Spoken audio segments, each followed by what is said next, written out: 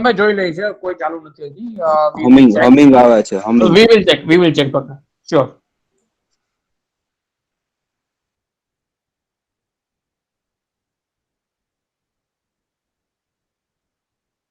एक बार हो जाते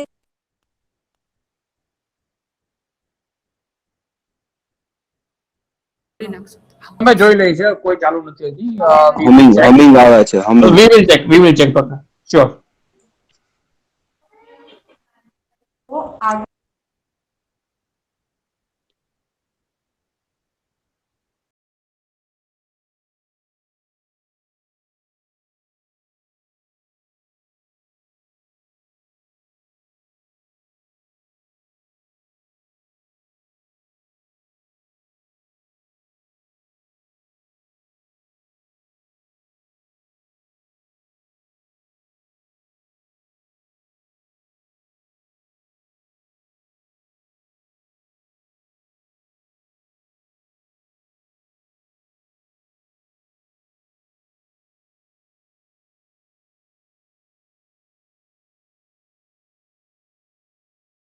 क्या ये निक मेल फेल कर गया, अभी वो चल ही नहीं रहा है, तो मैंने गूगल से फिर इसको, आपने जो ये दिया था ना, मैं इस पे व्हाट्सएप पे मैंने टाइप करके चला दिया उसको। हाँ, many of the time these are the glitches. मैं देख रहा हूं अभी भी मेरा वो चल नहीं पा रहा है। जो क्या ये निक मेल फेल कर गया, अभी वो चल ही नहीं रहा है। जी गुड, मैंने गूगल से फिर इसको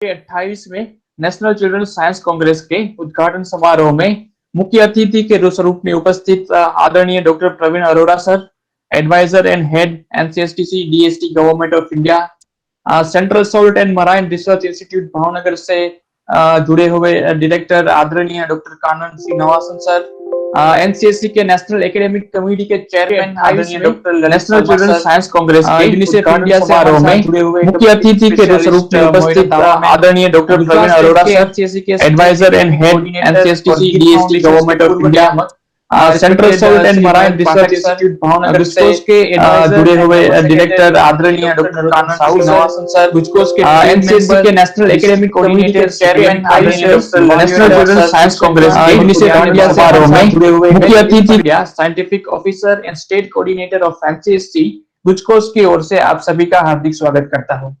विज्ञान और तकनीकी विकास ने मानव जीवन को सरल और उन्नत बनाया है। विज्ञान का अर्थ ही है विशेष ज्ञान।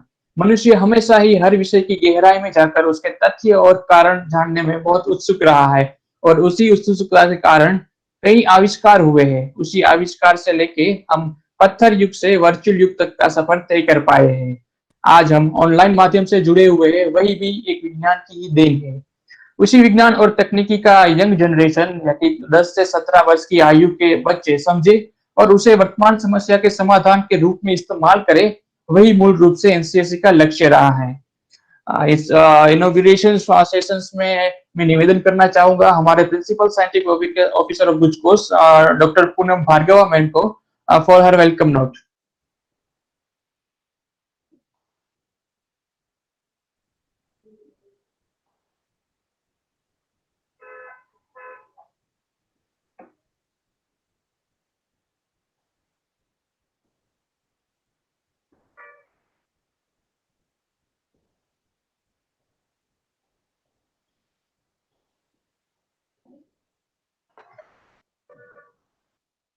I think there is some technical glitches. I would like to request respected Dr. Narottam Sahu, sir, advisor and member secretary Gujarat, for his welcome note in opening remarks.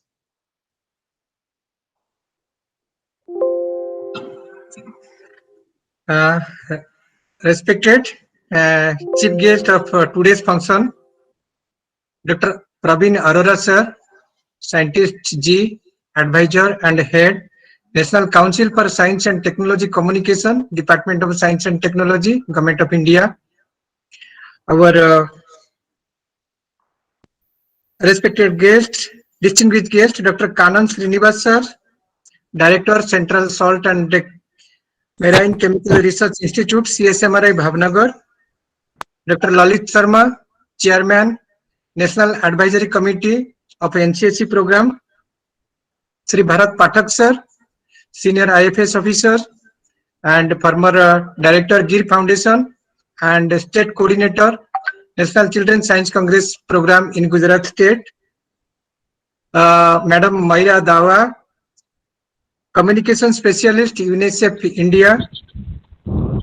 All our distinguished scientific jury members, our state coordinator, district coordinators, district academic coordinators, our district evaluators, guide teachers, and my dear child scientists.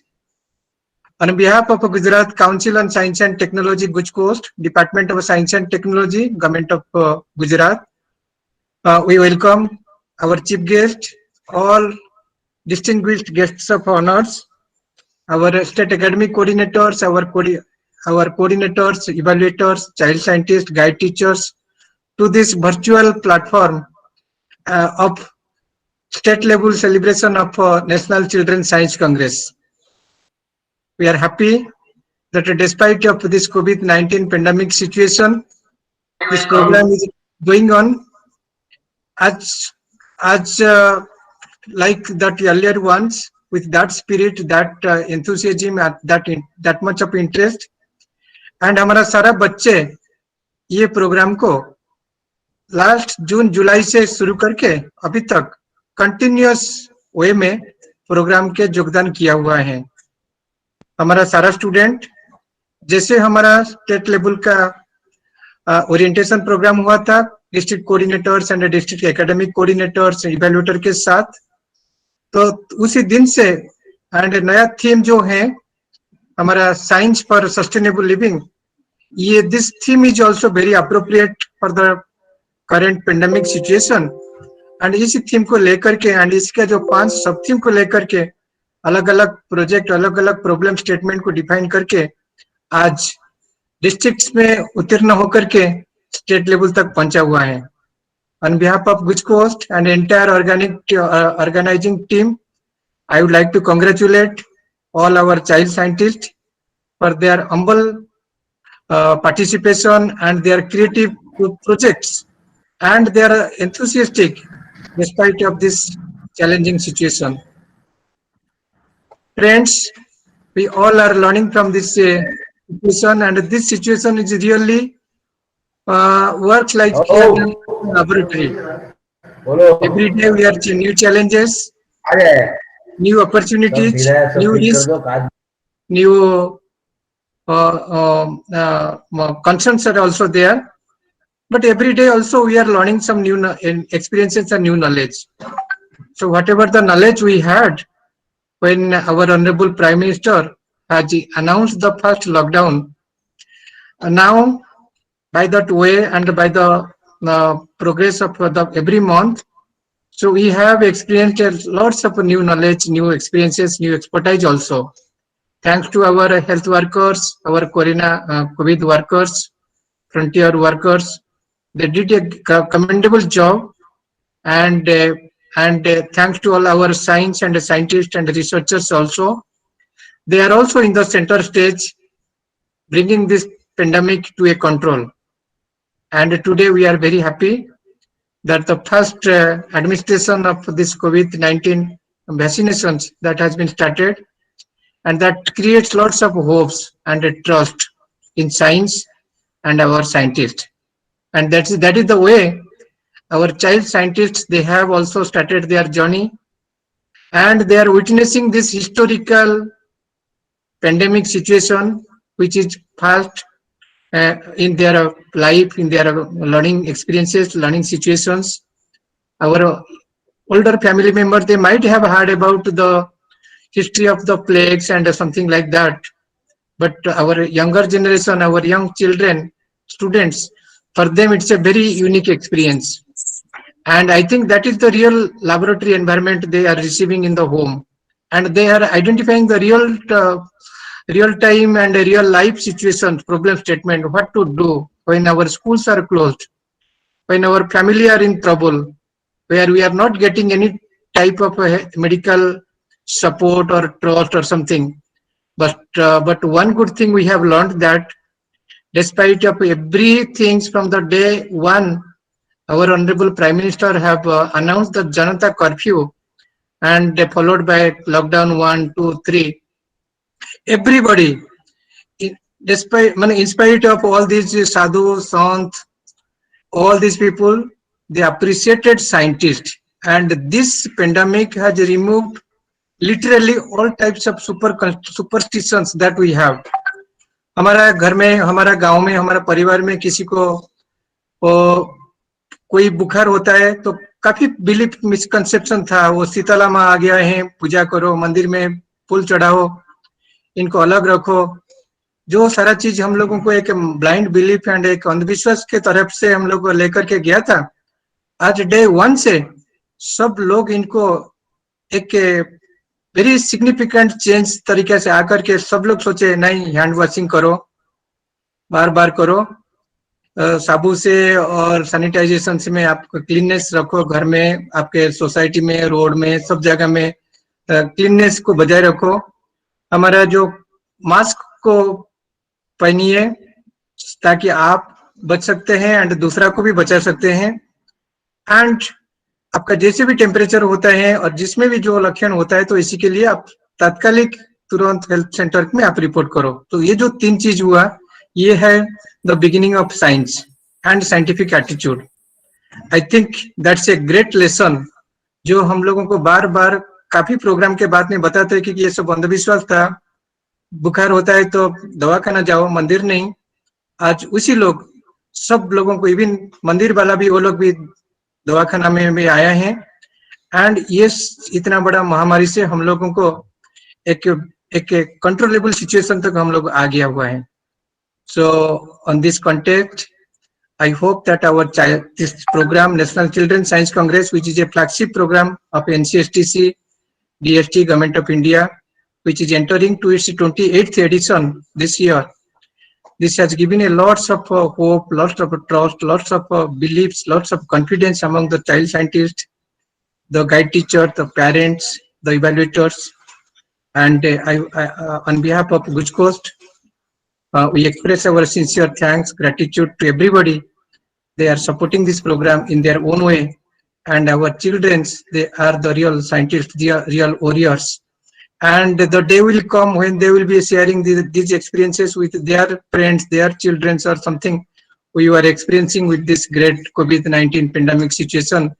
And we also participated in Children's Science Congress to educate ourselves as well as our family and friends. I am very much thankful to our chief guest, Sri Dr.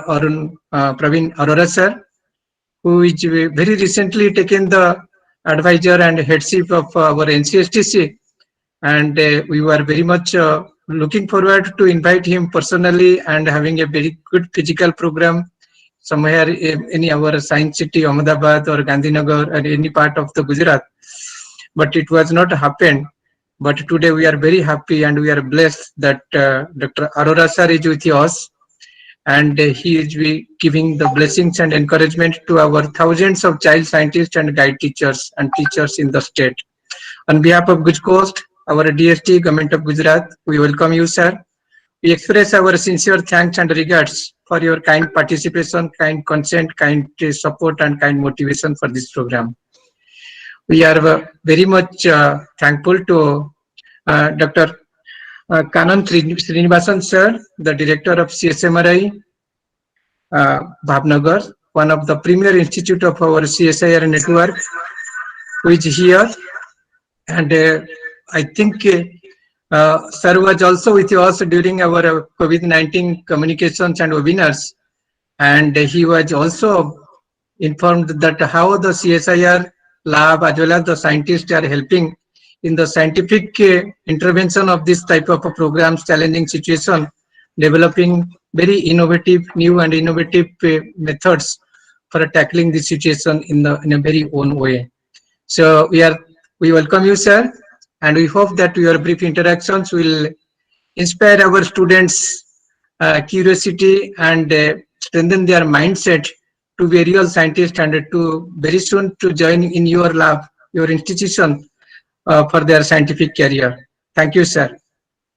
We welcome Dr. Lalit Sharma, sir, who is the chairman of National Advisory Committee and the governing academic committee of this entire program, giving orientation to all the state coordinators, academic coordinators, and managing this program through lots of coordinations, because this year it is totally different.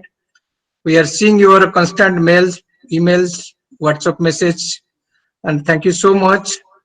And I think this is a new normal experiences for a NCSC program to organize such a program in a massive scale, coordinating with the entire length and breadth of the country, both rural and urban, and to make it success. And I think as per your report, we are seeing that almost everybody are there in the state level, and very soon the state level program would be over, and we'll be looking forward the very exciting national level presentation programs of this NCSC, 28th editions of NCSC.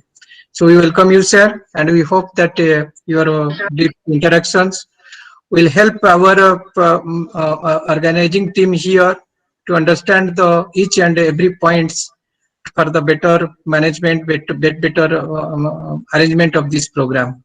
Thank you so much, sir. We have Madam Moira Dawa, Madam, who is the communication specialist, UNICEF India in Gujarat State Center. Madam is a communication specialist, and as we know that UNICEF has a lots of children-centric program, and they are empowering the children as well as the youth in undertaking these SNT interventions and be a part of all developmental projects in the society, in the state, in the nations, in the entire planet Earth. So we are also thankful to UNICEF India that they are also our partner agency to this program, and with them and with the guidance of UNICEF and personally the UNICEF head, which is supposed to be here, but due to some other engagement, he would be joining in another program in this series. So we thanks the head in UNICEF as well as Madam Moira Dawa for their kind support and encouragement for this program.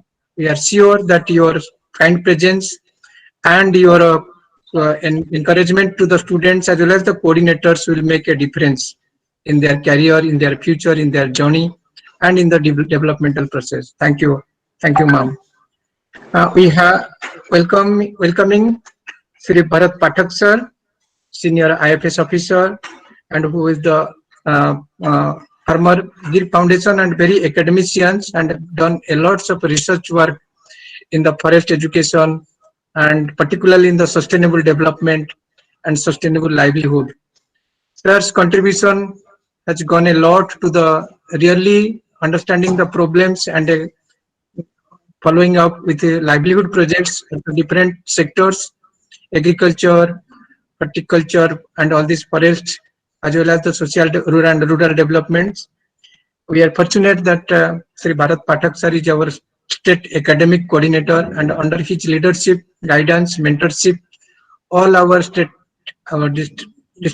coordinators and academic coordinators, evaluator received a thorough training, thorough mentorship, as well as the orientation, and all are doing their best.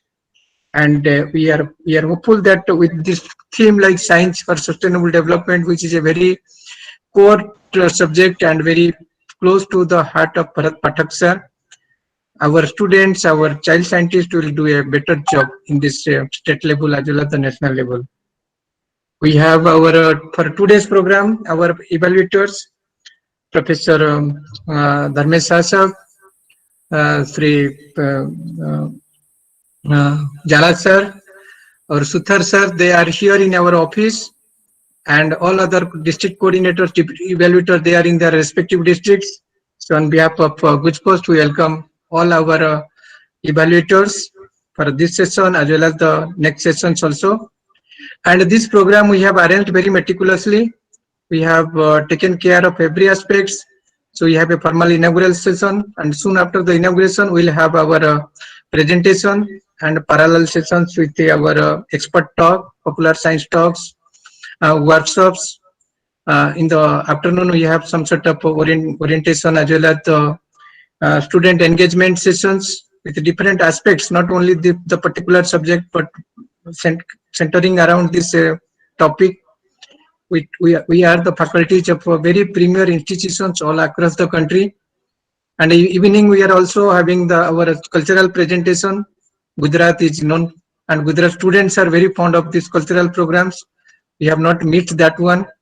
And we are experiencing a real spirit in seeing our students through these screens, big and small screens. So we are hopeful that this would be another interesting and exciting chapter of this program. And this every day we have almost one particular theme. So tomorrow we have two themes in a parallel sessions. And I think all the activities that is a part of our national level program that has been there, all the participant teachers, they will be having the feeling of national level celebration. In fact, this online virtual platform has solved a lot of problems also, the logistics also, because we are not concerned about our accommodation and other logistical problems. So this link is open for entire student, those who are selected, those who are not selected, those who are registered for this program, even those who have not registered for the program. And we are hopeful that thousands and thousands of students, teachers, parents,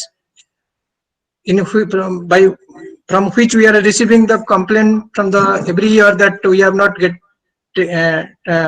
got a chance to participate. Here the chance is unlimited. Anybody, either student, teacher, parents, coordinators, everybody can join in this program any moment. So and that shows the real spirit of the program. So whatever the physical barriers are there, this year it has been removed. I think everybody can join and everybody can participate, and we are looking forward for every comments, every suggestions, and every critics, so that our team can make it better in the next sessions. So with this, I once again welcome everybody, our chief guest, distinguished guests, and our evaluators. And I hope that this 4 days program with this new normal and virtual experience be a learning situation for everybody, and we have to do our best. So at our comfort zone, or this thing, home, office, or science, community science center, or science city, anywhere we were there. So with this, I once again welcome, and I wish that this program, with all everybody's blessings, should be a great program and great learning situation for all. Thank you. Thank you, sir. Thank you very much, sir, for your inspiring speech. Now I would like to request the State Academic Coordinator of NCSC Gujarat State, respected Sri Bharat Pathak, sir, for his brief address.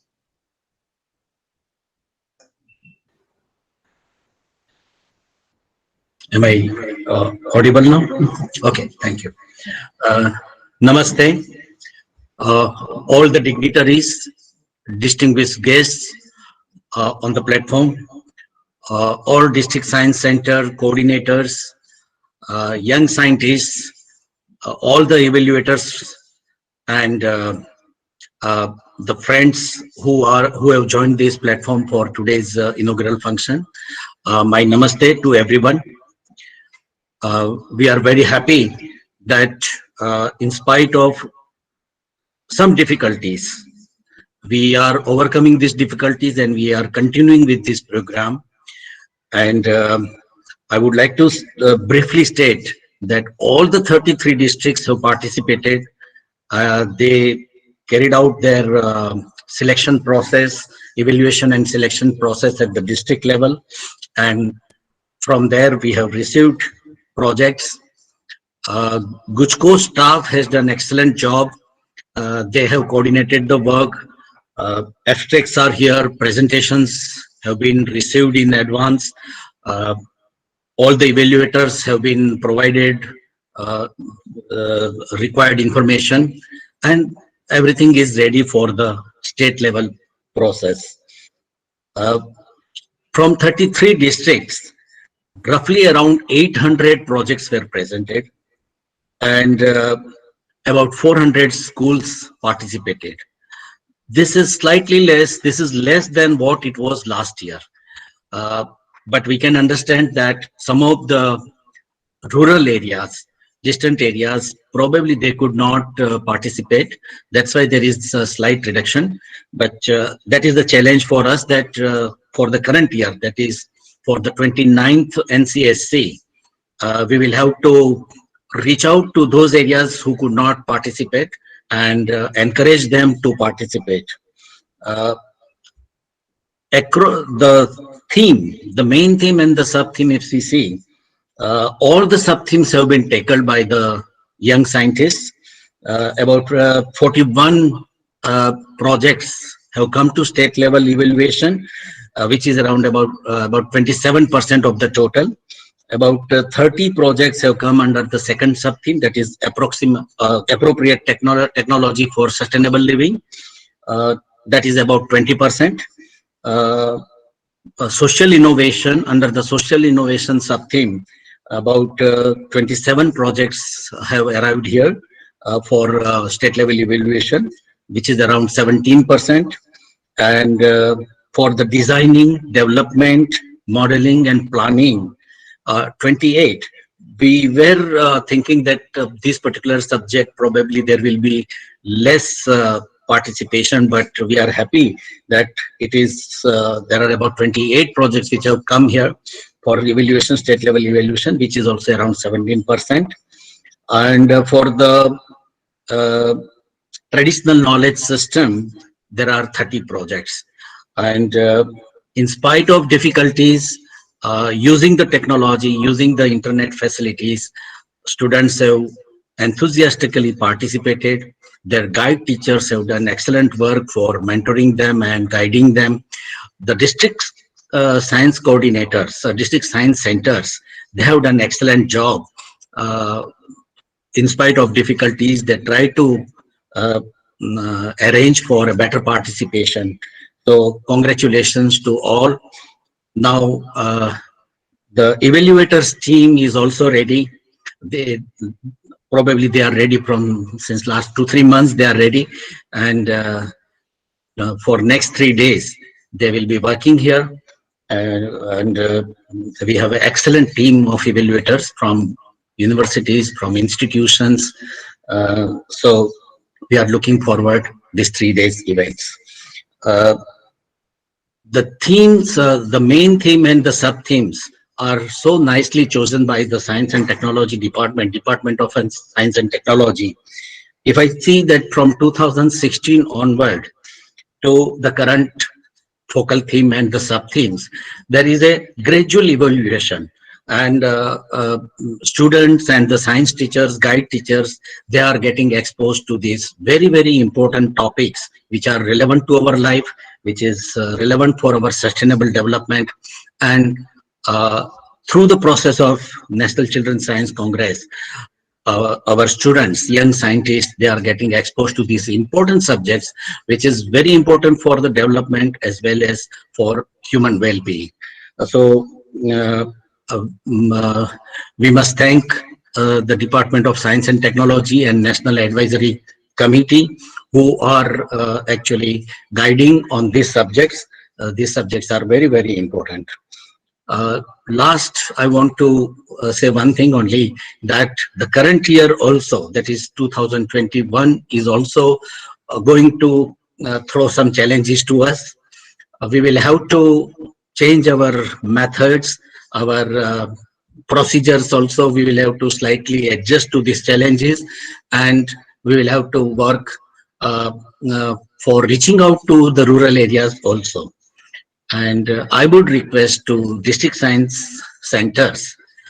They have done excellent job, but I think looking to the challenges we will have to work little more and start working for the 29th NCSC right now, immediately after this state level project, so that we are ready by about October 2021 for the 29th thing. So with this, I wish all the district science centers, all the guide teachers, and all the young scientists a very healthy and happy new year 2021, and a very purposeful and very progressive academic year before them. Thank you so much. Namaste to everybody. Thank you so much, sir, for your inspiring speech. Now I would like to request communication specialist from UNICEF India, Ms. Moira Dawa ma'am, for her address. Thank you so much. Distinguished panelists, Dr. Praveen Arora, Dr. Kanan Srinivasan, Dr. Lalit Sharma, Dr. Bharat Pathak, Dr. Narottam Sahu, ladies and gentlemen, and dear children, a very good morning to you. मेरी तरफ से आप सबको बहुत-बहुत नमस्कार. I am delighted to be a part of the Gujarat State Level National Children's Science Congress 2020, and I want to thank Sahu ji for inviting me. Thank you so much. हम सब जानते हैं that children are harbingers of change, and we believe that they have the potential to lead us to a more sustainable world. और हम जिस प्रकार के time में अभी हम लोग रह रहे हैं, हम देख रहे हैं कि science is at the centre of our existence, और ये साइंस ही है जिसकी वजह से कोविड वैक्सीनेशन पॉसिबल हो पाया है in record time, and it will help us ensure that we can get back to our life and our work as soon as possible. और जो इस साल का हमारा थीम है वो है साइंस फॉर सस्टेनेबल लिविंग, और वो बहुत ही एप्ट थीम है, and it has come at an opportune time where there is renewed interest in science and sustainable living as well. और जब हम लोग डिबेट और डिस्कशन करते हैं ऐसे टॉपिक्स पे, तो उससे इंकरेज होता है एक sense of discovery and innovation बच्चों के जहन में, और वो इनको इंकरेज करता है कि वो सोचे, क्वेश्चंस पूछे, अपने आप को एक्सप्रेस करें और बहुत इनोवेटिव यूनिक सॉल्यूशंस निकालें ऐसे प्रॉब्लम्स का जो कि हमारे आमतौर की लाइफ को इम्पैक्ट करता है. अगर हम लोग ग्लोबली देखें तो एडोलेसेंस मतलब कि 10 से 19 वर्ष के जो बच्चे हैं वो 1.2 बिलियन है और वो ग्रो कर रहे हैं, एंड उनकी लाइफ पे बहुत एक डायरेक्ट इम्पैक्ट पड़ता है जो डिसीजंस वर्ल्ड लीडर्स लेते हैं, चाहे वो डिफरेंट एरियाज में हो, एजुकेशन की बात करें, हेल्थ की बात करें, एम्प्लॉयमेंट की बात करें. पर ऑफन ऐसा देखा जाता है कि डिसीजन मेकिंग प्रोसेस में बच्चे और एडोलेसेंट्स एक्सक्लूडेड रहते हैं, और यूनिसेफ में हम लोग हमेशा स्ट्रेस करते हैं, एडवोकेट करते हैं कि चिल्ड्रन एंड एडोलेसेंट्स को आप सुने, उनके साथ आप इंगेज करें, चाहे हम गवर्नमेंट की बात करें, बिजनेसेस की बात करें, सिविल सोसाइटी ऑर्गेनाइजेशंस की बात करें, और हम उनको इनकरेज करें कि वो स्पीक अप करें, अपनी बात सामने रखें, और जो मुद्दे हैं उनकी लाइफ से जुड़े हुए उन पे उनका भी अधिकार है कि वो उसके ऊपर चर्चा करे, और जो गवर्नमेंट है और सिविल सोसाइटी है उनकी बातों को सुने. It is very encouraging and inspiring to see that the National Children's Congress इसी प्रकार का एक प्लेटफॉर्म प्रोवाइड कर रहा है बच्चों के लिए पूरे कंट्री में. और हम लोग जानते हैं जब बच्चों और एडोलेसेंट्स को हम लोग कंट्रीब्यूट करने का एक प्लेटफॉर्म प्रदान करेंगे तो वो सिर्फ अपने लिए ही बेटर फ्यूचर नहीं बना पाएंगे, बल्कि जो लार्जर सोसाइटी और कम्युनिटी है उसको भी वो इम्पैक्ट कर पाते हैं. And it is worth mentioning here the role of GUJCOST in developing and nurturing such a platform from the taluka level to the state level for all children in the state. I'd like to take this opportunity to congratulate the GUJCOST team for their endeavor to take science to every corner of the state. And the program also deserves all the due credit for ensuring participation of all children, irrespective of gender, language, sociological or geographical background for many years. UNICEF का जो काम है उसमें central रहता है कि हम लोग बच्चे और यंग पीपल जो कि 10 से 24 वर्ष को हम कंसिडर करते हैं, उनका हम लोग प्रमोट करते हैं पार्टिसिपेशन एंड सिविक एंगेजमेंट। और हम लोग काफी सालों से काम कर रहे हैं to empower children and adolescents, ताकि वो champions of change and agents of change बन पाए। यूनिसेफ पे हम लोगों ने एक नया प्रोग्राम भी लॉन्च किया है जिसको हम लोग जेनरेशन अनलिमिटेड कहते हैं, और इंडिया में उसका नाम रखा गया है युवा, जिधर हम लोग इनेबल करना चाह रहे हैं India's youth by connecting them to aspirational socio-economic opportunities and then also engaging them as active change makers. And I'm very happy to share with you that as part of this Yuva platform, we are in the process of setting up a young people's action team, जिसमें young people रहेंगे 10 से 24 वर्ष के। वो process अब I think another week or so में खत्म हो जाएगा, and then we'll have a young people's action team जिसको short में हम YPAT कहते हैं, गुजरात के लिए भी। Nationally, YPAT का selection and creation हो चुका है। We at UNICEF are looking forward to all the child scientists coming up with innovative and sustainable solutions. And I want to thank the team behind this initiative and also congratulate the government of Gujarat for its continued support for promoting science, innovation, and also creativity among the children of Gujarat. Thank you so much. Thank you. Thank you very much, ma'am.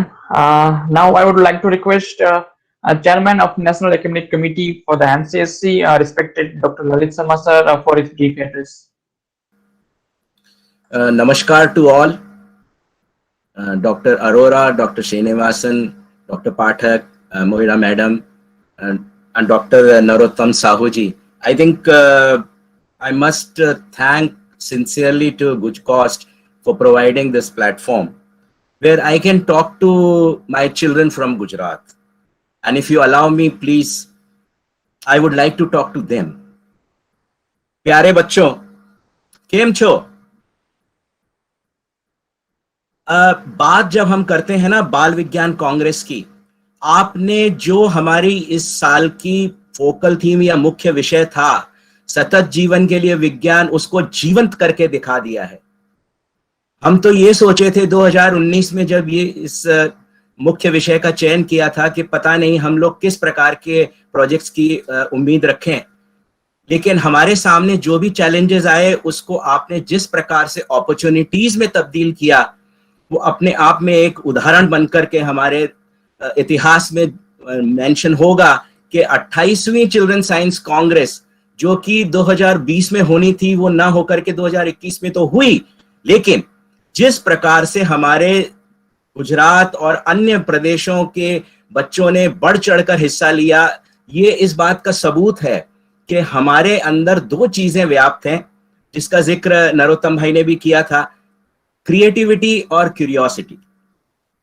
ऐसा माना जाता है कि बच्चों में इन दोनों चीजों की आवश्यकता होती है और बच्चे ये स्वयं अंदर से इंटरिक उनकी कैपेबिलिटी है कि वो क्रिएटिव होते हैं और क्यूरियस होते हैं, लेकिन ये जो रचनात्मकता है और जो उनकी जिज्ञासा है, मेरे अनुसार थोड़ा सा उसका विलय होना चाहिए। It should become a creative curiosity rather than just as individual or in isolated form we have the creativity। मतलब आपकी जो जिज्ञासा है वो रचनात्मक होनी चाहिए, और इसका जीता जाता उदाहरण है जिस प्रकार से आपने इन पैंडेमिक की स्थिति को देखते हुए भी इसके अंदर अपने प्रोजेक्ट्स के बारे में सबसे पहले तो फोन करके पूछा कि हमारा इस साल होगा प्रोजेक्ट प्रेजेंटेशन या नहीं। ये आपकी जो जिज्ञासा है, जब हमने कहा कि होगा तो उसके बाद में आपने जिस प्रकार से इसकी शुरुआत की वो दिखती है कि आप में कितनी क्रिएटिविटी है, आप में कितनी जिज्ञासा है, और इसको आप बनाए रखें, यही हमारी उम्मीद है। लेकिन बच्चों, सबसे पहले मैं आपसे एक कहानी शेयर करना चाहूंगा जिसको आप बहुत पसंद करेंगे। ये सच्ची घटना पर आधारित कहानी है, आज से 350 साल पहले की। It was 1665। ग्रेट ब्रिटेन या इंग्लैंड के अंदर भी 1665 में एक ग्रेट प्लेग आया था, एक महामारी आई थी जैसे हमने 2020 में झेला है। उस समय और आज में इतना अंतर है कि वो महामारी किस कीटाणु, जीवाणु, विषाणु के कारण हुई थी, उसको पता लगाने में वैज्ञानिकों को 200 साल लगे थे. After 200 years, they could find out that Great Plague was caused by a bacteria called Yersinia pestis. लेकिन आज स्थिति देखिए, जैसे ही इन्फेक्शन शुरू हुआ कोरोना का, हमें पता था कि कोरोना वायरस ही इसका मुख्य कारण है और इसी कारण हम उसका बचाव कर सके. लेकिन जो आज हम सोशल डिस्टेंसिंग की बात करते हैं, तो सोशल डिस्टेंसिंग उस जमाने में भी होता था. 1665 में जैसे ही ग्रेट प्लेग की शुरुआत होती है, सारे स्कूल कॉलेजेस बंद कर दिए जाते हैं, बच्चों को घर भेज दिया जाता है, सारे दफ्तर, मिल, कारखाने सब बंद कर दिए जाते हैं ताकि ये बीमारी औरों में ना फैले. ऐसे ही 20 साल का एक बच्चा था जो ट्रिनिटी कॉलेज कैम्ब्रिज यूनिवर्सिटी का छात्र था. वो भी अपने घर चला गया. उसका घर कैम्ब्रिज यूनिवर्सिटी से करीब 100 किलोमीटर दूर था, वुल्सथॉर्प मैनर नाम की एक जगह पर. लेकिन जैसे बच्चों की आदत होती है, जाते जाते कुछ ना कुछ अपना बचपना जरूर दिखाते हैं, तो वो जाते जाते मैथ्स की प्रॉब्लम्स तो लेकर गया ही गया, साथ में 3-4 प्रिज्म्स भी ले गया कि मैं घर पे बैठा बैठा क्या करूंगा.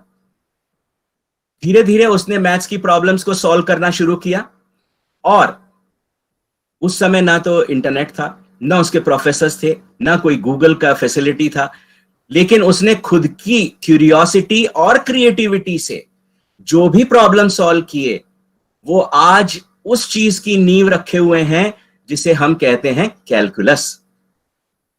अब प्रिज्म से खेलना शुरू किया तो घर के अंदर उसके बहुत तेज रोशनी आती थी, तो दरवाजे सारे बंद करके उसने अपने बेडरूम में दरवाजे के अंदर एक छोटा सा होल किया ताकि उसमें से सनरे, बहुत बारीक उसकी किरण अंदर आए, और उसने खेलना शुरू किया प्रिज्म और रे के साथ में.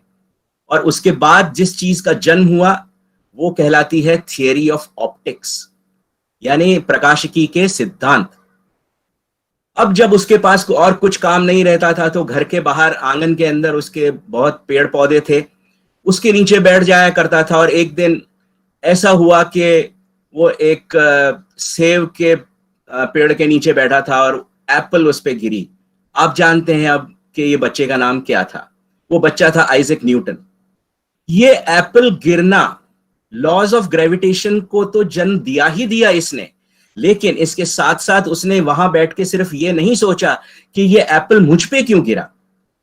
ऑन द कॉन्ट्रेरी वो ये सोच रहा था कि क्या धरती की बियॉन्ड, मतलब क्या आकाश में जो भी पिंड हैं या जो भी प्लैनेट्स हैं, क्या उनके बीच में भी ऐसा कोई अट्रैक्शन है. मतलब आप सोचिए, वो 20 साल का बच्चा जो 1 साल तक घर ही बैठा रहा, जिसने न स्कूल न कॉलेज किसी की शक्ल नहीं देखी, जिसने उसने किसी से बात नहीं की, जिसके पास कोई इंटरनेट फैसिलिटी नहीं थी. Isn't it a combination of the creative curiosity that has led to this situation, what is called now today as Sir Isaac Newton. जैसे ही वो 67 में, यानी कि करीब करीब 1.5 साल के बाद जब वापस यूनिवर्सिटी गया, तो ट्रिनिटी कॉलेज का फेलो उसे अगले 6 महीने के अंदर बना दिया गया. और 2 साल के अंदर अंदर जब वो 30वें वर्ष के अंदर प्रवेश ही कर रहा था, तभी उसे प्रोफेसरशिप दे दी गई थी. तो यही जज्बा, यही भावना आपने दिखाई है ये पैंडेमिक के दौरान. जैसे भरत भाई ने बताया कि हमारा फोकल थीम, जैसे मोइरा मैडम ने कहा, इतनी एप्ट है, ये कितनी उपयुक्त है आज की वस्तुस्थिति को देखते हुए, कि हमने ये देखा, जैसे हम बचपन में एक गेम खेला करते थे, स्टैचू, आपको सबको याद होगा, कि हमने स्टैचू कहा और सामने वाला एकदम मूर्त रूप में खड़ा हो जाता था, वो ना हिलता था डुलता था. यही सिचुएशन हमारी पैंडेमिक से के दौरान हुई थी कि हम सब घर के अंदर स्टैचू बन के बैठे हुए थे. जब ये सिचुएशन आई तो आपने महसूस किया होगा कि हमारा एनवायरमेंट कितना फ्री हो गया था. जानवर हो, पशु पक्षी हो, या उसके साथ में पेड़ पौधे हो, सब चैन की सांस ले रहे थे. तो यही हमारा पहला सब थीम था, इकोसिस्टम फॉर सस्टेनेबल लिविंग. तो हमें इससे जो सबक लेना है वो आपने लिया ही होगा, वो आप प्रस्तुत करेंगे भी. उसके साथ उस समय हमने ये भी देखा कि एप्रोप्रिएट टेक्नोलॉजी क्या होती है, यानी उपयुक्त तकनीक कौन सी होती है। घर में बैठे बैठे जिस प्रकार से हमने मोबाइल टेक्नोलॉजी का यूज किया, जैसे व्हाट्सएप ग्रुप बनाकर हमने एक दूसरे को संपर्क में रखा, ये इस बात का सबूत है कि सस्टेनेबिलिटी के लिए हमें एप्रोप्रिएट टेक्नोलॉजी चुनना है। रही बात सोशल इनोवेशन या सामाजिक नवाचार की, तो आपने देखा होगा मास्क बनाना अपने आप में इतना बड़ा एक व्यवसाय खड़ा हो गया, जो हमारे आत्मनिर्भर भारत के लिए एक जीता जाता उदाहरण है। यही तो सोशल इनोवेशन है, यही तो चीज है जो हमें सीखनी है, जो हमें सोसाइटी को, हमारे एनवायरनमेंट को और हमारी इकोनॉमिक्स को मजबूती देकर के सस्टेनेबिलिटी को खड़ा करती है। जैसे अभी नरोत्तम भाई ने बात की वैक्सीनेशन प्रोग्राम की, आपने देखा होगा, पढ़ा होगा, सुना होगा कि किस प्रकार से भारत सरकार ने इस प्रोग्राम को प्लान किया, डिजाइन किया, डेवलप किया और अब इंप्लीमेंटेशन चल रहा है। यही तो उदाहरण है कि सस्टेनेबल अगर हमें बनना है, ऐसी कोई भी परिस्थिति अगर हमारे सामने आती है तो हमें उससे क्या सीखना है, कैसे हमें प्लानिंग करनी है, कैसे हमें उसका प्रोजेक्ट को डिजाइन करना है, डेवलप करना है। और अंत में पारंपरिक संसाधनों या पारंपरिक हमारे जो ज्ञान था, ट्रेडिशनल नॉलेज सिस्टम जिसे हम कहते हैं, घर में बैठे बैठे हमने शायद इतने प्रकार के व्यंजन चखे हैं, इतनी प्रकार की चीजें बनाई हैं, इतने प्रकार के हमने विधियां सीखी हैं जो शायद हम कभी सीख नहीं पाते थे, जो हमारे इंटरनेट या गूगल पे भी अवेलेबल नहीं थी। हमारे घर में बड़े बुजुर्ग, उनके संपर्क में आने के बाद में जो कुछ हमने सीखा, चाहे वो काढ़ा पीने से लेकर के हमारे कोई ऐसे व्यंजन बनाना हो कि जो हमें घर में बैठे बैठे ये सिखाता हो कि बाहर जाने की आवश्यकता नहीं है, घर के अंदर ही सब कुछ है, जिसे हम अलग अलग तरीके से बना करके अपने स्वाद को, टेस्ट बर्ड्स को कन्विंस कर सकते हैं। तो ऐसी सिचुएशन को भी अगर आपने, चैलेंज को भी अगर आपने अपॉर्चुनिटी में तब्दील किया है, तो इससे बड़ी हमारे लिए खुशी और गर्व की बात कुछ हो ही नहीं सकती है। और उम्मीद है कि ये क्रम जो आज शुरू हुआ है ये आगे चलता ही रहेगा, क्योंकि हम लोगों का भविष्य आप ही लोगों के हाथ में है। और इसी उम्मीद के साथ कि हमारा भविष्य उज्जवल होगा, मैं आपसे विदा लेता हूं। नमस्कार। Thank you very much, sir, for this inspiring speech. Definitely, child scientists will be definitely get inspired to digest the theme behind it, and will definitely work throughout their life to achieve this sustainable living things. Now, I would like to request Director of Central Salt and Marine Chemical Research Institute, respected Dr. Kanan Srinivasan, for his brief remarks. Good morning to everyone. Dr. Praveen Arora, Dr. Lalit Sharma, Shri Bharat Pathak, Ms. Moira, and my friend Dr. Narottam, and all the GUJCOST team members who have been associated with this, and all the science communication enthusiasts who have been engaged on this 28th National Science Children's Science Congress, and all the district science centers coordinators who have been part of this program, the teachers, and the most importantly, the whole event is done for the children, the young scientists, the children scientists of this state of Gujarat, as part of the National Science Gujarat celebrations of this Children's Science Congress. A warm welcome to all of you on this inaugural session of this 28th National Science Congress. It is important, the pandemic situation as taught, as Dr. Narottam was basically talking about, it has given a kind of a meaning, a sense of a purpose, how one has to basically live sustainably. Okay, and in fact, the word sustainability has been in a kind of very strong limelight, maybe for the last 2 to 3 decades. Okay, I mean, before that, I mean, the word was not having that kind of an impact. We've been talking since this millennium, the word sustainability has taken a kind of a larger impact. What exactly sustainability means? Probably, I mean, there are several versions are there. Okay, a simple version is, okay, you got to meet the needs of today without compromising the needs of tomorrow. That's the simple definition, which is perfectly correct, which is, I mean, logically true. Okay, and the theme of the Congress, what they have, what do you call, designed for this particular 28th National Children's Science Congress, Science for Sustainable Living. Okay, so they did not say sustainable development. First you live, okay, and then you develop. Okay, so that is something which is a kind of a very, what do you call, a nice way of putting it. What do we need for living? Okay, there are certain things which are inevitable for our living. Okay, like for example, food or water or a good shelter or energy of late in the last, maybe, I mean, 7-8 decades, energy has played a very stellar role. And good health, which has been there for what do you call, millennia. And of course, a cleaner environment, what Dr. Lalit was also mentioning in one of his what do you call, closing remarks. These are all extremely inevitable for a living. Okay, and for this living to be sustainable, you got to have a kind of a newer way of doing things. Okay, the reason is there has been a kind of an explosion in the population. Okay, in the last, I mean, maybe 1 or 2 centuries, there has been a kind of a significant explosion in the population. And there has been, I mean, the land is limited. The Mother Earth has got a kind of a defined sources of resources. You can't really, I mean, have a kind of an additional, unless otherwise a new way of doing things are going to happen, which are completely unimaginable as on date. I mean, we have to limit with the sources that are available in our mother planet Earth. With that, what do we basically, how do we basically manage these things?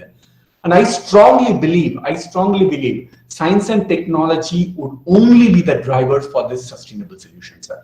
And there is no second opinion on that. You got to only believe, like what Dr. Narottam said in his opening remarks, COVID people went into science. It's not only for the COVID, for any kind of a sustainable living, one has to have a kind of what do you call, a significant backing of science and technology solution. And of course, I mean, I'm sure India is no different, because the entire world is going on that approach. I'm a little saddened when I was basically looking at the sustainability index. I was a little saddened, but our ranking was, I mean, of the 180 countries, we are something like around 70 odds. And for this kind of a population of roughly 1/5, close to 1/5 or 1/6 of the world's population, with the kind of a diversity that we have, the getting a kind of a very high index is going to be a kind of a greater challenge. And I'm sure the people, the children, those who are watching this program, or those who are basically going to engage on these 4 days of the programs, and they are the people of future, they are the people of tomorrow, and they will be basically what do you call, deploying, developing, and engaging on these sustainable sustainable solutions, which are shown in the last 2-3 decades, to actively realize. Because what we are seeing is only the tip of the iceberg. Whatever the sustainable solution that we are seeing as on date, they're all only tip of the iceberg. For it to be practiced across a 7 odd billion kind of population, it requires a kind of a larger extent of penetration, larger extent of persuasion, and larger extent of engagement. And these are going to be a kind of a great, what do you call, opportunities for the 21st century children. In fact, I mean, if one were to see, science has to be appreciated the early part of the 20th century. Okay, the first half of the 20th century considered science on a kind of an individual brilliance for creating something which is going to have a kind of a significant impact in the years to come. Okay, the things which were discovered in 1920s and 1930s, even the one that Dr. Lalit was talking about, calculus, its implications are being felt in today's solutions. Likewise, the 21st century would have a greater, what do you call, opportunities and challenges that we would be basically deriving from this science, which are currently being made to get deployed in the decades to come. And these are going to be, what do you call, site-centric, location-centric, problem-centric, and it has to be a kind of a solutions which could be holistic and at the same time inclusive also. And of course, I belong to a lab called the Central Salt and Marine Chemical Research Institute, which is one of the laboratories of our parent organization, Council of Scientific and Industrial Research. And we believe very high on delivering sustainable solutions, whether it is on the resource management, whether it is on the resource utilization, or whether it is on the waste minimization, or whether it is on the energy conservations, or whether it is on the water intensity in the chemical processes, or whether it is on the use of industrial effluents and making a value out of it, or use of biodegradable materials, use of renewables. This institute has been working exemplarily, and probably those children who are attending this program wanted to know more about the science and wanted to get, like what Dr. Narottam Sahu very aptly said, that those guys wants to basically join this kind of an institute. Okay, you're all welcome to have a kind of a, before you formally get engaged in the institute, you can informally come and then have a look at what we have been doing it, and then how science and technology is helping the humanity, is helping the environment, is helping the nation at large. Can be basically witnessed in these labs.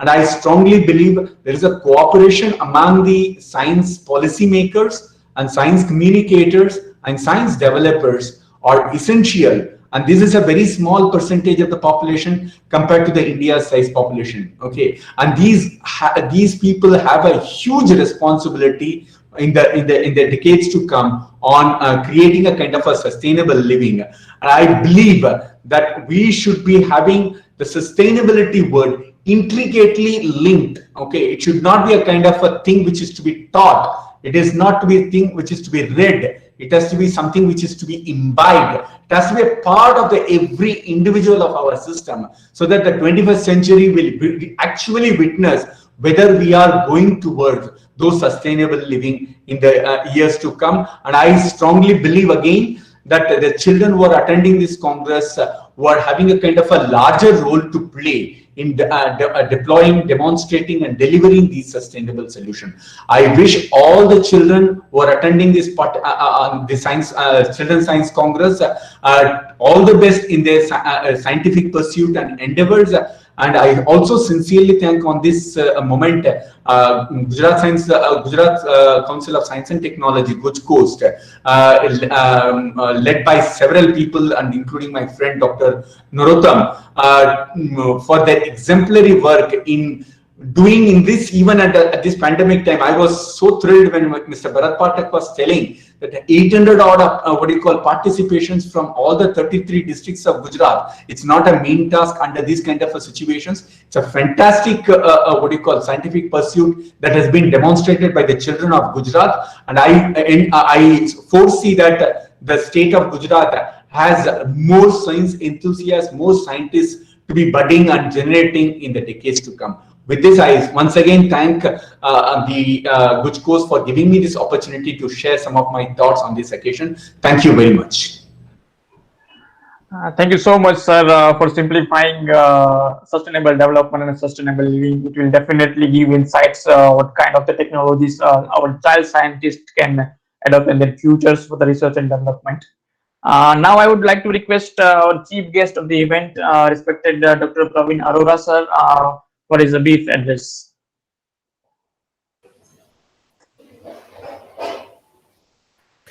So good morning, Dr. Narottam Sahu, Advisor and Member Secretary, Gujarat GUJCOST, Shri Bharat Pathak ji, State Academic Coordinator and former Director, Gir Foundation, Madam Moira Dawa, Communication Specialist, UNICEF, Dr. Kannan Srinivasan, and Dr. Jatin Pandya, Madam Poonam Bhargava from GUJCOST, District Science Coordinators, teachers, young students, innovators, and of course, we should not forget the parents associated with all this, activity, and behind the child scientist is the parent and the teacher. In fact, their schools, and in fact, I forgot Dr. Lalit ji, in between, but then Dr. Lalit ji is there, who has been a guiding force since, I think, I would say, since the inception of this National Children's Science Congress, when it started, because I interacted with him last time, and then he said, yes, he happens to be associated since 1993. So it gives me, immense pride to be associated with the 28th, event of this National Children's Science Congress being celebrated by the Gujarat. And as you know, this is a national event which is celebrated across all the states, and all the states in turn, take it, from the deep down at the district level. And this is a perfect harmony of how at the local level we stimulate, the scientific temperament, bring that, enthusiasm, encouragement, and bring it to the national level to see that, the children from the bottom gets, elevated at the top. So that's a very, bottoms up kind of an approach which this Science Congress has. So in fact, before I say something, I was thinking, all of you have, distinguished, speakers have spoken so well. So whether I was thinking whether you will leave anything for me to say further on it, because all have, exemplified, what the Science Congress is all about, the various facets, dimension. So I was just thinking, so what it is left for me in the end is the end of the, when you do some kind of an experiment in a funnel and you put a Wattman filter paper, and in the end, sometimes it happens that it is a very good kind of a, the product or the residue which you are looking forward to, or something, it has to be thrown. So now my situation is whether the residue, it makes sense, or it conveys a larger purpose. So that has to be seen, but then that is my test. So I'm just put forward, my thought which was coming to me, but nevertheless, so I'm equally delighted and very, very happy to first time be part of, this state level. So this is my first time, as Narottam ji was telling. In fact, Narottam ji has invited me earlier also on different pretext and the context, but somehow it could not materialize.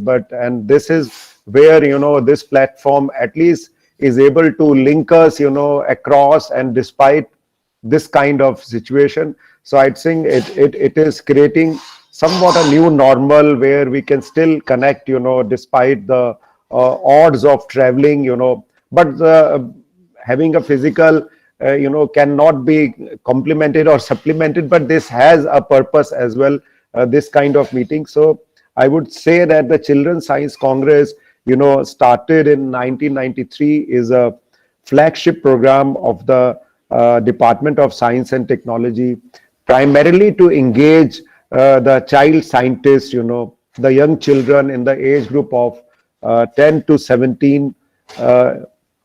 Each year, we have been doing it to learn the process of science by doing innovative projects. So जिसको हम बोलते हैं कि project based learning, problem solving, so उस तरह से बच्चों के अंदर पैदा करना, भाव पैदा करना, and then trying to understand what the science is all about. Science is not to be, एक हवा नहीं है कि पीछे भागना है, but then if you can enjoy with fun, if you can put your question and see the results coming to you, and that is the kind of excitement it creates.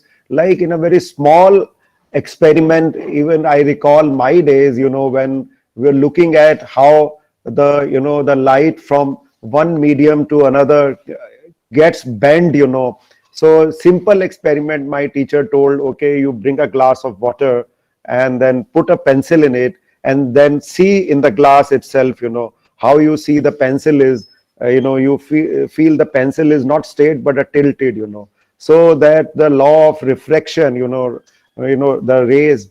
So that was a very simple thing. So that filled me enthusiasm and a confidence. Yes, I know what is taught in the textbook, so I can experiment and I can prove myself. So that's the confidence. The way the one can do and prove it. What is given in the text. I think this is the process.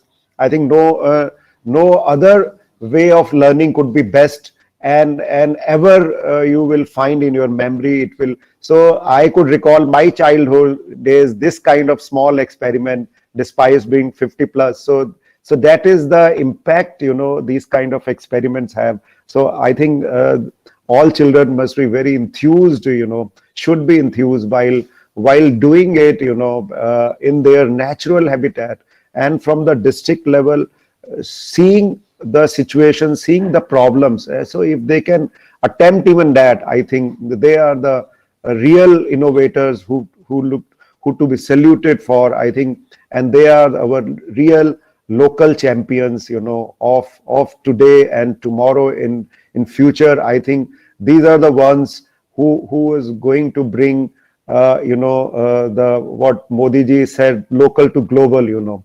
So I think ये इस तरह के बच्चे अगर वहां से करते हैं, आई थिंक तो ये लोकल टू ग्लोबल को यथार्थ में बदलने का क्षमता पूरा रखते हैं. तो ये नजर आता है कि साइंस कांग्रेस खाली यहाँ तक नहीं, उसका मकाम जो है ग्लोबल है, मतलब. तो ये एक रीच नजर आती है. तो ये इस फीलिंग को जो इस तरीके से सॉल्व करने में मेरे को पूरा कोई भी संदेह नहीं कि लोग जो स्टेम को जिसको बोलते हैं कि science, technology, engineering, mathematics, I think ये उसका जो मिश्रण इस एक्सपेरिमेंट या प्रॉब्लम सॉल्विंग के थ्रू बच्चे कर रहे हैं, आई think that is very very commendable.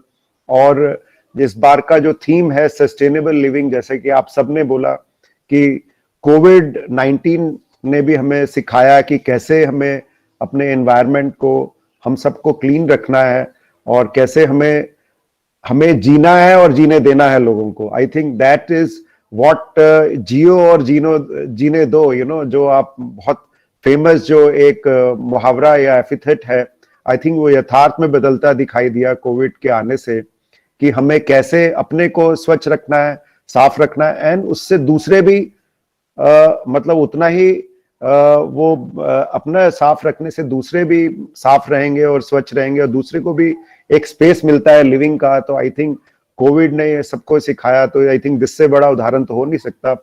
And then as Narottam ji earlier said, I think this also proved to be one of the myth breaker, so it could demystify many of those earlier kind of prevailing myths and dogmas in our society. I think the COVID in that way has to be saluted, to bring forth, which otherwise very difficult to convey and remove the superstitions in our society which has been prevailing for so long.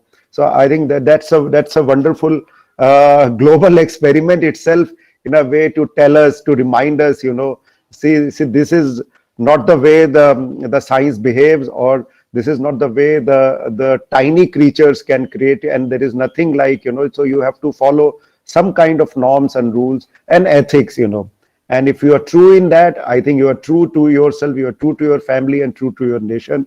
So that's the message it has given.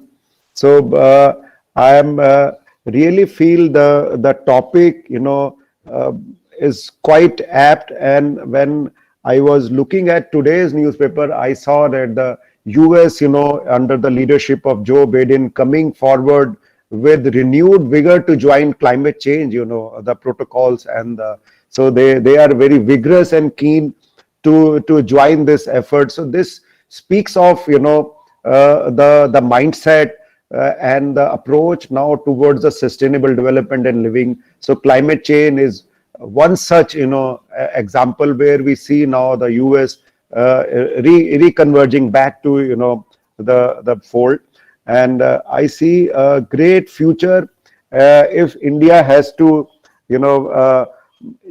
play a center position in sustainable, in this efforts towards sustainable future.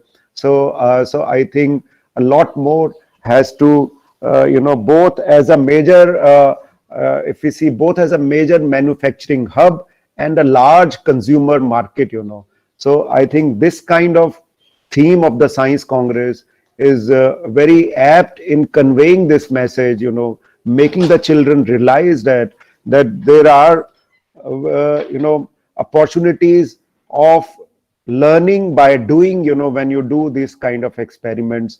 It could be in terms of providing innovative solutions, and also it could be also educating our large consumer base, whether it could be green packaging, or whether it could be avoiding the depletion of the natural resources, how to cut down on fossil fuels, how to go for the alternative energy sources, or it could be even educating on how even the upcoming technologies. It could be, it could be even the artificial intelligence, use of artificial intelligence to communicate to. It could be even the electric vehicles, which are there to cut cost on this. So I think the children of today, starting from the small age group of 10 and to the highest, as we're telling, 18. So I think they have quite important role to play as an ambassador, as a champion, of science. And I think this platform, by synergizing this kind of movement through Children's Science Congress, celebrating, bringing schools all together cohesively, synergistically, I think displays somewhat, I would say, a strength in this kind of diversity taking up forward. So I think this one message which goes, and it subserves a challenge, which and it also this challenges the child scientists surely to come up with innovative solutions, while providing solutions which could be sustainable in the long run. So I would not take much time further, because the department has brought this platform, and we were also expecting that this time, as Lalitji was telling, whether the Congress, Science Congress would happen, that jigyasa was there, that curiosity was there. So we also, there was initially some kind of resistance, while going forward, and but then we also overtook as situation improved, and we thought there's a response coming, and we thought we could mobilize it. So I am grateful to the Gujarat State Council of Science and Technology, and equally the other state councils, and also the National Advisory Committee on this, so who could shoulder us, who could strengthen and reinforce the belief in us that they can do it. And as a result, we see that today we are here, in this platform, and I am really honored to see that that you all have joined to complement and supplement these efforts of Gujarat State Council of Science and Technology. And I wish the program the very best, and hope the child scientists here in Gujarat must have enjoyed this journey, though a little harder in terms of approach and mindset. Of course, this brings in the new mindset and the innovative ways to still accomplish what they wanted to achieve. So I think they must have enjoyed this fun journey, and we sincerely hope that this would be part, will continue to sustain them. I think this is the only way they can sustain it, the science in them, and towards and continue, and this will motivate them to continue in this path of science. And I wish them all once again, the young scientists in particular, the happy journey, and wish them a success too in their endeavors. So thank you so much thank you. Thank you so much, sir, for such an inspiring speech. Yeah. Now we are moving to the conclusion of this inaugural sessions. One more thing, Jatin, I would like to express our sincere gratitude to Dr. Praveen Arora sir for his kind support, cooperation, guidance, and particularly for this brief presence in this Yes, sir. inaugural session Thank of you. this 4 days. It's really motivated everybody in the state from the ground zero, from our taluka level to district level to our state level, all our academic coordinators, evaluators, our guide teacher, parents, and it's giving a very different message that yes, we are the pushed by our advisor and head of NCSTC and our national coordinator, Engineer Sujit Banerjee, and our National Academic Committee Chairman, Dr. Lalit Sharma, who is himself is a doctor also. So you are really blessed and really motivated by all your kind presence and kind consent.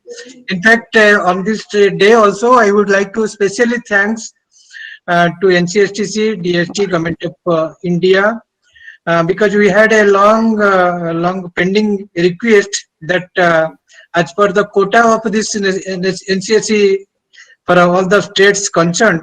So in Gujarat, we are having this quota of 26 child scientists to represent the state at the National Children Science Congress.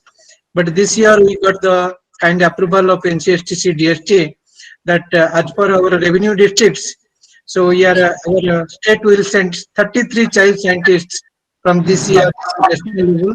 So it's a great generous support, and we really appreciate your kind concern and motivation. Thank you so much, sir. And we'll be great Narottam ji, मैं last में यही एक और word कहना चाहूंगा. मेरे को बहुत अच्छा लगा इस मंच में देख के कि आप डिफरेंट इंस्टीट्यूशन से सब लोग, जैसे कन्नन साहब और मैडम और गिर फाउंडेशन से डॉक्टर भरत, और सब भी जो अन्य लोग जुड़े हुए हैं. मेरे को ये सबसे बड़ा अच्छा लगा कि सारे एसएनटी इंस्टीट्यूशंस एक संयुक्त होके मतलब इस कॉज के लिए आए हैं. तो आई थिंक इससे बड़ा तो कुछ सौभाग्य मेरा हो नहीं सकता कि सब लोग मिलके इस मुहिम की तरह से इसको देख रहे हैं. आई थिंक तो इससे बड़ी स्ट्रेंथ बच्चों के लिए भी नहीं हो सकती कि सब लोग एक तरह से अपनी रिस्पॉन्सिबिलिटी समझ रहे हैं. तो आई थिंक डिपार्टमेंट अभी बहुत जल्द एक साइंटिफिक सोशल रिस्पॉन्सिबिलिटी पॉलिसी भी लाने जा रही है. तो आई थिंक आप सब लोगों को देख के उसका रूप स्वरूप मेरे को यहीं दिखाई दे रहा है. तो I wish you all great success for the event, और इसी तरह से लोग जुड़े रहें और गुजरात जो है इसी तरह से आगे हमारे साथ जुड़ के आगे बढ़ता रहे साइंस की तरफ.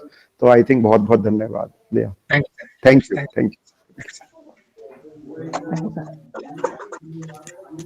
Yes, sir. तो साहू साहब, मैं इजाजत है जाने का. sir. Thank you so much, sir. Okay, Sir, we'll be okay. Thank you. Okay, sir.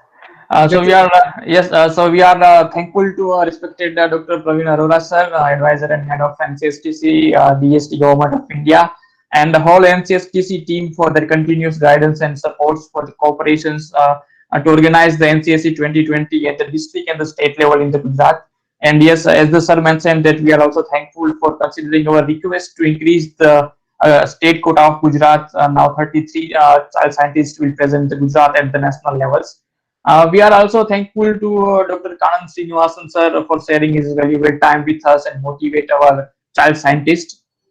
We are getting a continuous guidance and supports from National Academic Committee members as well, and we are thankful to Dr. Lalit Sharma sir and the NAC members for their continuous supports to organize NCSC this year, even though in this challenging situations. UNICEF is continuously working to empower the children for the evaluation and the education and the developments. And now we are joining hands with them. So thank you so much, Moira Dawa ma'am, for your kind presence and motivating the child scientist. We are also thankful to our state academic coordinator, respected Dr. Bharat Pathak sir, for his continuous guidance to us to organize the district and state level NCSC programs.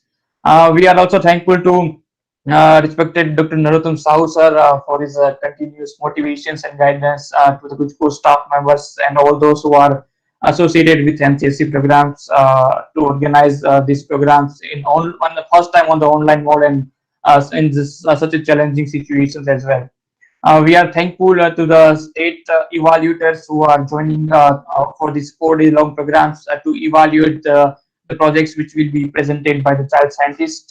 We are thankful to the district coordinators, district evaluators, district academic coordinators. We are having a vast pool, around 165 members in this district coordinator and district evaluator coordinators, which are working at the district, different districts for the successful event. We are also thankful to the guide teachers and not the least the child scientists for which this program has been meant for. We have every hope that this program will help to generate the scientific innovations that will in the future will bring and convert it into the big discoveries. So with this word, I am concluding these sessions. Jai Vignan, Jai Anusandhan. Thank you everyone.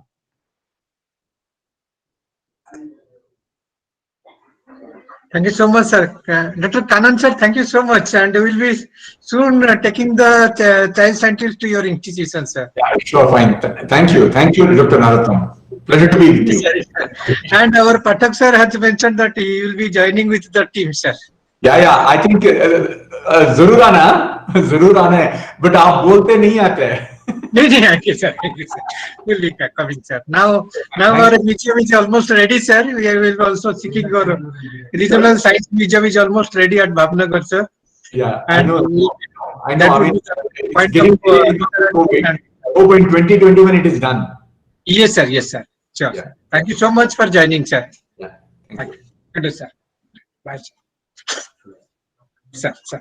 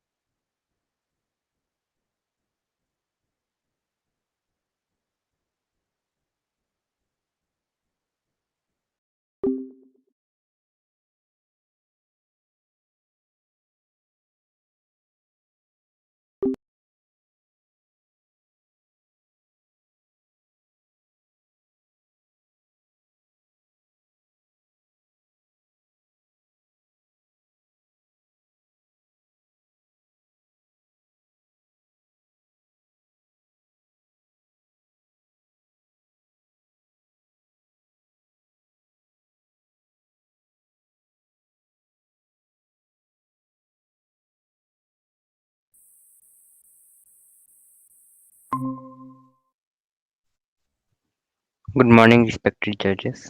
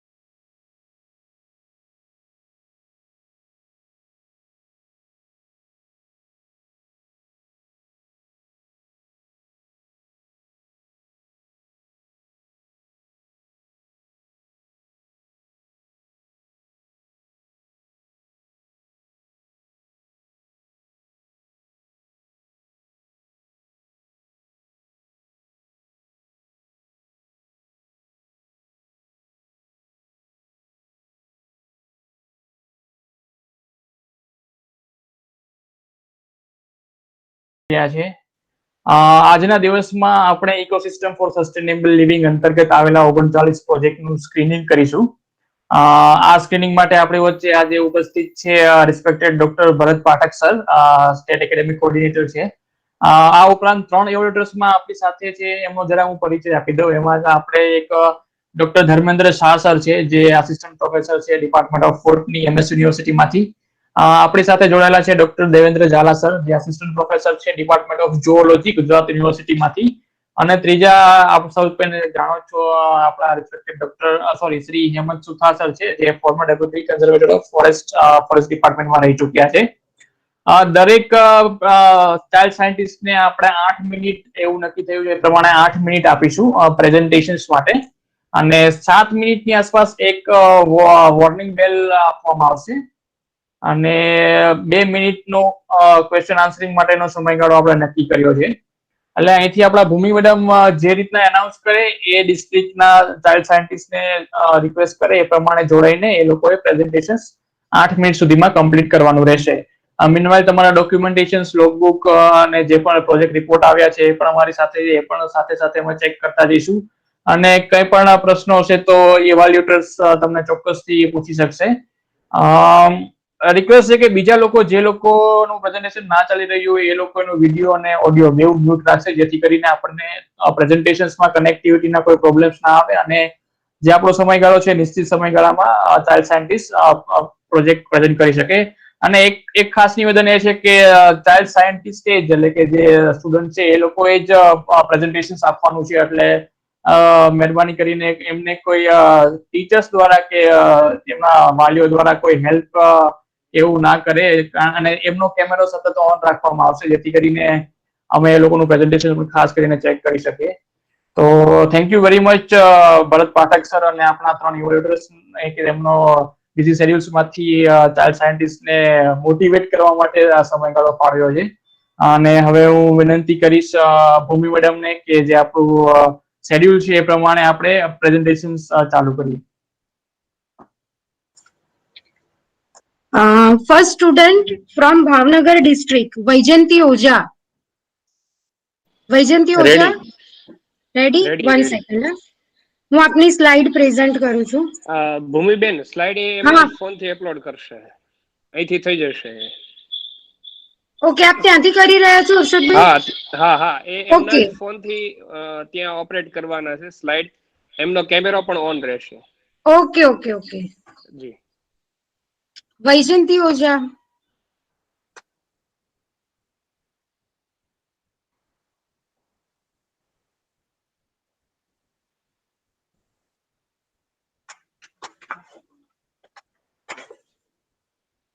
Vyjayanthi Oza.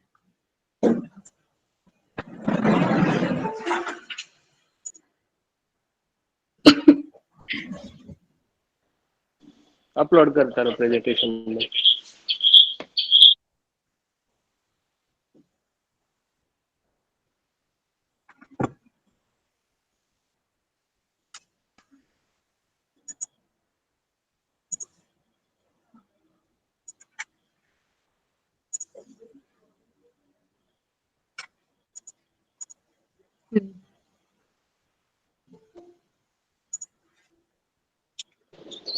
Ready ભૂમિબેન?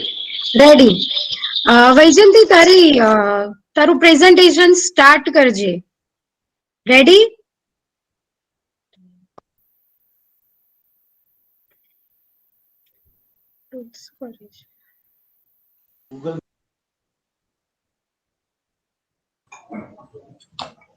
Vyjayanthi સમયનો આપણે ખ્યાલ રાખીને ઝડપથી presentation start કરીશું. તમારું presentation load થઈ ગયું છે.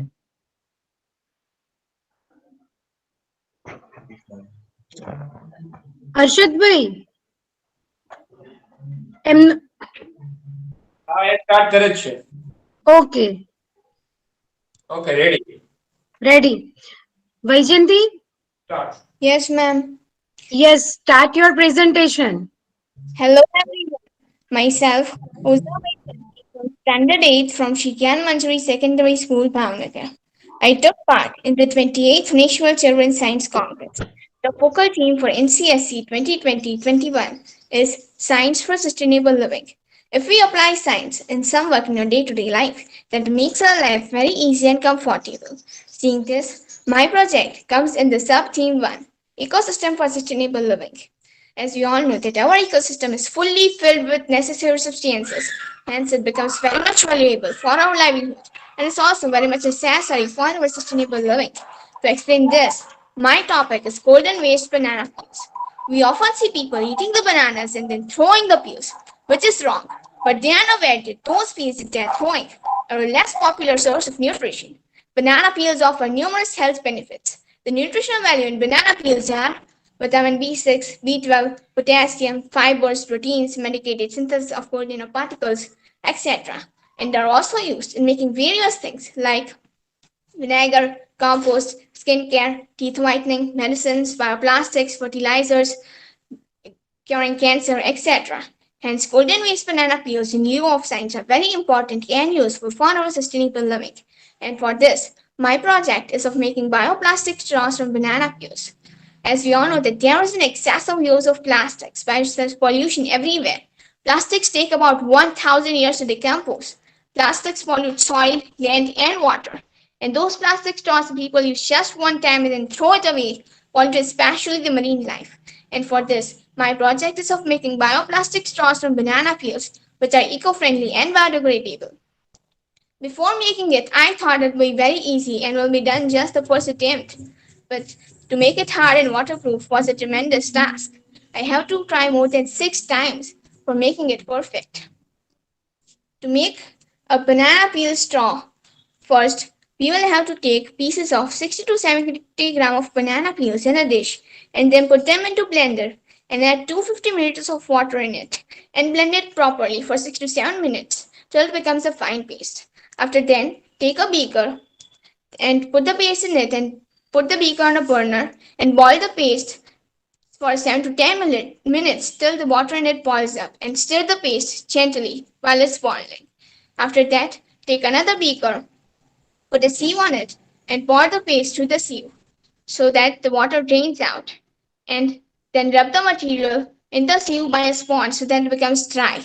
After that, scrape out all of the material from the sieve in an evaporating dish and mix 5 grams of honey, 1.5 grams of cinnamon, 25 ml of vinegar, and 1 gram of thyme with it and mix it properly. After then, take a baking paper and spread it on it and using a wooden roller and keep it aside for drying for 2 to 3 days. But after the first day, you have to roll it to make a straw. And when I tested it, I saw that it was not proper. Many problems were there while making it. It was soaking water and becoming soft. And hence, when I did it again, I added 7 to 10 minutes of chico's milk in it. Because I have seen that it becomes sticky on drying. And therefore, I thought that can be used for it. And when I tested it, I saw that the problems were comparatively lesser than the first one. Very less soaking of water and slightly becoming soft and can be used as a straw, but not perfect. To make it perfect, this time with the guidance of Bhavesh, who is a PhD degree holder working at Central Salt, I tried again. And this time, I removed the chico's milk from the materials and instead of drying it for 2 to 3 days, I kept it in fridge for 20 minutes and then heated it on a pan and repeated this process 3 times to make it perfect. And this time when I tested it, it was hard and waterproof. But there was another problem. The water was becoming orange in color while kept in straw for just 5 minutes to find out which ingredient was leaching from it.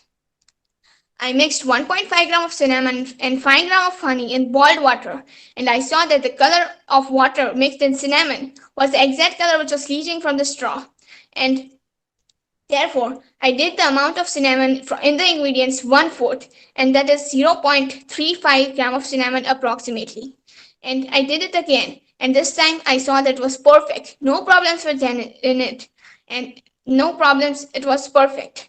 Then to make a banana peel fertilizer, first of all, take pieces of 2 to 3 banana peels, put it into sunshine for 2 to 3 days, or if oven is available, keep it for 25 minutes, and then grind it properly, and it will be ready. Then to whiten your teeth, take 2 banana peels, put it in front of your teeth, and press it gently for 3 to 5 minutes. Then rub the peels with your teeth and rinse your mouth properly, and your teeth will be whitened.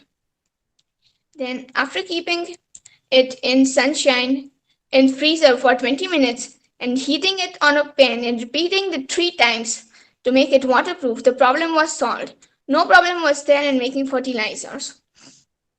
In the future, I am planning to make the straw thin by the hydrothermal pressing method so that it can be used in cold drinks, juices, and many other things. I'm also planning to make more things from the ecosystem to improve the livelihood of the people for sustainable living.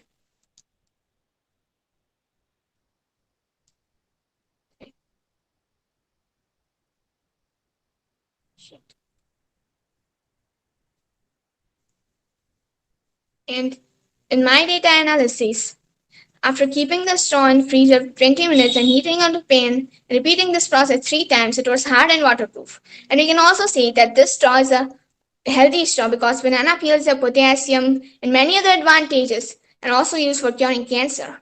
Then thyme has antibacterial and antifungal properties. Cinnamon has antioxidants and anti-inflammatory properties. Honey helps in digestive juices. Vinegar has antimicrobial properties. Heating at 250 degrees Celsius to 300 degrees Celsius on a pan and then cooling it in fridge at minus 80 degrees Celsius kills the bacteria, and also that process makes the straw hard. And this is my photo while rubbing the material with sponge, this by spreading it on baking paper. And this is the bioplastic banana peel straw. And this is 1.5 gram of cinnamon and 1 gram of thyme mixed in boiled water. I request you to play this video. This is of making the banana teeth whitening from banana peels. This is my banana peel fertilizer, and I would like to thank to KRCSC and GUJCOST for giving me this wonderful opportunity of NCSC. I would also like to thank you to Sri Manjari Secondary School, Bhavnagar, and all the cooperative teachers, especially my guide teacher Harsha Bhatia, for their guidance and support. I would also like to thank to Bhaveshwar, who is a PhD degree holder at Central SOT, for his guidance and support. And thank you, everyone.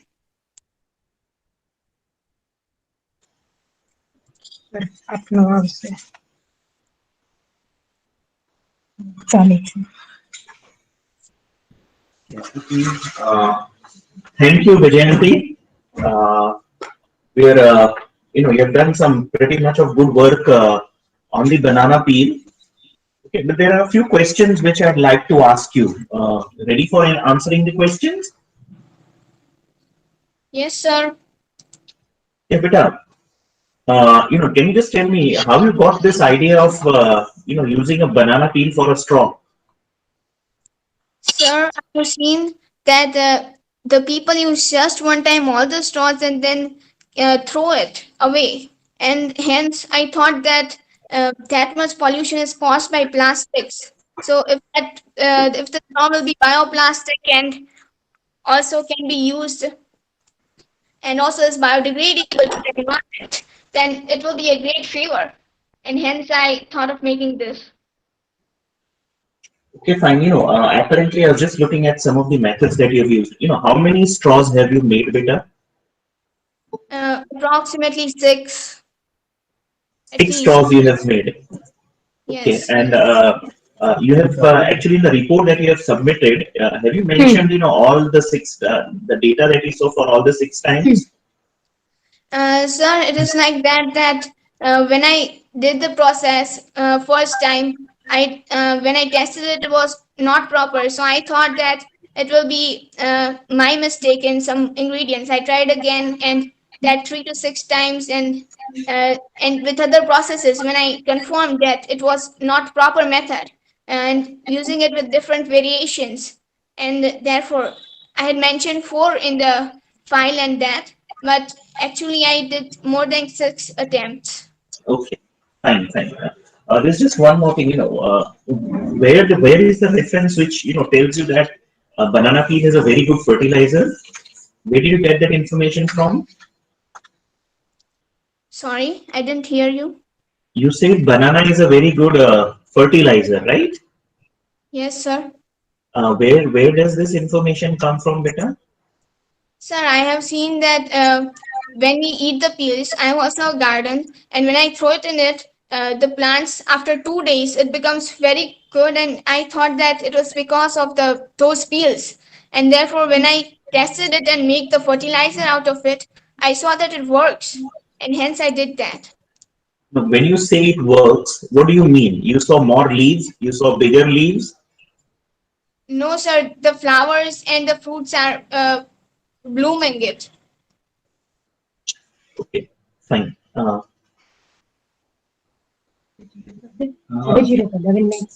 presentation, Vajanti. And very good idea.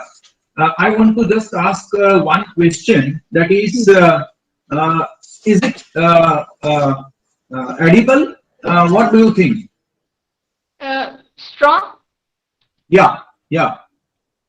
Yes, it is edible, but no, I'm sorry, because there is a chemical in it, hexadecyl trimethoxetane, which is not edible in it, and hence it is not edible. So, can you think how you prepare it by some changing in it and prepare it edible, so it is more useful? What is your thoughts regarding this? Sorry, I didn't understand you. Yeah, how you make it edible by some changes? Sir, it is not edible because that compound or that chemical, hexadecyl trimethoxetane, is not edible, and without that, it won't become waterproof. Okay. Okay. So, good, Vaijanti. No, sir. Vajendra, Yes. you have decided to add thyme, cinnamon, honey, and vinegar. Okay. Yes. How you have decided to add this material, this substance, These ingredients in it. ingredient? How you Sir, have because decided to add thyme, cinnamon, honey, vinegar? sir, There are because many ingredients. You have decided to only 4. How you have concluded that I should add this? yes, sir. Cinnamon has anti-inflammatory, antibacterial, antifungal properties. Thyme also has antimicrobial properties, and Which all of thyme? them have their own advantages. Which thyme?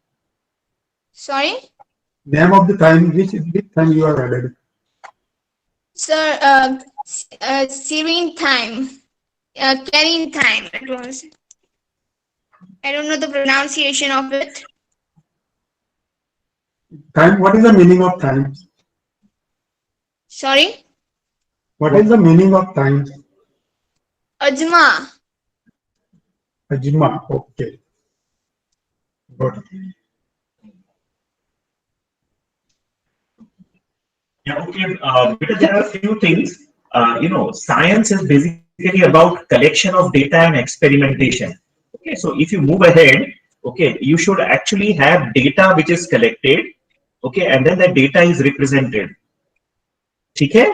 So as you move ahead in your field of science, ensure good data collection and good representation of that data. All the very best for ahead. Thank you, sir. Thank you, Vaijanti. Next presentation from Rajkot. Happy Khant. Yes, ma'am. मैं आपकी presentation share कर रही हूँ. Okay.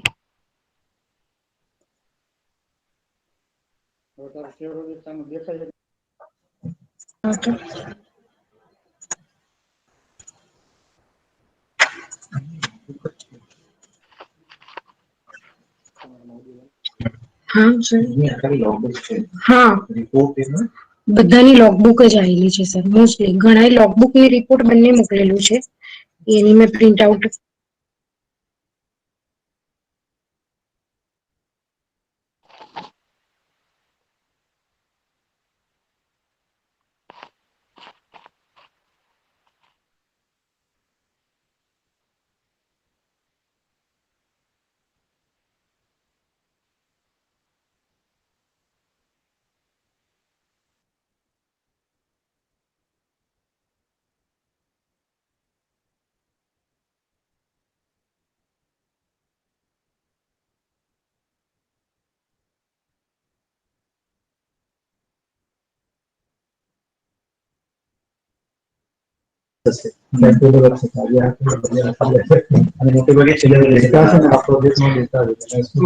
Jatin sir આનું upload ના થતું. 2 minute એનું PDF માં.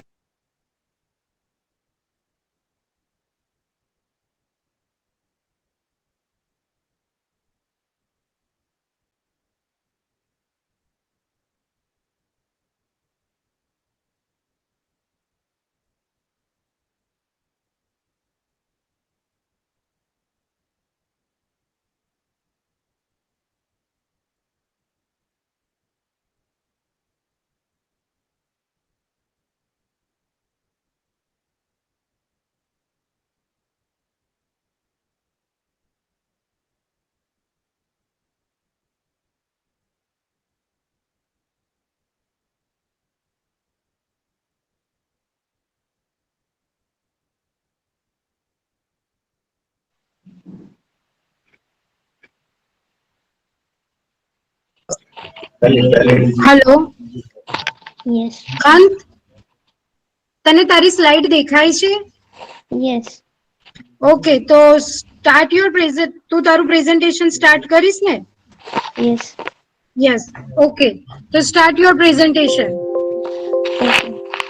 Hello everyone, my name is Happy. I'm currently studying in class 7 from Shri KG Dodakya School, Rajkot. My sub thing is ecosystem for sustainable living.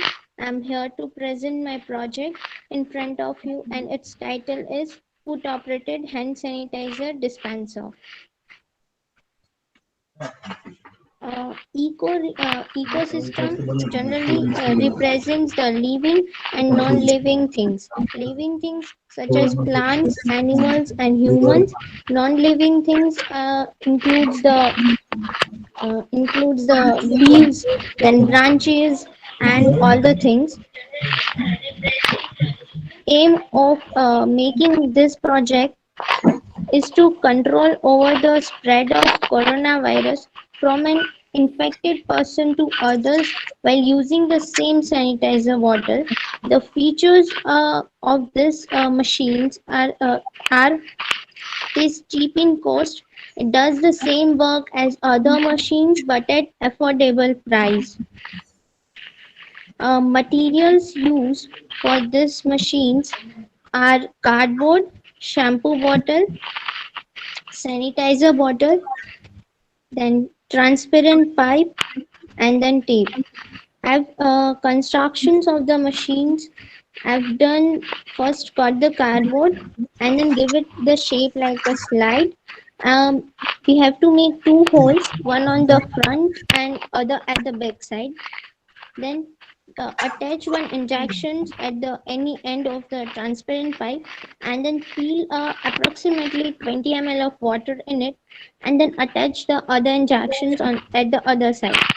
Then attach one end in the hole we made before and other at the top of the sanitizer bottle such that the base of the injection would touch the top of the sanitizer bottle. Now just you have to press the pedal and it will dispense the sanitizer. Now working process includes you have to press the pedal and it will dispense the sanitizer. It will dispense sanitizer with respect to force, how much you will press the pedal, more sanitizer it will dispense. Many products like these machines are there in the market, available in the market, which also prevents hand contact. I've taken an example of elbow press hand sanitizer dispenser and one more in the project report also. My machine that I have made is easy to use and cheap in cost. That machine is easy to use but is very effective. Then it is made with the easily available materials, that is made with the luxurious materials. Then it is a floor stand dispenser, that is wall mounted dispenser. In this you have to press foot and in that you have to press the elbow. You have to press the with elbow.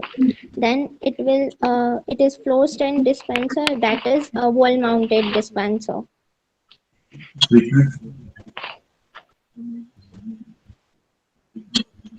One more example is also there in project report.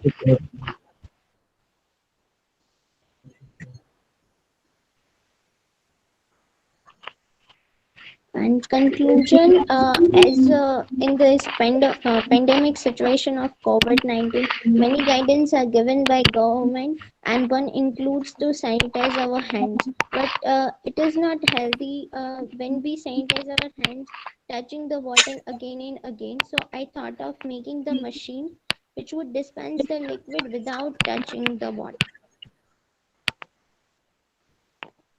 Thank you.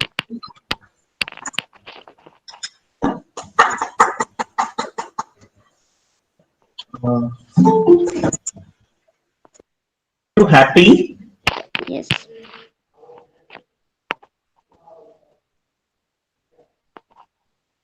Happy, can you tell me, which class you are in? 7th. We're in 7th standard. Okay. Happy, there's another thing, have you made a report of this and submitted it to GUJCOST? Yes. Okay. Now, can you tell me, in your logbook, you have mentioned that you have prepared a report for INSEF. What is INSEF, beta? Indian National Scientific and Science and Engineering Fair. Okay, so you have actually submitted the same thing for that as well? Yes. Okay. Now, Beta, just two or three questions, okay, regarding this. I was just looking at your photograph up there. So for your dispenser, you need a table actually. Yes, table is needed. So it's basically put up on a table and then you just have to press a pedal for your dispenser to come out. Yes. In one pressing of the pedal, how many milliliters of sanitizer would it come out if you pressed it fully? Fully then maximum 0.7 to 0.78. क्या बेटा litres millilitres Milliliter. क्या बेटा सुनाई नहीं दिया Milliliter. ml 0.7 या 0.8 millilitres निकलेगा बाहर Yes. अच्छा ठीक है आपने बेटा ये खुद एक्सपेरिमेंट करके देखा है Yes, sir. ओके और कितनी बार प्रेस करके देखा कि आपको पता चला कि ऑन एन एवरेज इतना मिलता है Sir, first pressed fully, then of half, and then slow. ठीक है okay Happy, you made a very good innovative thing by your own. So congratulate for that. My just one question is that in your district level presentation, do you have any suggestions to improve your project? Yes. What is that? We can add sensors also in that. So it will just by giving the hand only, it will give out the sanitizer. Then I can say that reduction, but that will increase in cost. So that I haven't done that. Okay, so you didn't apply that sensor thing in your whole project because of the cost. Yes. Okay. So, do you think is there any other related material you can use by which you do not increase the cost and still that problem will be solved? No, I don't think so. That instead of sensors, we cannot add anything which will reduce the cost as same, and then the duration, the durability, the capacity and durability will increase. Okay. We can use electricity for that instead of sensor, and it will not increase much cost. Okay, so that can be possible. So, but good, your effort is really appreciated. Thank you, Happy. Hello, Happy. Why are you are looking so sad? Please, Happy, explain me what is the difference or speciality of your dispenser? We have there are many dispensers available in markets already. Then three points you mentioned me that your dispenser is different than other marketed dispensers. The main difference is of money between the two, and then that dispensers we generally use Money means how, how many cost of your 195 around that, and many materials can found at home, so the cost can be reduced. second? Then second difference is that that dispensers we can use at the public places like restaurants, then hospitals, and because their income is high, so they can purchase that. But if we want to use that same similar only at home, then for 4 to 5% of a small family or else joint family, it will be high price. Okay. And any last? Uh, no difference. Okay. Happy. Is it a spraying type of dispenser or a liquid droplet type of dispenser? Liquid droplet pen. Droplet. Okay. Okay, thank you. Keep up the good work, beta. Okay. Now next one from Vadodara. Vadodara से Nitya Vyas. Yes ma'am. या presentation आपका upload कर रही हूँ. हाँ. Yes ma'am. Ma'am I am going to present. Okay. Okay okay. तो please present. Yes ma'am.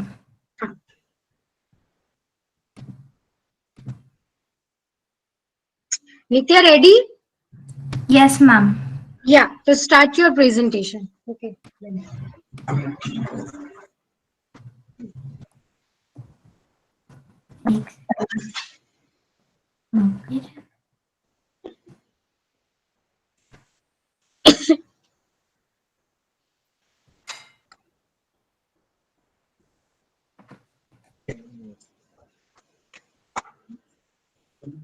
Start, Nitya.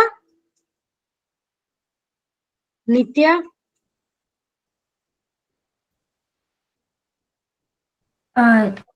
Just a second, ma'am. It's hang.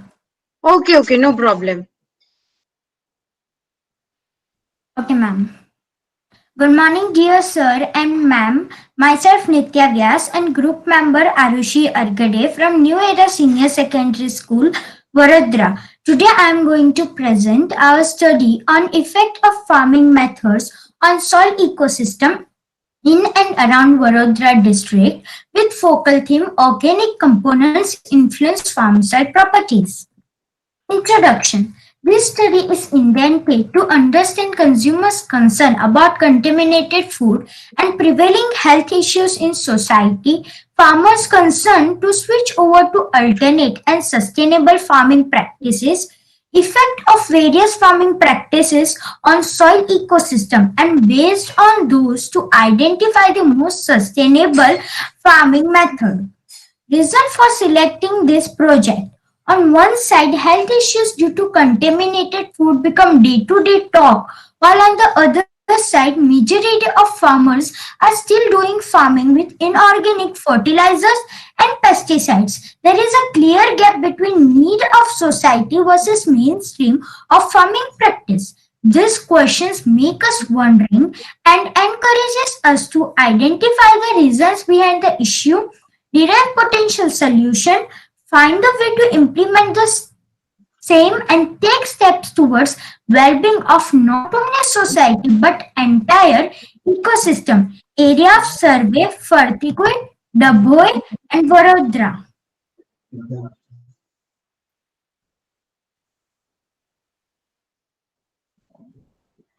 This is map of our survey area. Data collection. Primary data. Primary data are the data which we generated specifically for this study.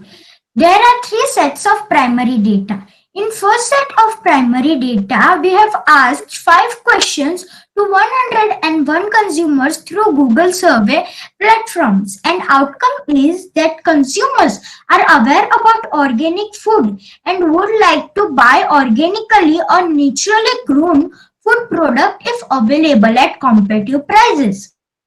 In second, it is farmers telephonic interview. We took farmers telephonic interview to understand their viewpoints, and we came to know that farmers are aware about organic farming, but they are reluctant to change mainly because of some reasons like lack of availability of organic fertilizers and pesticides. They need to be keep idle for 2 to 3 years to start organic farming, slower growth of crops, etc. In third stage, we did telephonic conversation with experts in field of agriculture to obtain their viewpoints. This is our case study. This is specimen C tomato plant. As you can, it is nourishing by urea and DAP. As you can see, it has dark green leaves and more fruits on it. This is specimen B, tomato plant. It is nourishing by poultry manure. As you can see, it has good growth but relatively lower growth compared to specimen C. This is specimen A. It is nourishing by cow dung. As we all know that cow dung has lower amount of N, P and K, it has the lowest growth other than specimen C and B. Data analysis. 97% of the consumers believe that organically or naturally grown food are good for their health and more suitable for human consumption. Most of the farmers are aware about benefits of organic farming, but they are trapped in vicious cycle of conventional farming. In case of organic farming, there is no dedicated commercial agency that can guide farmers scientifically and provide fertilizers and pesticides in sufficient quantity, just like GSFC Limited is doing in case of inorganic farming. SPNF, Subhas Palekar Natural Farming, seems to be more suitable option, but very few farmers are aware about it, and out of them, very few are willing to adopt the same. SPNF also called zero budget natural farming as there is no external fertilizers or pesticide uses in it. In SPNF, the nutrients in land are recharged naturally by stimulating the growth of microbes and earthworm. As there is very negligible input cost, it helps farmer to improve their profit, which is also in line with our Honorable Prime Minister's goal to double farmers' income by 2022. Conclusion and future plans. Conventional farming is not a sustainable way. Organic farming is good alternative, but to obtain organic fertilizers and pesticides in large scale is major bottleneck. So we concluded that natural farming seems to be more suitable and sustainable alternative to conventional farming. But despite of huge effort put by government and various organizations, very few farmers are aware about it. Potential solution. Farmers need to be educated, guided and supported scientifically, similarly to that in case of conventional farming, like start from soil testing to supply of seeds, fertilizers and pesticides. Large-scale commercial network of factories need to be developed. Research and development to improve quality of biofertilizers to have comparable N, P and K values to that of chemical fertilizers. Mix and rotational farming, conventional or natural or organic, along with mix and rotational crops to maintain nutrition in soil and also to maintain balance in soil ecosystem. Financial support to farmers who want to switch over from conventional farming. Spreading awareness through programs like Bharatiya Prakritik Krishi Paddhati. Future steps. Program 1, with help of NGO JCRT wing of JCR Vadodara, invited us on their webinar on occasion of Kisan Divas on 23rd December 2020. We participated along with expert Mr. Ashok Patel and utilized the opportunity fullest to spread awareness about natural farming and organic farming. We also got overwhelming response from local news channels and papers. News channels and papers link are given in this slide. Program 2. We are planning next program to conduct an awareness about natural farming in Savli district with help of expert come farmer Mr. Darshil Brahma, who is recently practicing SPNF. Thank you.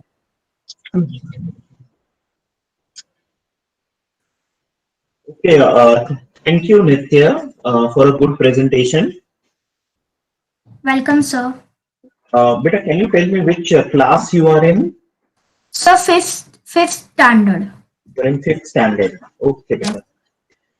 Beta, there are just a few questions regarding what you have spoken up. Okay, in one of the experiments which you put up, okay, you say that the amount of NPK is low in cow dung. Is that true? Yes, sir. Is that true? Actually, we all did this experiments 3 times. In first time when we did it at the inter-school level, we just used cow dung in DAP. So obviously, we came to know that DAP is DAP and that plant that was nourished by DAP and urea's growth was good. But second time we did of these threes like poultry manure, cow dung and urea and DAP3. Then when we analyzed that, we came to know that cow dung has means cow dung, the plant in which we put cow dung was very a little bit a slower growth than compared to other two specimens. After that, we read some references book. Then we also surf through internet to search on it, and we also came to know that in some plants like basically tomato and other, if we add only cow dung, then it will not give us proper growth because it has little bit less value of nitrogen than poultry manure or urea and DAP. But I'll just request you to go back to your references again. You can just cross-check that, okay, because that seems to be counterintuitive.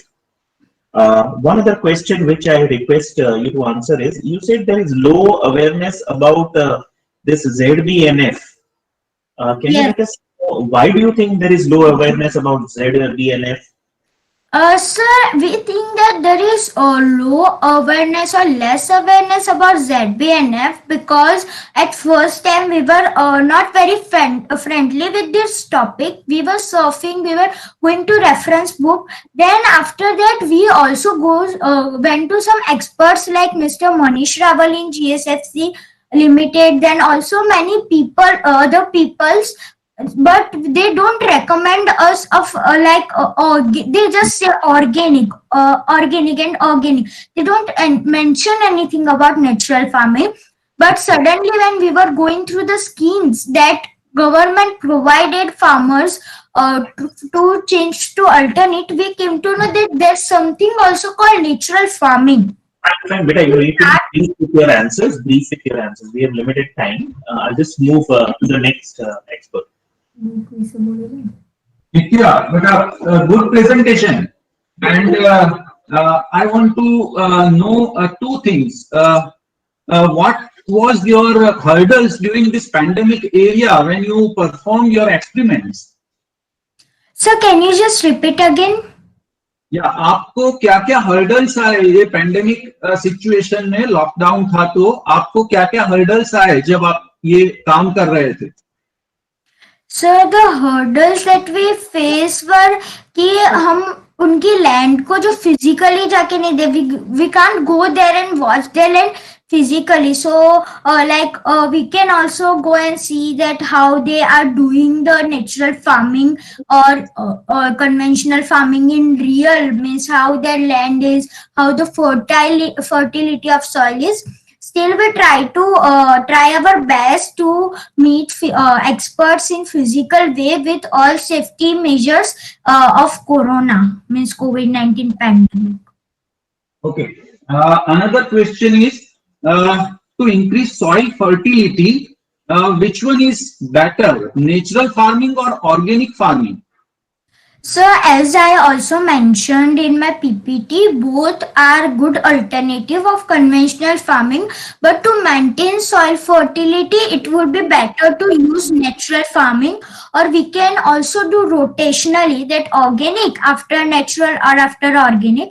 But organic could be means it could create an issue because there are not so many cattle that we can every day just bring this many of cow dung or this many of rotten leaves, vegetables and fruit.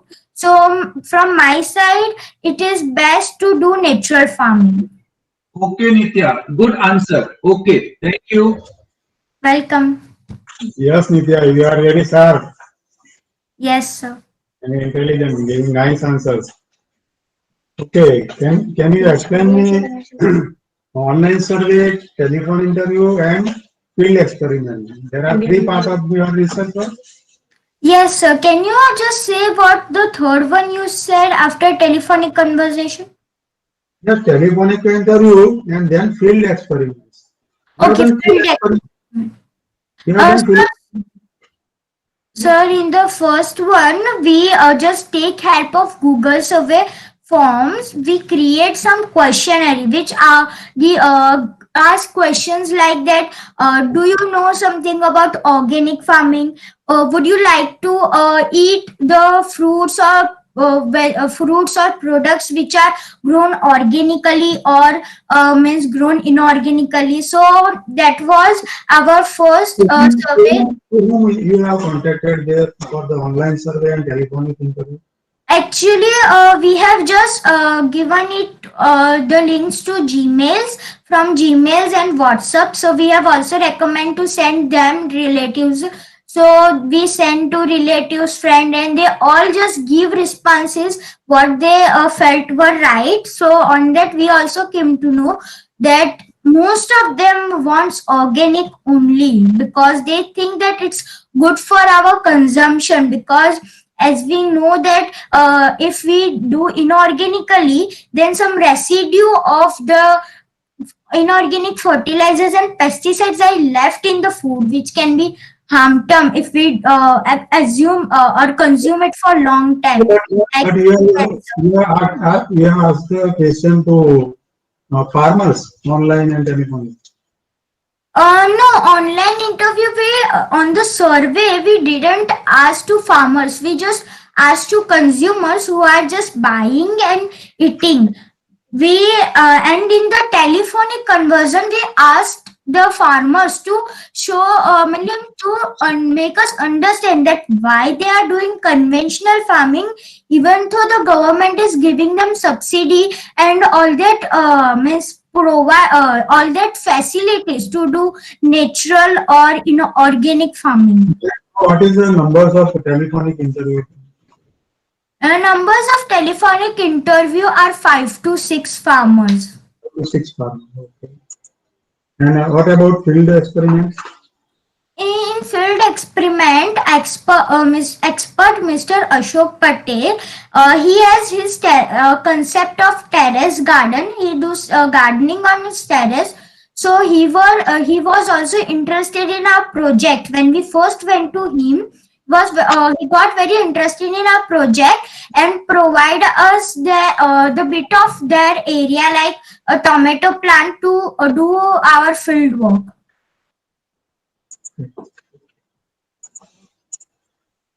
Okay, thank you, Nitya. Thank you, Nitya.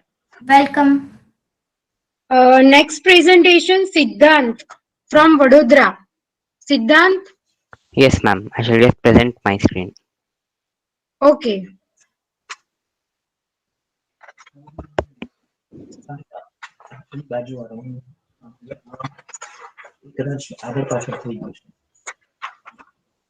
Is my screen visible, ma'am?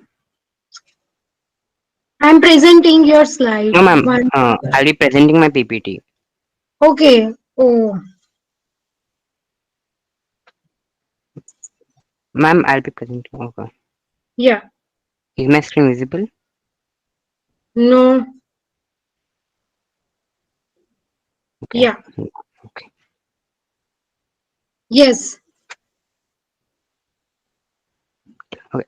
Good morning, respected judges and my competitors. Today, I, Siddhant Chowgle from Sant Kabir Indian International School, shall present my project, Dry Coconut A Boon in the Future.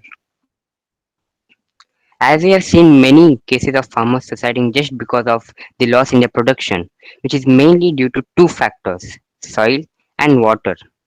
So, emphasizing and elaborating more upon this crisis, we have come up with a better alternative for the soil, which is the coconut coir.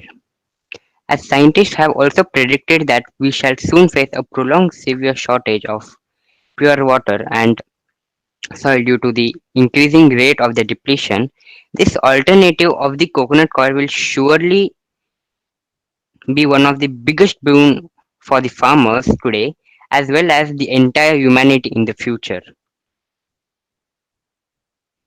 Let us talk about the methods we have used to make the coconut coir powder. So the materials required are coir of the coconut, a bucket of water, and a grinding mixer. Peel out the husker of the dry coconut. Soak the husker of the dry coconut for a duration of 5 to 10 minutes. Dry it under the sun.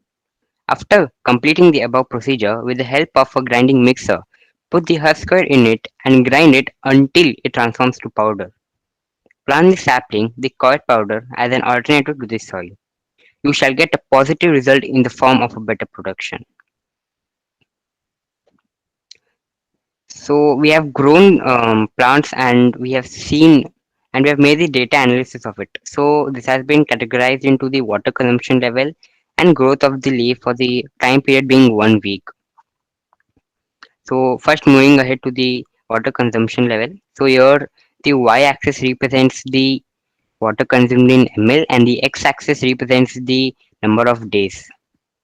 So when the coir powder was not applied, the situation was like day 1, 70 ml of water was poured and day 7, 17 ml of water was retained. When the coir powder was applied, the situation was like day 1, 70 ml of water was poured and day 7, 54 ml of water was retained. Next, moving towards the growth of the leaf. So here the y-axis represents the growth in centimeters and the x-axis represents the number of days. So when the coir powder was not applied, the situation was like day 1 there was a growth of 1.7 centimeter and at day 7 it ended up at a growth of 5.3 centimeter. When the coir powder was applied, the situation was like day 1 2.1 centimeter growth was visible and day 7 it ended up at a growth of 8.4 centimeter. So if our project gets further selected, then this will be our future plan. And this we have, you know, taken with the help of a case study of Ranu Temple, which is located in Padra and is 28 kilometers from Vadodara. So Ranu Temple is a very famous temple, and around 900 to 1000 visitors come here to worship every day. So therefore, minimum 1000 coconuts can be obtained from here per day. Then we shall follow the respective methodologies, and we can get 10 kg of coir powder, which means 3650 kg of coir powder can be obtained a year. And this village Padra has a minimum of 10 farmers, so each farmer will get 365 kg of coir powder a year, which will benefit them by saving money as they have to invest less on fertilizers. It'll result in a better yield and of course profiting in their business. So we conclude from here that the benefits for the farmers will be it will be less time consuming, higher yield, low water consumption by the plant, lesser soil usage, increasing the national GDP, spreading awareness, and cheap and affordable by the farmers. So these are the pics of the experiments we have conducted with the help of the coir powder.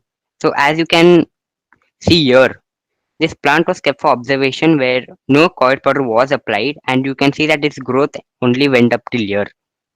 When the coir powder was applied, you can see the plant it became too long, right? And the width of the leaf, the length of the leaf is also quite good when the coir powder was applied. And the surprising thing which I found was that um, one money plant was dead. So I thought of giving it a life. So I started pouring water to that day by day. So still it was not growing. So then I applied my project's idea and I applied the coconut coir powder and it started to grow. आओ हम शुरुआत करें किसानों का आभार करें. Thank you. Okay. Thank you, Siddharth. Okay, you have actually taken less than your allocated time. Yes, sir. Yeah. So there are just a few questions, which like to ask you. In your abstract, you have mentioned that coir tends to be a good source of nutrients. Yes. So do you think the experimental difference that you are seeing is because of its water holding capacity or because of the nutrients? Nutrients, sir. And how do you say that? You don't have any experiment to prove it? Yes. Actually, this coconut coir has nutrients like calcium, phosphorus, zinc, iron, and which is required by the plants to grow. And whereas soil, it contains less nutrients as compared to our coir powder. Okay, there's one more question which I'd like you to ask. Okay, is for running, you said there are if you get 100 coconuts, what is the Hmm. amount of coir that you'll be getting, or powder that you'll be getting? Yes, sir. If we obtain 1,000 coconuts, then of course we will be getting um, 10 kg of coir powder. And what is the basis of this calculation? Have you done any experiment to get the value? Yes, sir. We have calculated the whole thing. Like I have physically made the coir powder and applied to the plants. So what I've done is that I made the coir powder. Then we also took the help of experts who is a coconut vendor, and was also by 1,000 coconuts, 10 kg of coir powder can be obtained per day. And then if you multiply it by the number of days, that is in a year, it will be 3,650. So accordingly, as I've taken the case study, we'll distribute it to the farmers. Okay, Siddhant, I'll just tell you, when you are saying 1,000 coconuts and 10 kg, so you're actually meaning that 10 grams of coir powder per coconut. You can actually go back and have a look at those calculations as well again. Okay. I'll just pass on the questions to my colleague. Very good presentation. Beta, tell me, when you carried out your experiment with two plant, I think they are money plant. Okay. Yes. So, did you put all other different kind of factors constant for that experiment? I mean to say light, water, and other Yes. factors. Yes, sir. The light, water, everything was constant and at a level. Okay, good. So that means only your this coconut material is giving the benefit to the plant in which you added it. Hmm. Okay. Yes, ma'am. So, Yes, sir. It's giving the benefit to the plant. okay. So as you said, there were different kind of inorganic material present in a coconut. Can you check the material present inside the plant or analyze the material present inside the plant, both the plant? I didn't get your question, sir. आपने जब experiment किया तो एक plant के अंदर आपने coconut के material को डाला हुआ है, ठीक है? Right. So you said that because of that only there is a difference in the growth. Yes, sir. So There is a आप क्या फ्यूचर में कैसे कंफर्म करोगे कि दोनों प्लांट में जो डिफरेंस है वो because of that only? How you I mean to say confirm it? What will be your confirmatory test? कैसे आप उसको कंफर्म करोगे? Okay, so my confirmatory test will be like we have done the data analysis. Then we have also talked to experts about the nutrients containing in the coir powder, which are very very beneficial for the plants to grow. And basically by the data analysis which we have done, we can show the person and convince him for the that will be our confirmatory thing. That's most important. Beta, you can analyze the material taken from the plant like leaf, root, stem and analyze that, है ना? उससे आपको पता चलेगा कि दोनों के बीच में डिफरेंस क्या है. तो फ्यूचर में आप भी एक्सपेरिमेंट करते हो तो आपको We have tried that experiment, sir. Okay. So what was result if you Okay. already tried it? Okay, we have done it. We have taken the leaves of each plant. We have measured its width. So where the coconut coir powder was applied, there was the width of the leaf was 4.7 centimeter, and where the powder was not applied, the width of the leaf was 4 centimeter. And Yeah. talking in terms of length also, it was around 5.3 centimeter where coconut coir powder was not applied, and where the coconut coir powder was applied, in terms of length, it was 8.7 centimeter around. Yes, 8.7 centimeter. That is good. That is a physical appearance result. I am asking about the biochemical taste, like carbohydrate, protein, lipid. You can very well do that with the help of a very simple biochemical test. Okay. So think about that if you selected in this, and in future if you go further for this project. Okay. Sure, sir. I shall do that. Thank you. What are the numbers of sample plots with coconut Uh, coir and coconut coir? So the number of samples we have tried is around 3-4. Recently, I've also put the coir powder to a bamboo plant of mine. 3 or 4? 3. 3. Okay. In field or in bottle? In the pot.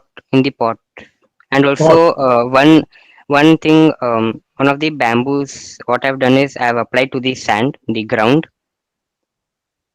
And Siddhant, you have not attached the observation tables comparatively with coconut coil, without coconut coil, observation table. Sir, that is, I think, in a data analysis, right? You included that. The growth, comparison of growth. Yes, I have attached it in the data analysis part. Okay.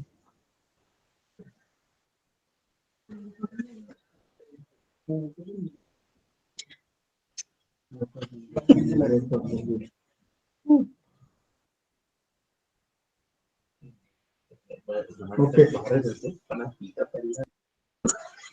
Okay, Siddhant.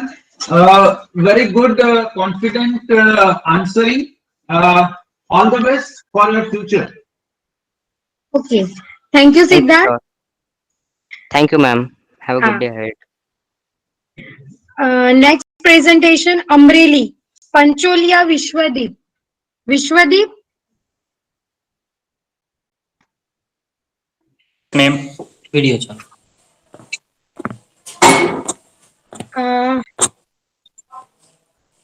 Presentation આપના તરફથી present કરશો કે હું કરું આપનું?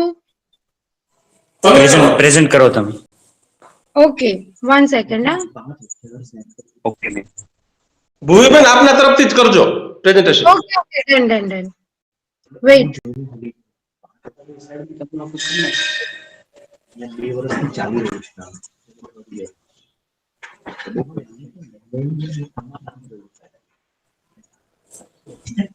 Slide દેખાઈ રહી છે તારી, વિશ્વદીપ? હા મેમ. હા જોશથી બોલજો બેટા. હા. હેલો વિશ્વદીપ, હા હા પ્રેઝન્ટેશન સ્ટાર્ટ કરશું? હા. Yes, start your presentation. Yes ma'am. નમસ્તે, મારું નામ પંચોળિયા વિશ્વદીપ છે અને મારા સહકર્મી છે વાઘેલા વ્યોમ. અમે શ્રી કલાપી વિનય મંદિર લાઠી અમરેલી જિલ્લામાં આવેલી શાળામાં અભ્યાસ કરીએ છીએ અને આજનો અમારો theme number 1 ecosystem for sustain living છે. અને અમારો પ્રોજેક્ટ છે અલગ અલગ નિવસન તંત્રો પરની આપણે ખેતીના વિવિધ પ્રોપર્ટી એટલે કે ગુણધર્મોની અસરો તપાસવી. એમાં સૌપ્રથમ અમે આ પ્રયોગની શરૂઆત 23/7/2020 ના રોજ અમે આરંભ કરેલી અને અમારો મેઇન વિષય છે એટલે કે અમારા પ્રોજેક્ટનો મેઇન સારાંશ છે કે અલગ જમીનના પીએચ, રંગ અને એની ભેજ ગ્રહણ કરવાની ક્ષમતાઓ નોંધવી અને એના માહિતી એકત્રિત કરવી અને ખેડૂતો સુધી પહોંચાડવી કે જેથી તે તેની માહિતીનો ઉપયોગ કરીને એની ખેતીમાં તેનો એપ્લાય કરીને વધુ ઉત્પાદન મેળવી શકે. સૌપ્રથમ અમારા પ્રોજેક્ટની શરૂઆત થાય છે કે સૌપ્રથમ અમે લાઠી તાલુકાના આજુબાજુની જમીનોનો સેમ્પલો લીધા. ત્યારબાદ તે સેમ્પલોને અમારી લેબની અંદરની આવેલી કેમિસ્ટ્રીની પ્રયોગશાળામાં લીધા. અમારે આ સેમ્પલોની પીએચ, રંગ, ભેજ ક્ષમતા વગેરે જેવા ગુણધર્મો માપવા હતા અને એમાંથી આનું અવલોકન કરવાનું હતું. તો સૌપ્રથમ આજે આપણે જાણીએ છીએ કે ભારત એ ખેતી પ્રધાન દેશ છે. 70% લોકો ખેતી ઉપર આધારિત છે અને ભારતની જીડીપી નો કુલ 33% હિસ્સો એ ખેતી ઉપર આધારિત છે અને ખેતી એ 62% લોકોને રોજગાર પૂરો પાડી રહ્યો છે. તો અમારો વિચાર એ છે કે આજે દિવસે ને દિવસે ખેતી લોકો ઓર્ગેનિક ખેતી તરફ વળી રહ્યા છે, એક સારું પરિણામ છે. પણ ખેતીમાં આપણે એવું કશું કરીએ કે જેથી ઓછા ખર્ચે વધુ ઉત્પાદન મેળવી શકીએ, એના માટેનો અમારો નાનકડો એક પ્રયાસ કરેલો છે. તો મારો કાર્યક્રમ અમારું સંશોધન આ મુજબ છે. સૌપ્રથમ આપણે સમસ્યા એ છે કે ઘણા ખેડૂતો જાણકારીના અભાવે કે આપણે કોઈ પણ એમાં ખાતરોનો જરૂરિયાત ન હોય છતાં પણ આપણે એનો ઉપયોગ કરીએ છીએ, જેથી ઉત્પાદન તો આપણું કઈ કશું પણ વધતું નથી, છતાં પણ આપણે ખર્ચો વધુ થાય છે, જેથી ખેડૂતોને આજે દિવસે ને દિવસે ખેતી મોંઘી પડી રહી છે. એના માટે અમારો નાનો પ્રયત્ન છે. એના માટે સૌપ્રથમ અમારી કાર્ય યોજના છે કે લાઠી વિસ્તારની અલગ અલગ ગામોની અમે જમીનોના સેમ્પલ લીધા અને એની પીએચ, રંગ અને ભેજ ક્ષમતાનું અમે માપન કર્યું. તો સૌપ્રથમ પાર્ટ 1 મેમ કરજો. ઓકે. સૌપ્રથમ સ્લાઇડમાં જોઈ શકો છો કે આપણે લાઠી વિસ્તારની જમીનોમાં ફોસ્ફરસનું પ્રમાણ સૌથી વધુ જોવા મળ્યું છે. ત્યારબાદ 1 સેકન્ડ મેમ. ફોસ્ફરસનું પ્રમાણ સૌથી વધુ લાઠી તાલુકાની જમીનોમાં જોવા મળ્યું છે. ત્યારબાદ આવે પોટેશિયમનું પ્રમાણ મધ્યમ લેવલનું જોવા મળ્યું છે. અને સૌપ્રથમ મહત્વની વાત એ અમારા પ્રોજેક્ટનો જે મેન હાર્દ છે તે કે લાઠી તાલુકાની જમીનો એસિડિક પ્રકારની છે એનું અનુમાન અમે આગળના તારણો પરથી લગાવી શક્યું. Next chart 3.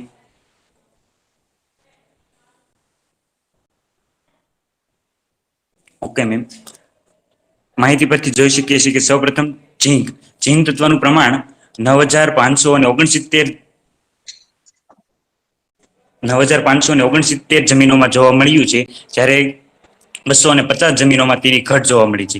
ત્યારબાદ છે આયન, તો તે 9250 જમીનોમાં જોવા મળ્યું છે અને 569 જેવી જમીનોમાં તેની ઘટ વર્તાય છે. આ રીતે અલગ અલગ કોપર, મેંગેનીઝ, બોરોન, સલ્ફર વગેરે જેવા તત્વોની માહિતી મેળવી અને એનો એનાલિસિસ કર્યું. ત્યારબાદ અમે આ લીધેલી જમીનોના નમૂનાઓને અમે પીએચ, રંગ અને ભેજ ક્ષમતાના આધારે ગોઠવ્યા. તો અમને ખૂબ જ સારા અને હિતાવહ એવા પરિણામો પ્રાપ્ત થયા છે, જે પરિણામો તમારી સમક્ષ રજૂ કરી રહ્યો છું. તો સૌપ્રથમ જમીનના મુખ્ય 3 પ્રકાર છે: એસિડિક, બેઝિક અને તટસ્થ જમીનો અમે જોવા મળી છે. તેમાં એસિડિક જમીનો કે લાઠી તાલુકાની જમીનો એસિડિક છે, તેમાં મગફળી, બટાકા, ગાજર, શક્કરિયા વગેરે જેવા પાકોનું ઉત્પાદન ખૂબ સારું આવી રહ્યું છે.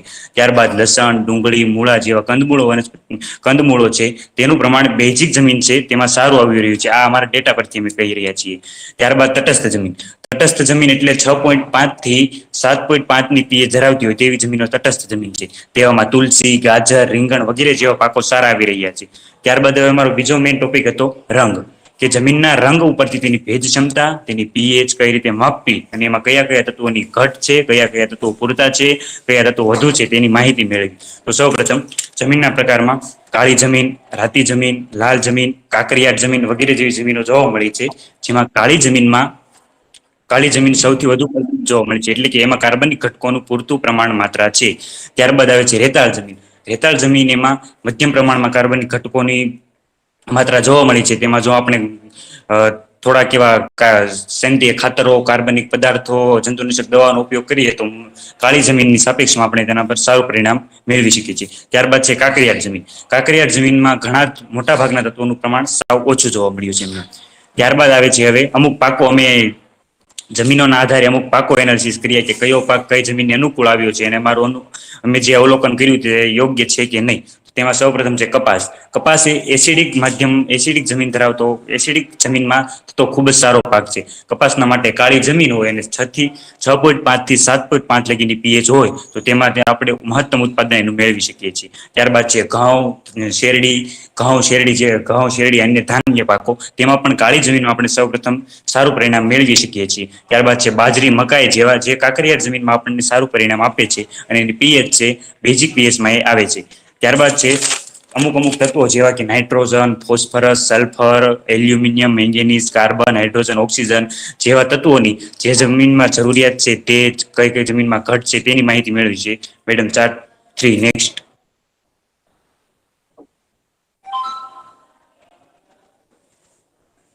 Next. Hello, ma'am. Next. Complete. Next chart. Next slide. Slide. back next that means this one. Next slide ચોથા નંબરની. Back બોલ બકા. Chart 4 this one. Chart 4. Bus.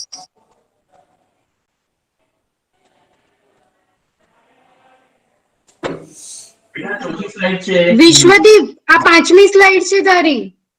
Chart 4 એટલે પાંચમી સ્લાઇડ. પાંચમી સ્લાઇડ આવી પ્રેઝન્ટ છે જ. એક 2 મિનિટ આમાં તો ચાલુ છે. ઓકે ત્યાં નેટવર્ક પ્રોબ્લેમ છે તારો વિશ્વદીપ. ઓકે કોઈ મેમ. Okay ma'am okay. તો સૌપ્રથમ અમે નાઇટ્રોજન, કાર્બન, ઓક્સિજન અને ફોસ્ફરસ જેવા તત્વોની માહિતી મેળવવા માટે અમે 2 સાયકલનો ઉપયોગ કર્યો. પહેલી સાયકલમાં અમને મોટા ભાગની જમીનોમાં નાઇટ્રોજન, ફોસ્ફરસ, ઓક્સિજન જેવા તત્વોની પૂરતી માત્રા જોવા મળી, પરંતુ ત્યારબાદ થોડાક સમય બાદ જ્યારે તેમાં પાક લેવામાં આવ્યો તો બીજી સાયકલમાં અમે જ્યારે એનો પ્રયોગ કર્યો તો ત્યારે તેમાં અમને તે તત્વોની ઘટ જોવા મળી. એટલે આના પરથી અમે એવું તારણ કાઢી શક્યા કે આ જમીનો છે તેમાં સેન્દ્રીય ખાતરોની ઉણપ છે. એટલે આપણે જો સેન્દ્રીય ખાતરોનો ઉપયોગ કરીએ તો આવતા વર્ષે આપણે એમાં સારું પરિણામ મેળવી શકીએ. Okay ma'am.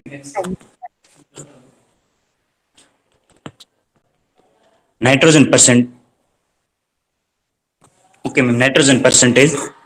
તો સૌપ્રથમ મેં ફર્સ્ટ સાયકલમાં જોયું કે નાઇટ્રોજનનું પર્સન્ટેજ બધી જમીનોમાં ખૂબ જ સારી માત્રામાં જોવા મળ્યું. ત્યારબાદ અમને બીજી સાયકલમાં જોવા મળ્યું કે ઘણી મોટા 50% થી 40% જેવી જમીનો કે જેમાં નાઇટ્રોજનનું પ્રમાણ ઘટ જોવા મળી છે. તો આના પરથી મેં તારણ કાઢ્યું કે માનો કે આપણે કોઈ પણ જમીનમાં પાક લીધો તેના આધારે તેમાંથી નાઇટ્રોજનનું પ્રમાણ ઘટ્યું અને નાઇટ્રોજનનું પ્રમાણ ઘટ્યું અને મેં અલગ અલગ નાઇટ્રોજન, ફોસ્ફરસ, કાર્બન જેવા તત્વોની પણ માહિતી મેળવી અને એના ચાર્ટ આપણી સ્લાઇડ ઉપર પ્રદર્શિત કરેલા છે. ત્યારબાદ અમે આની ઉપયોગિતા. તો સૌપ્રથમ આપણે કોઈ પણ કાર્ય કરીએ તો તેનો ઉપયોગ થતો હોય તો આપણે ખેડૂતોને સમજાવી શકીએ કે આ રીતે એનો ઉપયોગ છે તો તે આપણી માહિતીને માન્ય ગણે. તો આનો ઉપયોગ એ છે કે સૌપ્રથમ તો આપણે જમીનની નિષ્ફળતા દર, જમીનની જે ફળદ્રુપતા દિવસે ને દિવસે ઘટી રહી છે તેમાં સુધારો કરી શકીશું. ત્યારબાદ કોઈ પણ જમીન. Okay sir. તો ઘણી મર્યાદા અને આપણે ઓછા ખર્ચે પણ પાક લઈ શકીએ છીએ વગેરે જેવા આના ઉપયોગી છે. અને સૌપ્રથમ કોઈ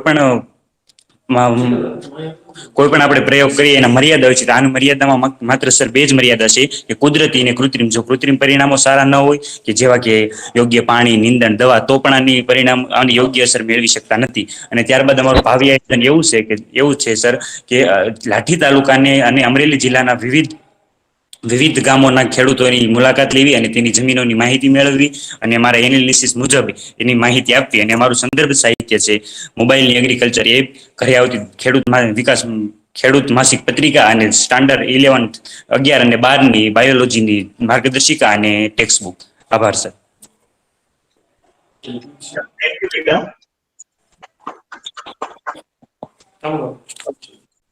બેટા મારે તારા જે કામ છે ને, તારું કામ ઘણું એક્સટેન્સિવ છે. એમાં 2-3 પ્રશ્ન પૂછવા છે. Okay sir. તમે ટોટલ સેમ્પલ કેટલા લીધા છે? સોઇલના સેમ્પલ કેટલા લીધા છે બેટા? સર અમે સેમ્પલ અલગ અલગ વિસ્તારના લીધા છે. એમાં 15 થી 20 સેમ્પલ લીધેલા છે અલગ અલગ જમીનોના. અલગથી જમીનોના 20 સેમ્પલ લીધા છે. તો તમારા જે ચાર્ટ હતું ને એની અંદર ઉપર એક આંકડો આવતો હતો 9819. Yes sir. આપણે યસ સર, સમય મર્યાદાના કારણે આપણે એટલા બધા જમીનોના સેમ્પલ ન લઈ શકીએ. તો અમે 20 થી 25 જમીનોના સેમ્પલ લીધા અને એની માહિતી ઉપરથી કે કઈ રીતે આગળ બધી જમીનોમાં માનો કે એનું અમે તારણ કાઢ્યું અને જિલ્લા પંચાયત ઉપરથી અમે એની માહિતી મેળવેલી છે સર. અચ્છા, એટલે તે જે ચાર્ટ દેખાડેલું છે એ જિલ્લા પંચાયતનું દેખાડેલું છે અને તારી સેમ્પલ છે, તારી પાસે 20 સેમ્પલ છે. Yes sir. હવે બીજું મને કહે તે આ ઝિંક, કોપર અને Fe આ 3 મિનરલ માટે કઈ મેથડ વાપરી? કેટલું સેમ્પલ અંદર કેટલું પ્રમાણમાં આ મટીરીયલ છે જોવા માટે? Yes sir. તો આપણે અત્યારે તો પ્રયોગશાળામાં આપણે જવું હોય તો તેની મર્યાદા છે, છતાં પણ અમે સ્પેક્ટ્રોમીટરની મદદથી અલગ અલગ તત્વો માપ્યા અને આના માટે અમે એગ્રીકલ્ચર યુનિવર્સિટી અમરેલીનો પણ ઉપયોગ કરેલો છે સર. ઓકે, એટલે CU માટે કઈ વેવલેન્થ છે ખ્યાલ છે?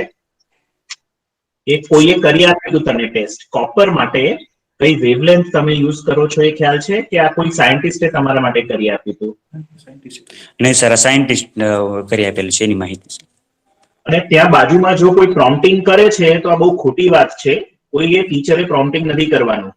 આ પાછળથી સંભળાય. Sorry sir. હા, તારું તે તારા વાતમાં એક પોઈન્ટ મૂક્યો હતો કે તમારે ત્યાં મોટે ભાગેની જે માટી છે એ એસિડિક છે, પણ તમે જે એબ્સ્ટ્રેક્ટ સબમિટ કરેલું છે ને બેટા, એ એબ્સ્ટ્રેક્ટમાં લખેલું છે કે તમારે ત્યાંની માટીમાં લગભગ 97% એલ્કલાઇન સોઇલ છે. એટલે તું કહી રહ્યો છે ને તારા રિપોર્ટમાં બેમાં વિરોધાભાસ છે. એટલે તમારો રિપોર્ટ જોઈ લેજો ફરી. આ તો કદાચ તમે આગળ જાઓ ને તો આપણે જે બોલીએ અને આપણે જે રિપોર્ટમાં લખેલું હોય એમાં વિરોધાભાસ ના હોવો જોઈએ. Okay okay sir. આગળ હું વધારે યસ સર. પ્રેઝન્ટેશન કર્યું બેટા. મારે એ જાણવું છે કે તારા મેક્સિમમ પીએચ, જે એસિડિક પીએચ તું કહે છે કે એસિડિક જમીન છે, તો કેટલો આવેલો તારો maximum pH? Maximum pH sir 5.5 થી 7 લગીને મેક્સિમમ એસિડિક પીએચ માટેની આવેલી છે.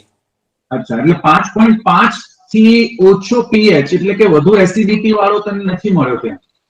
નહીં સર, આ વિસ્તારમાં એટલો બધો મેક્સિમમ જો લેવા જઈએ તો 5 થી તો ઓછો એક મળ્યો જ નથી.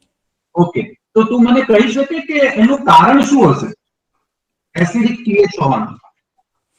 એસિડિક પીએચ હોવાનું કારણ સર સૌપ્રથમ છે કે જમીનમાં કેવા કેવા પ્રકારના એના બંધારણ બનેલું છે. તો જે પણ જમીનમાં લાકડાની રાખ જેવા કે એમાં એલ્યુમિનિયમ, બોરોન જેવા તત્વો હોય, અથવા મેગ્નેશિયમ કાર્બોનેટ કે કેલ્શિયમ કાર્બોનેટ જેવા ચૂનાના પથ્થરોની જો માત્રા વધુ હોય તો તેવી જમીનો એસિડિક સ્વભાવ ધરાવે છે સર.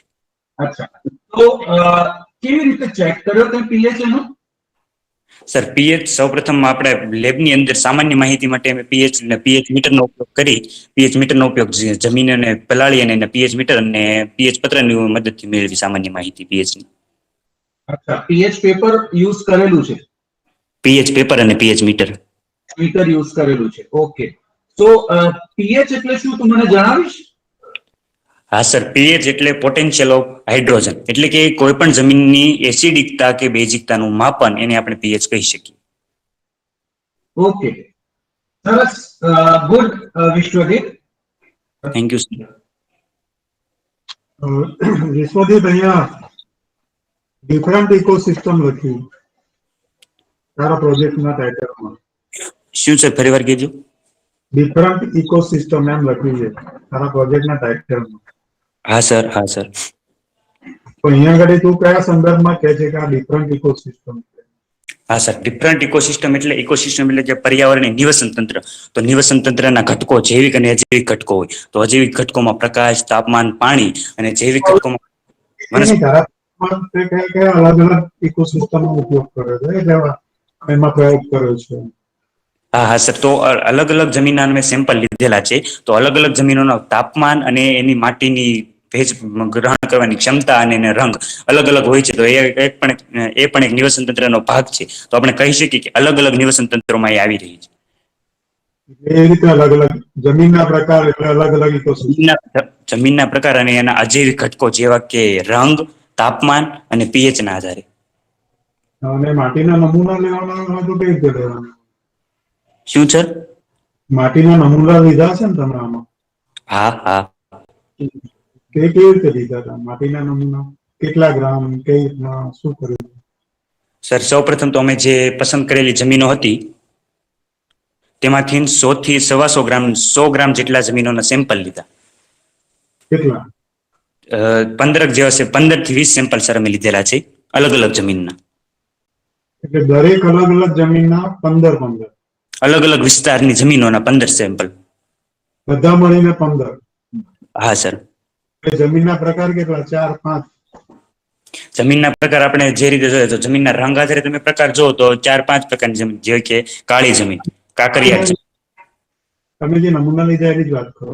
અમે નમૂના લીધા એમાં મુખ્યત્વે 3 પ્રકારની જમીન સર. એટલે દરેક જમીનના 5-5 નમૂના લીધા? દરેક, હા સર. અને એને લેબોરેટરીમાં ચેક કરાયા? હા સર.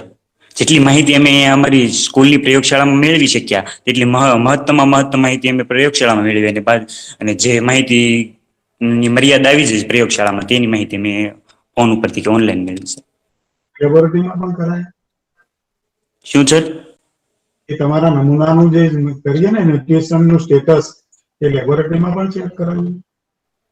લેબોરેટરી હા સર, હા હા અચ્છા, એમના રિપોર્ટ પણ હશે તમારી પાસે? હા. ઓકે. ઓકે બેટા, આની અંદર બે વસ્તુ ખાલી ધ્યાન રાખજો બેટા કે આ જે છે ને બીજા કોકનું ડેટા આપણે વાપરીએ જેમ કે તમે વાપર્યો એમાં વાંધો નથી, એને વ્યવસ્થિત રેફરન્સ અને એ આ વ્યક્તિનો ડેટા છે એવું કહીને આપણે વાપરી શકીએ. અને આપણે શું કર્યું ચિલ્ડ્રન સાયન્સ કોંગ્રેસમાં ઇમ્પોર્ટન્સ હોય છે કે આપણે શું કર્યું હોય એ બી દર્શાવવાનું. એટલે આપણે કરેલું અને એના સંદર્ભમાં મોટે ભાગે લોકોનું કેવું હોય છે એ આપણે જણાવીએ. ઓકે, એટલે જો તમારું આગળ વધવાનું થાય તો થોડા પ્રેઝન્ટેશન અને તમારા ચાર્ટમાં ઇમ્પ્રુવમેન્ટની જરૂર પડશે બેટા. ઓકે, તો એ કરજો. Okay sir. Thank you, Vishwadeep. Welcome ma'am. Next presentation, Anand District, Patel Twisha. Yes, ma'am. Ma'am, I'm going to present it. Okay, okay, sure. Thank you, ma'am.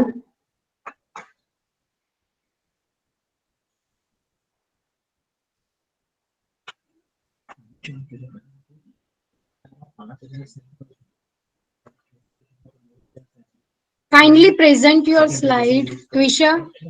Yes, ma'am.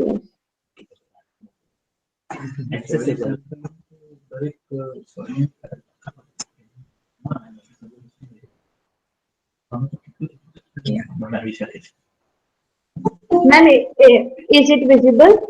Yes. Yes, Twisha. Okay, ma'am.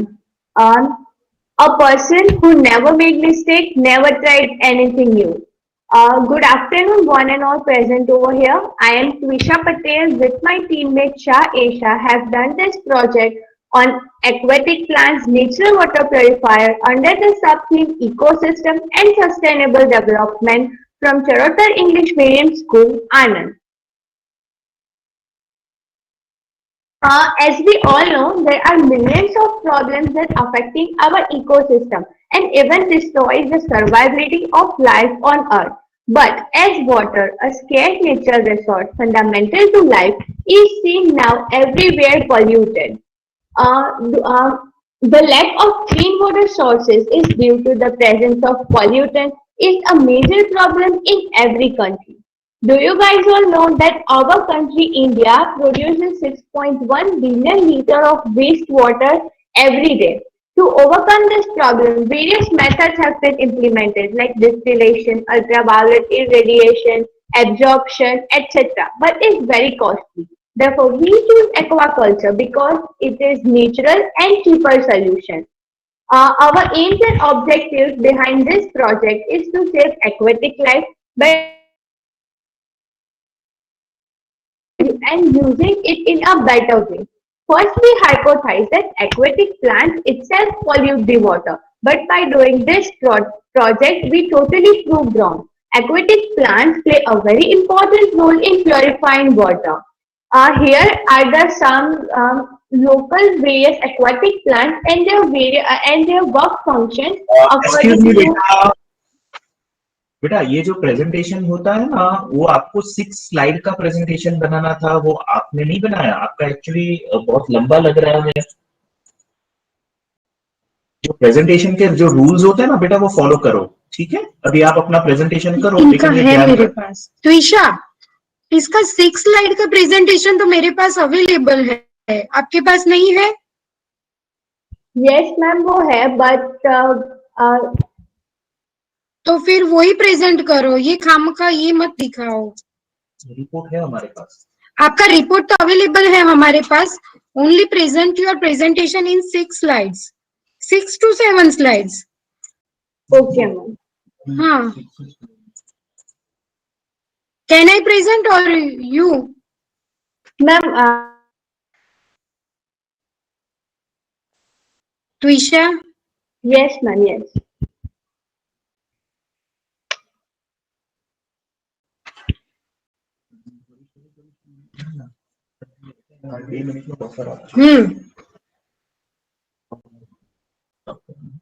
Ma'am, can you do it please? Okay, sure. Please wait.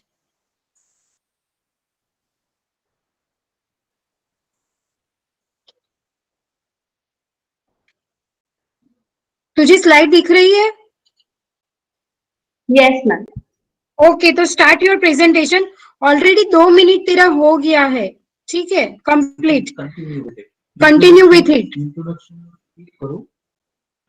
Okay okay, start your presentation. Isha.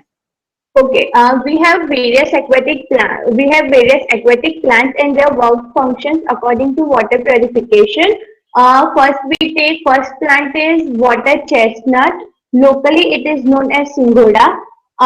It helps in water purification by it removes the toxic materials and hence it purifies water.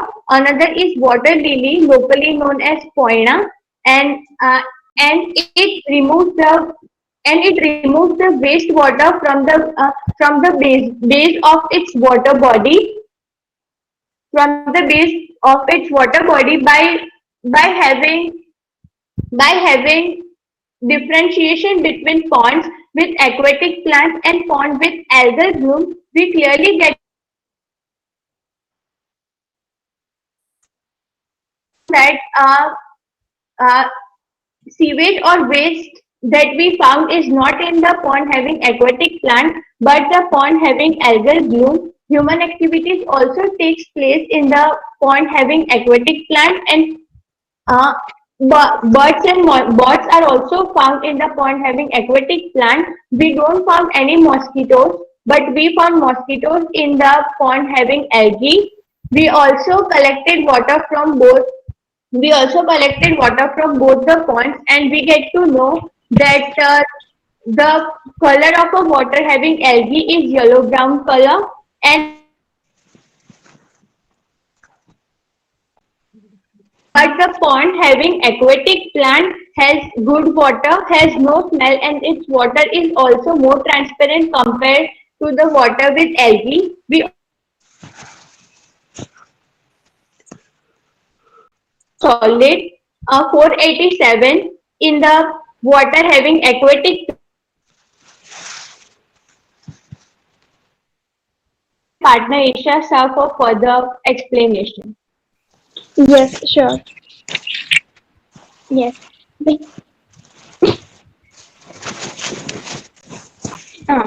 To find the solution to our problem, it is important to know that which the main pollutants are affecting the aquatic ecosystem. Xenobiotics, pesticides, PP, CPS, algal toxins are the organic-based pollutants, whereas the metalloid elements and nutrients are the inorganic pollutants. Some microbial pollutants are pathogens and the parasites. Their major causes are the industry, aquaculture, agriculture, etc. Their potential impacts are that the toxicity to the infected organisms, and it is also causing pollution and harmful to the humans as well as the biosphere. So this all data results that aquatic ecosystem is balanced by aquatic plants and organisms, but the problem starts by disturbing activities and the mismanagement. So these all studies, from these all studies, we concluded that the treatment systems based on the aquatic plants are really effective for water pollution control, as it treats the domestic and the sewage, wastewater and industrial effluents, as well as it is cost effective too. Aquatic biodiversity is necessary for the biosphere's maintenance, and humans have long depended on the aquatic resources for the materials, food purposes and for other commercial purposes, and this both can be achieved only through the balanced aquatic ecosystem. If we talk about the solution, then the barley straw can be used. Plastics and other waste should not be thrown. And third one, aquatic plants should be shown into the water, and artificial wetlands can be developed in a such manner. Okay. Then we have also compared this system to the another systems. So that we can come to know, so that we have idea about the economic cost, that how its economy.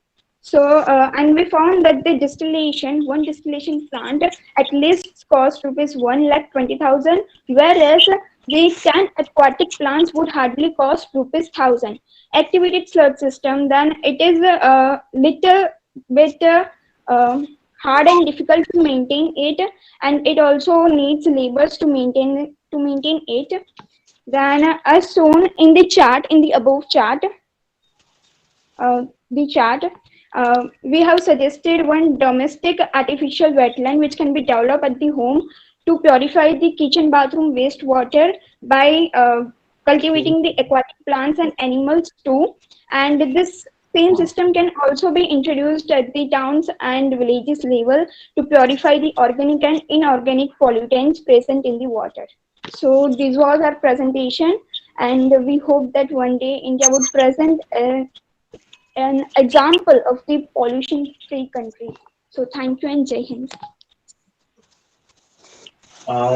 Okay, thank you, beta, both of you for bringing out this study that you have done. I'll just put up a point here. Whenever we are participating in any competition, it is important to know the rules of the competition. और NCSC के presentation का rule है कि कोई भी एक ही बच्चा present कर सकता है, दो बच्चे present नहीं कर सकते. Okay, so अब सबसे गुजारिश है दूसरे बच्चे भी जो है कि जो भी हम competition में part लेते हैं उसका rule एक बार देख लें. ठीक है, so now coming back to the exact presentation and a few queries. But I would like to know, two things. You have mentioned, a comparison between two ponds. एक जो polluted है और एक जो non polluted है. तो ये ponds आप लोगों ने visit किए थे? Yes, sir, we visited. We also have photographs. Okay, can you just let me the names of both these ponds? We visited in the villages at Sarsa, Kashor, and Valor. The name of that ponds like Bodeshwar Talav. Then it is said like Gam. How many ponds, beta? कितने ponds visit किए? So five ponds. We visited 5 ponds. 5 ponds आपने visit किए. Okay, और एक में आपने water quality में है ना, एक में आपने लिखा tasteless और एक में very bad taste. तो क्या आपने मुंह से taste किया था? So as we know that animals, when water is clean, the animals are used to drink it. We found that aquatic plants, the pond having aquatic plants have animals that used to drink it, but the pond having algae was not like. So we assume like it has bad taste and it is a good taste in water. Okay, so you didn't taste it yourself. That was indirect. No, sir, no. Okay, fine. It's important to measure, maintain hygiene. When you are looking at. There's just one other thing. You say that ponds which had actually a lot of algae didn't have birds around it. Yes, sir. How many? What time did you visit the pond, beta? It's around 4 p.m. to 6 p.m. Okay, fine. I'll just move into the next one. Both of you congratulate for your presentation. Just I want to know that what kind of experimental work you carried out to prove your hypothesis. Actual experimental work. Sir, may I answer the question? Yeah. Yeah. Only one student here. तो आपने पूछा कि hypothesis को हमने कैसे wrong prove किया. तो hypothesis हमारा ये था कि जो एक्वाटिक प्लांट्स जो है वो खुद ही पॉन्ड को पोल्यूट करते हैं. तो जब भी हमने पॉन्ड्स को विजिटेट किया और फिर उसकी वाटर क्वालिटी को चेक किया, then we come to know कि नो, वो जो है और जो दूसरे ऑब्जर्वेशंस भी हमने किए थे कि is there any aquatic animals और birds or any animals are drinking that water or not. So ये सारे situations और data से हमें पता चला कि नहीं, वो pond का जो water है वो अच्छा है, सही है, दूसरे लोग भी इसे इस्तेमाल कर रहे हैं. फिर एकदम श्योर होने के लिए हमने TDS का भी मेजर किया. Isha, I just want to know the parameters. क्या क्या पैरामीटर आपने यूज किए स्टडी उसमें? पैरामीटर्स मुझे बताओ, सिर्फ नाम उनके बताओ. हमने TDS मशीन यूज किया था, but actually I didn't because I was not allowed. My partner did this. TDS machine and turmeric was used to know the actually acidic or basic, what kind of that quality of water it is. तो वो हमने use किया था. Then we visit the ponds. In reality, she visited that because I was totally prohibited to go outside from the home. So in that way, we had collected the data, and through observations and some experiments, as I told before, the TDS machine and the turmeric and etc. Okay. Tisha? Yes. Hello, Tisha. How many ponds or lakes you have selected for your experiments? हमारे present करो ऊपर. How many ponds you have selected for your experiment?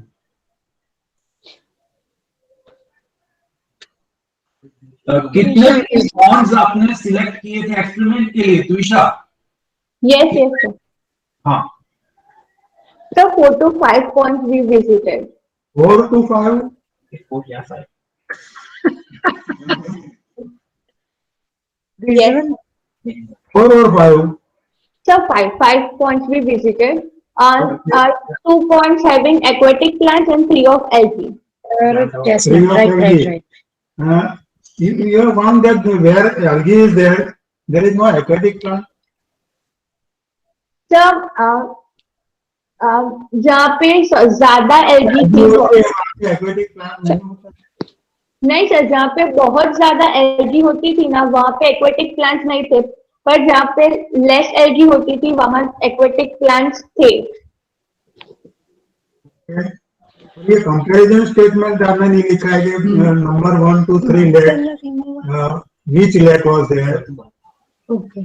Number 1 2, which lake was that without algae, and which you have not mentioned the name of the lakes and comparatively studied this lake, this much, and this lake. Sir. बोलो बेटा. हाँ sir, actually वो मतलब lake तो वैसा तो नहीं था, क्योंकि वो लोकल पॉन्ड्स होते हैं ना, वैसे ही मतलब उसका वो ऐसा स्पेसिफिक वैसे कुछ नहीं मिला था. ऐसे लोग Pond is a lake, it is okay. These are your sample. So we have prepared logbook and also stick pictures in it. PDF में सब पॉसिबल नहीं हो पा रहा था, वरना बहुत बड़ी हो जाती, इसलिए फिर हमने कुछ जो था ना वो अवॉइड कर दिया था, ऐड नहीं किया था. बुक में हमने किया. ईशा त्विषा, दो चीज का है अभी भी. आप दोनों जवाब दे रहे हैं, जब कायदे से एक को ही जवाब देना है, 3 लीडर को जवाब देना होता है. ओके, सो एक बहुत इंपॉर्टेंट पॉइंट है कि आपको अपना जो डेटा है वो अच्छी तरह से लगाना है. जो आपने इवन डायग्राम बनाया था बेटा, जो आप वाटर चेस्टनट कहते हैं, वो सिंगोड़ा का प्लांट जो आपने आपके डायग्राम में बताया है, वो सिंगोड़ा का प्लांट वैसा डायग्राम का नहीं होता है. तो आपने सिंगोड़ा देखा है या नहीं देखा, वो भी क्वेश्चन मार्क हो जाता है. तो हम जो भी प्रेजेंट करते हैं बेटा, पूरा ध्यान से करने का. ओके, अगर आप आगे जाते हैं तो जो आपने काम किया है, जो आपने पॉइंट्स किए हैं, उस पे एम्फेसिस दीजिए, ना कि दूसरे रेफरेंस वर्क का. ठीक है? Okay sir. Okay. Thank you, Twisha. Thank you, Isha. Next presentation, Banaskantha district.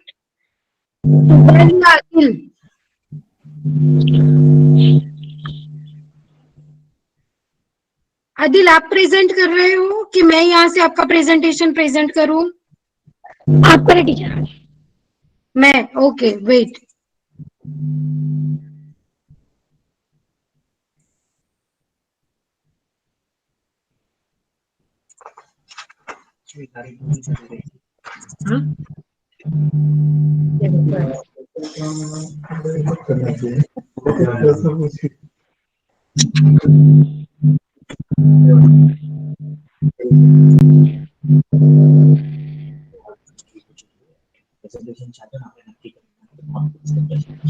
તારી સ્લાઇડ દેખાઈ રહી છે આદિલ? નો ટીચર. હેલો,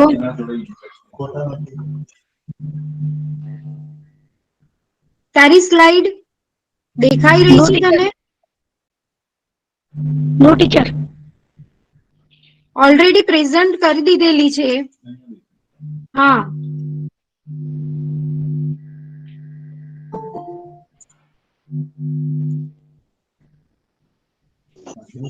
दिखाई आदिल आपको दिख रही है टीचर ऑलरेडी प्रेजेंट हो गई है टीचर ये थी रखी दिखा दी ओके अच्छा ઓકે આગળ એને એની પાસે સ્લાઇડ્સ દેખાઈ રહી છે તો નેક્સ્ટ સ્લાઇડ કે એટલે આપણે અહીંયા જોઈએ उसको नहीं दिख रही है એની પાસે ओके आदिल तेरे पास तेरे प्रेजेंटेशन की स्लाइड है यस तो आप अपना presentation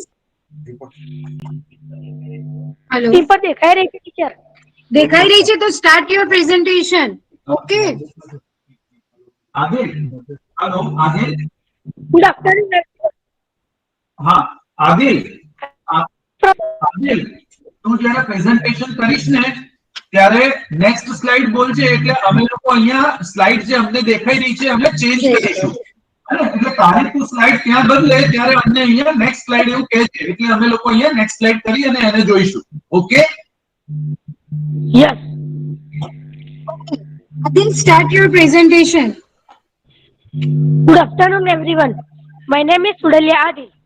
I am coming from the Boston Tifla School at Mitha. And my guide teacher name is Nandula Mehndi sir. And this is my group member. Good morning. My name is Palsan Iqbal Hussain Hassan Abbas. I am come from Boston Tifla English Medium School, Mitha. Today we are gathered here NCSC 2021 program. And my theme is Ecosystem for Sustainable Living. Now, first, introduction. The sustainable living is lifestyle that attempt to the natural resources and the personal resources. It can also attempt to the for ecological transportations at energy consumptions and that it can reflect to the environment to the transportations at consumption to the balanced resources. Abstract. The ecosystems include the all type of human benefits from surrounding ecosystems, and there are 4 groups under the major categories are the sociology, regulating, culture, and supporting services. The human society use the ecosystem resources for their livelihood at a time immemorial. Definition: what is eco? Eco means the natural habitat, the system for the assistance natural habitat, biological community interacting with the physical environment is the ecosystem.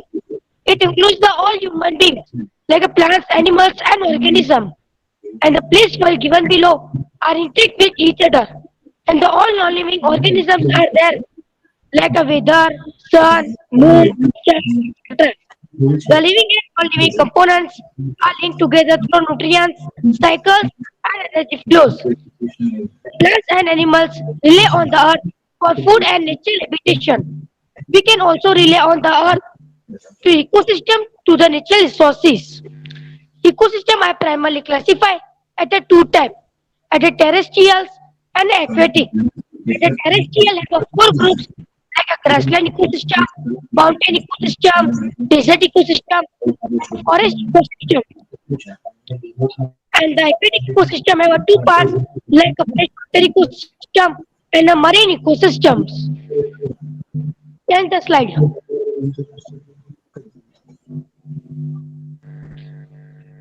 Sir, please change the slide.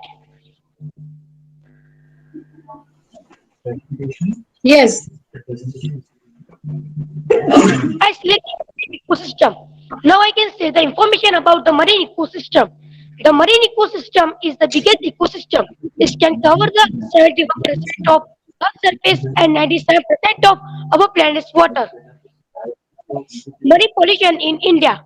There are 0.6 tons of plastic waste are found in our Indian Ocean, and the 20 countries are responsible for the marine pollution.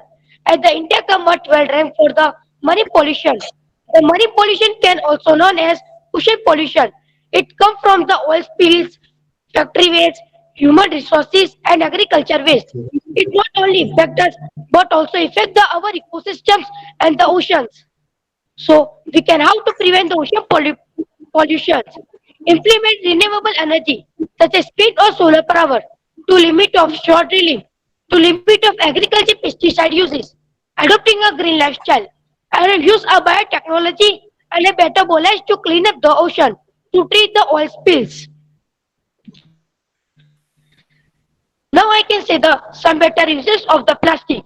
In the Australia, the drainage pipe was connected with the ocean, and the drainage pipe fills the wave, and the wave all the plastics and the other substances are can fix into the wave, and all water can go into the ocean. It is very good.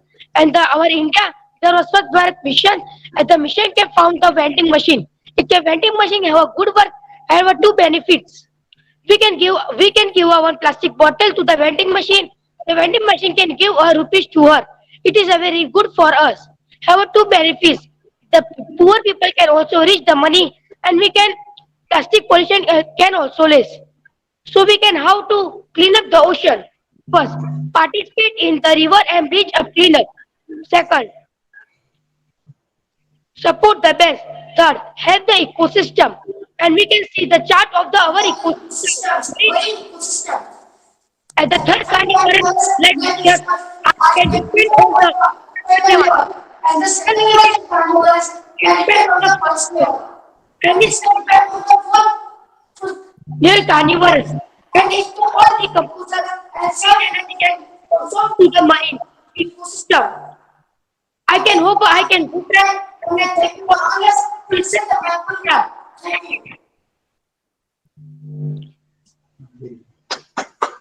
Okay, thank you, Adil. You've been very brief in your presentation. Welcome, sir. Okay, Adil, there are just two things, which I want to ask. Okay, did you do any experiment for this presentation which you're doing, or you just collected data from different sources? Sir, I can found on the lockdown. I can found on the network, and I can think my. Okay, fine. So, beta, whenever we are collecting data from all the different sources, okay, we should always write where we have got this data from. Okay, so when you are writing your report, you can put that point, okay, where you have got all this data from, which are your references. Okay, keep that in mind.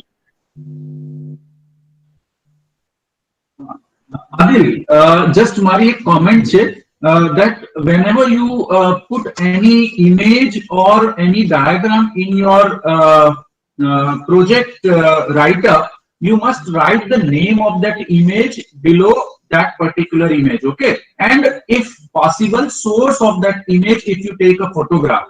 है ना तो જ્યારે પણ image લીધી હોય તો એનો નીચે એનું નામ અને એનો ફોટોગ્રાફ લખવો પડે ઓકે ફ્યુચરમાં જ્યારે પણ પ્રોજેક્ટ રિપોર્ટ તૈયાર કરો ત્યારે ધ્યાન રાખજો Yes, sir. Okay, Adil, any problem from Banaskantha, environmental problem, you can mention the location. In Banaskantha district, you have seen some pollution or some. Where you have seen a type of ecosystem, any ecosystem in Banaskantha, which type of ecosystem you have seen? Marine ecosystem, sir. How it? Banaskantha marine ecosystem. એટલે marine ecosystem તો આપણા ઓશનમાં છે પણ plastic pollution વધારે છે જે ocean pollution પણ કરે છે મરીન પોલ્યુશન પણ કરે છે. બેટા આદિલ તું કયા સ્ટાન્ડર્ડમાં ભણે છે? 7th standard. Yes, sir. Okay, બેટા, thank you. Yes, thank you, sir. Thank you, Adil.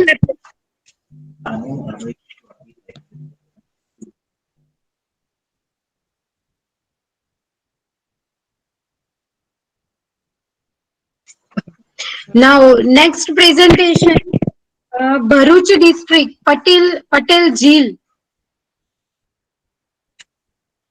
Jil? Yes, ma'am. Yes.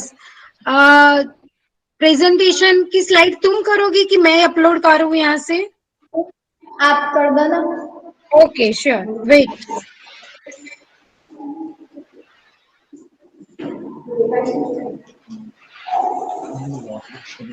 आप आई ना.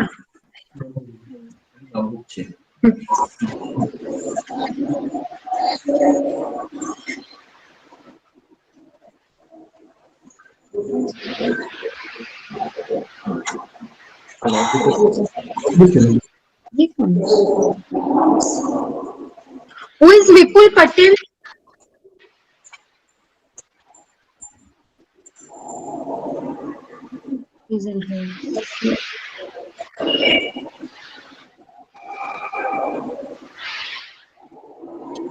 जी आपको स्लाइड दिख रही है आपकी? नहीं, यहाँ से तो हो गया।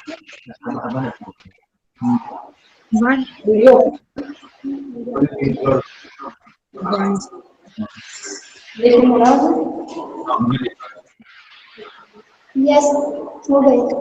हो गई ना? ओके, स्टार्ट योर प्रेजेंटेशन जी। આપ સૌને નમસ્કાર. હું પટેલ છું. આજના સમયમાં મોંઘવારી ખૂબ જ વધી રહી છે અને આપણે એમાં ઇમ્યુનિટી વધારવી એ ખૂબ જ જરૂરી છે.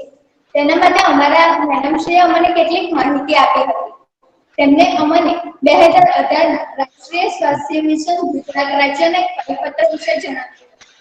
આ પરિપત્રનો વિષય સરગવો એટલે પ્રોટીન્સ, એસેન્શિયલ મિનરલ્સ અને વિટામિનનો ખજાનો. આ સાથે તેમને અમને સરગવાનું સેવન કરવા માટે પણ જણાવ્યું હતું. ત્યારે અમને એવું થયું કે આ સરગવા અંગે અમારા વર્ગના વિદ્યાર્થીઓ તેમજ અમારી સોસાયટીમાં રહેતી ગૃહિણીઓ જાગૃત છે કે નહીં તે જાણવા માટે અને તેઓ પ્રતિ સમાજમાં સરગવા અંગે જાગૃતિ લાવવા અને તેઓ વધુમાં વધુ સુપરફૂડ તરીકે સરગવાનો ઉપયોગ કરે એ માટે અમે આ પ્રોજેક્ટ હાથ પર લીધો છે. હવે હું તમને અમારા સંશોધન માટેના કેટલાક હેતુઓ જણાવું. તો આજની વધતી જતી મોંઘવારીઓ સામે આપણે દવાઓનો ખર્ચ ઓછો લાવી શકાય. જે લોકો શાકાહારી છે તે લોકો સરગવામાંથી ભરપૂર માત્રામાં એમિનો એસિડ્સ મેળવી શકે. વિવિધ જાતના બેક્ટેરિયા વાયરલ ઇન્ફેક્શન સામે રક્ષણ મેળવી શકાય. Prevention is better than cure એ સૂત્રને લોકો તેમના જીવનમાં ઉતારે અને તેઓ આપણને કંઈક થાય તે કરતા પહેલેથી જ આપણે સાવચેત રહેવું જોઈએ. ખૂબ જ સરળતાથી પ્રાપ્ત થઈ શકે એવા સરગવાના ઉપયોગો અને ઔષધીય ગુણો વિશે સમાજના લોકો જાણે. સરગવો એક જાદુઈ છોડ છે. તેનો ઉપયોગ પરંપરાગત રીતે અને ચિકિત્સા પ્રણાલીમાં તો ઘણા જ વર્ષોથી કરવામાં આવે છે. સરગવાના આયુર્વેદિકમાં તો ઘણા જ ફાયદા છે. તેથી સરગવાને ટ્રી ઓફ હેવન તરીકે પણ ઓળખવામાં આવે છે. સરગવામાં કુલ 92 જેટલા પોષક તત્વો, 46 જેટલા એન્ટીઓક્સિડન્ટ્સ આવેલા છે. મનુષ્યના શરીર કુલ 20 એમિનો એસિડ્સની જરૂર હોય છે. તેમાંના 18 જેટલા એમિનો એસિડ્સ તો આપણને સરગવામાંથી જ પ્રાપ્ત થાય છે. હવે હું તમને અમારા સંશોધન માટેની કાર્ય યોજના છે. તો સૌપ્રથમ અમે અમારા મેડમશ્રીને કોલ કર્યો અને આ સંશોધન કરવા અંગેની જાણકારી પ્રાપ્ત કરી. અમે વિદ્યાર્થીઓ અને ગૃહિણીઓને પ્રશ્નોત્તરી કરવા માટે તેમની પ્રશ્નાવલીઓ તૈયાર કરી અને બિલકુલ પૂર્વગ્રહ વગર અમને જવાબ મળે એ રીતે પ્રશ્નાવલીઓ ભરાવી. અમે સરગવાના વિવિધ ઉપયોગો અને ઔષધીય ગુણો વિશે વિશેષ માહિતી પ્રાપ્ત કરવાનું નક્કી કર્યું. આ માટે અમે અમારા ભરૂચમાં આવેલી આયુર્વેદિક AS હોસ્પિટલના શ્રી ડોક્ટર વિનોદભાઈની મુલાકાત લેવાનું નક્કી કર્યું અને તેમની પાસેથી અમે વિશેષ માહિતી પ્રાપ્ત કરી. હવે હું તમને સરગવાના વિવિધ ભાગોના થોડાક ઉપયોગો જણાવું. તો સરગવાનો ઉપયોગ. સરગવો એ હાડકાને મજબૂત બનાવે છે. તે આંખોનું તેજ પણ વધારે છે. જાત જાતના બેક્ટેરિયલ વાયરલ ઇન્ફેક્શન સામે પણ તે રક્ષણ આપે છે. કેન્સરના દર્દીઓ માટે તો સરગવો એ અત્યંત લાભકારક છે. આપણને પાચનને લગતી તકલીફ હોય, ગેસ હોય અથવા તો એસિડિટી પણ તેના માટે પણ સરગવોનું સેવન કરવાથી આપણને ઘણી રાહત પ્રાપ્ત થાય છે. સરગવાના પાનના ઉપયોગો. સરગવાના પાન એ શરદીમાં ઉપયોગી છે. તે સાંધાના દુખાવાને દૂર કરવા માટે પણ ઉપયોગી છે. તેના માત્ર 100 ગ્રામ સૂકા પાનમાં જ દહીં કરતા 9 ગણું પ્રોટીન, પાલક કરતા 25 ગણું આયર્ન અને દૂધ કરતા 17 ગણું કેલ્શિયમ આવેલું છે.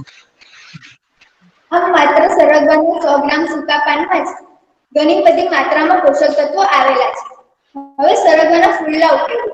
તો સરગવાના ફૂલમાં વિટામિન સી ભરપૂર માત્રામાં આવેલું છે.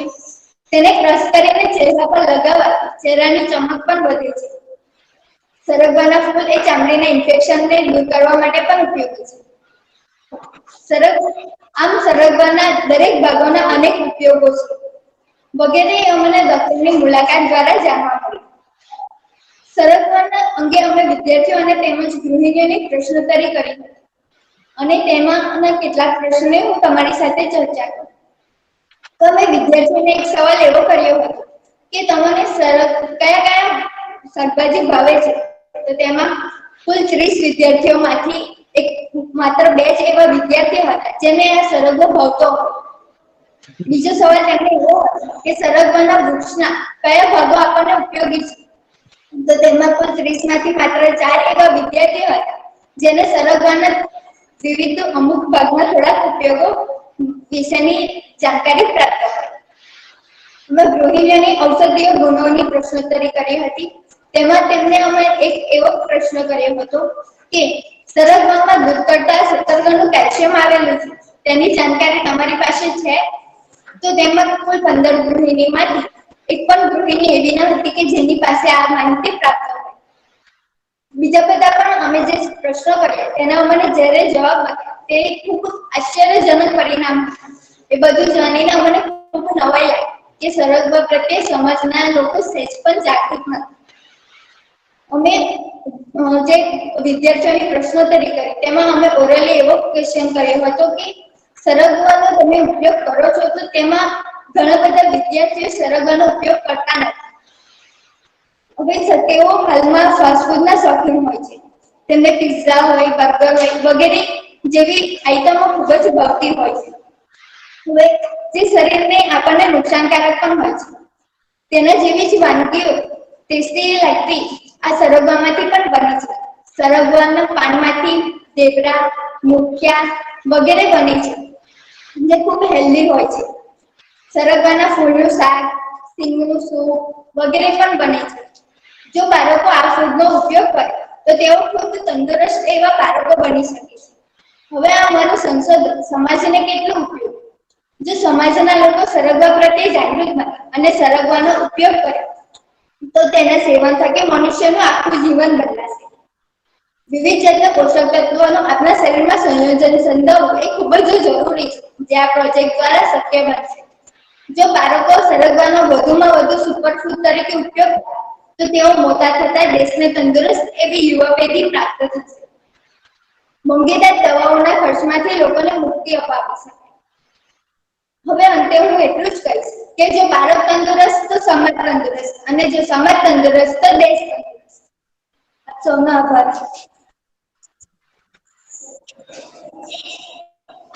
ઓકે, થેન્ક યુ ઝીલ. તમે સારું પ્રેઝન્ટેશન આપ્યું છે.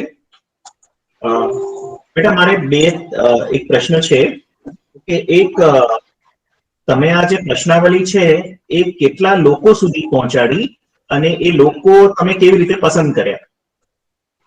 હા, અમારી સોસાયટી જે ગૃહિણીઓ હતી તે અમારી સોસાયટીની હતી. અમે તેમાં 15 ઘરોની મુલાકાત લીધી હતી અને જે વિદ્યાર્થીઓ છે એ કુલ અમે 30 વિદ્યાર્થીઓનું ગ્રુપ લીધું હતું જે અમારા જ વર્ગના વિદ્યાર્થીઓ હતા. ઓકે બેટા.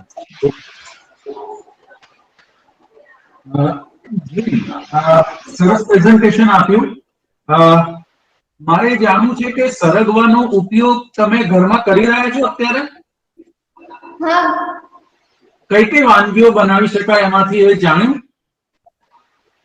હા, સરગવાનું સૂપ બનાવી શકાય છે, સિંગનું શાક બનાવી શકાય છે, પાનના મુઠિયા, ઢેબરા, ખાખરા, ફૂલનું શાક બનાવી શકાય છે. એનો પાવડર બનાવીને પણ કોઈ બી આપણે શાક બનાવીએ તેની ગ્રેવીમાં નાખીને પણ યુઝ કરીએ છીએ.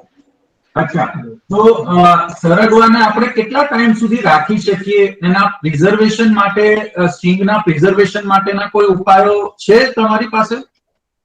હા, એરટાઇટ બેગમાં આપણે એને ફ્રીઝરમાં સ્ટોર કરી શકાય છે. એ મિનિમમ 15 થી 30 દિવસ સુધી સ્ટોર રહી શકે છે.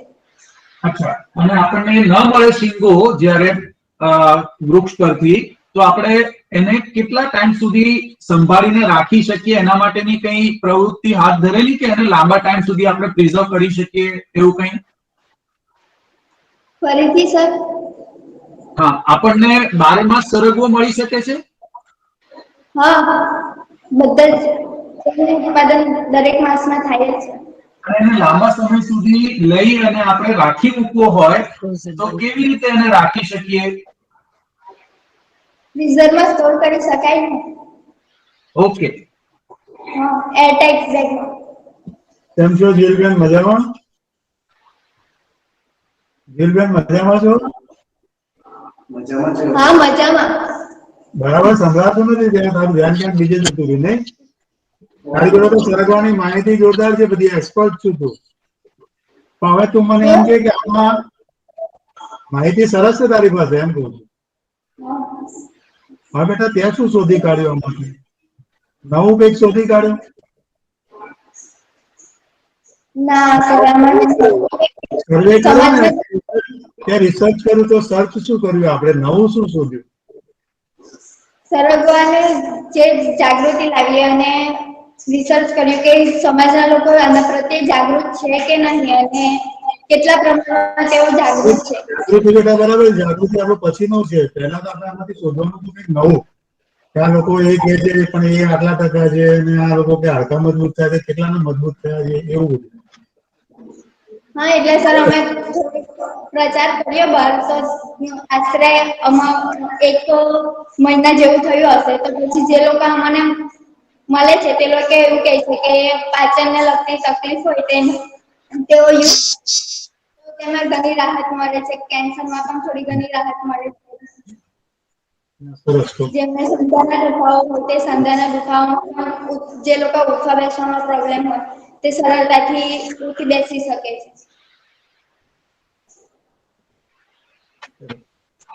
Okay, good beta, good. Thank you, Jill. Next, Parmar Nirali. Nirali. Video ચાલુ રાખો. નિરાલી બેન. નિરાલી પરમાર. ઓકે, પ્રેઝન્ટેશન હું અપલોડ કરું છું નિરાલી. જરા પછી લંચ બ્રેક લઈશું. કે લંચ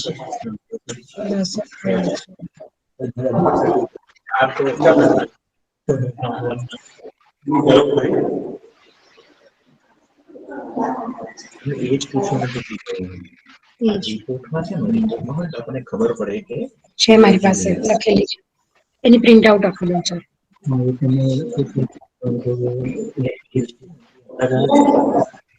1 second, હા નિરાલી.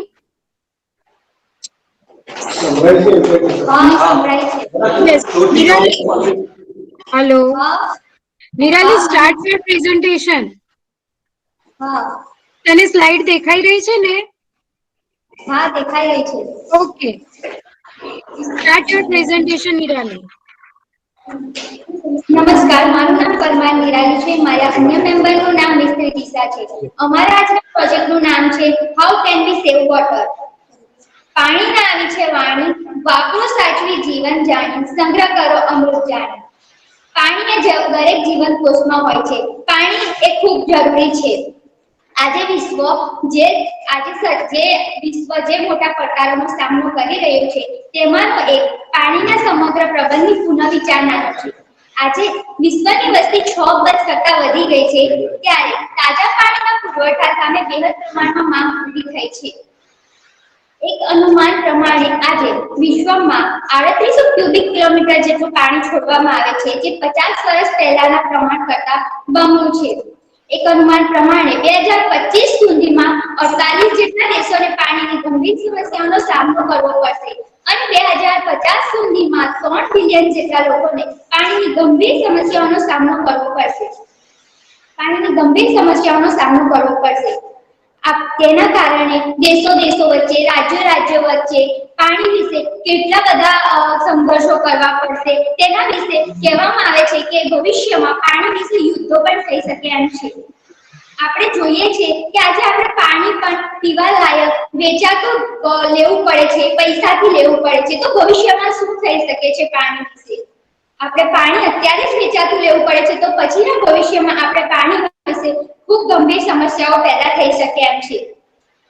પાણી ખૂબ જરૂરી છે. એક સુતરાઉ શર્ટ બનાવવા માટે 25 જોડ પાણીનો ઉપયોગ થાય છે. એક અનુમાન પ્રમાણે દરરોજ ઘરમાં સરેરાશ 63% પાણી એ ટોયલેટ બાથરૂમમાં વપરાય છે.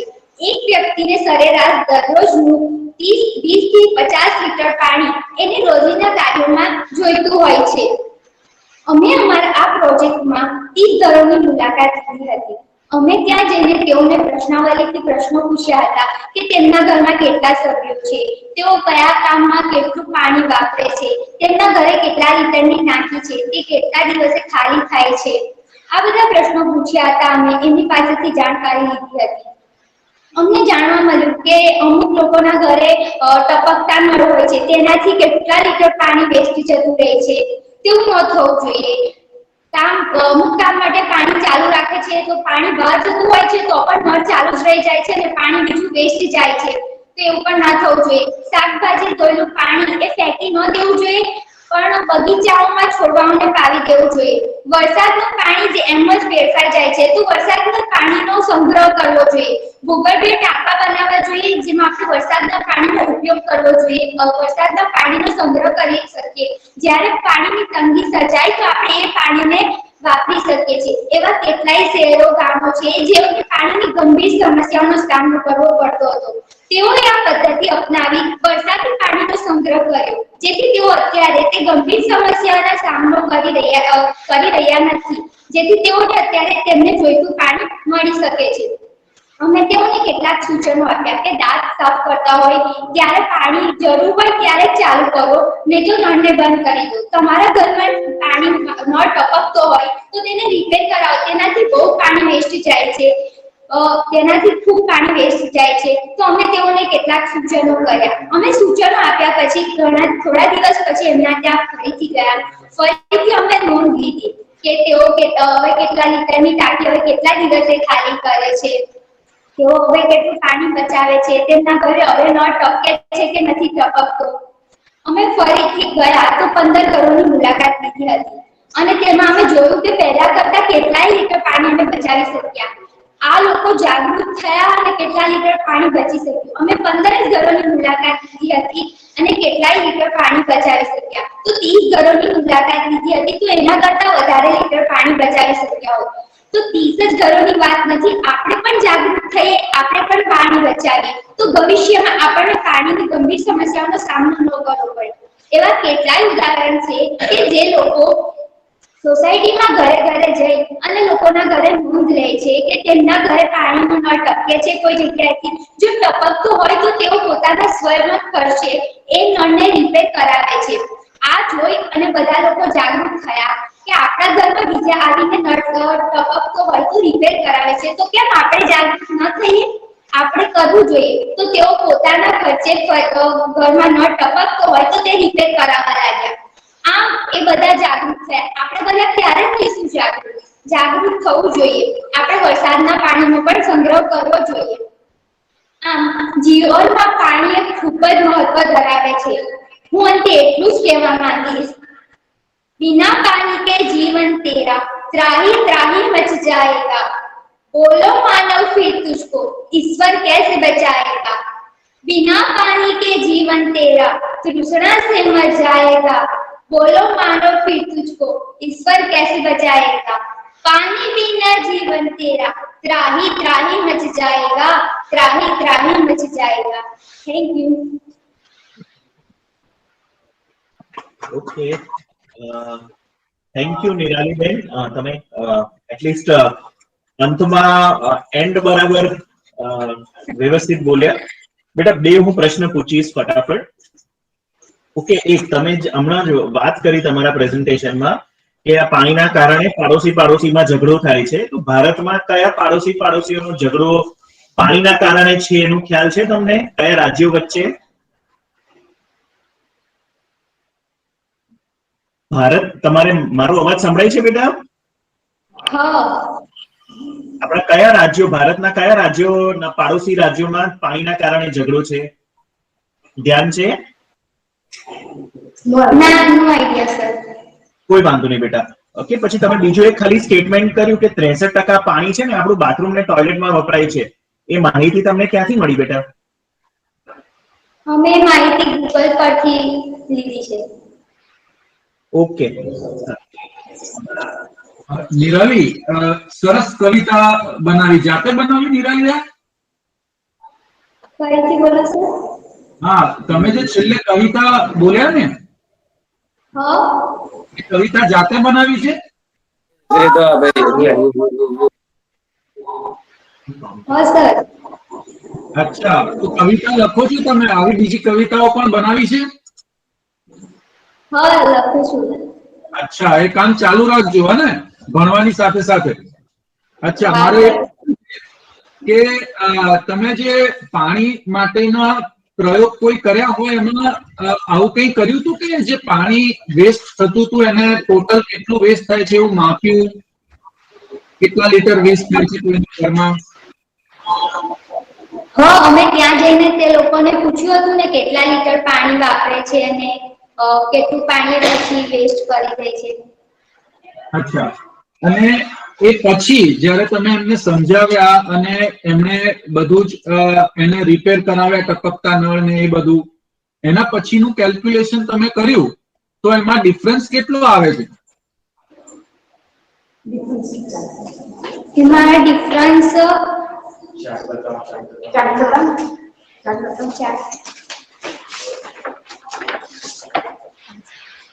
એમાં 200 થી 300 લીટર સુધીનો ડિફરન્સ આવે છે સર. અચ્છા, ઓકે, ગુડ. હા, નાસ્તા લઈને એની વ્યક્તિ. ઓકે બેટા, thank you.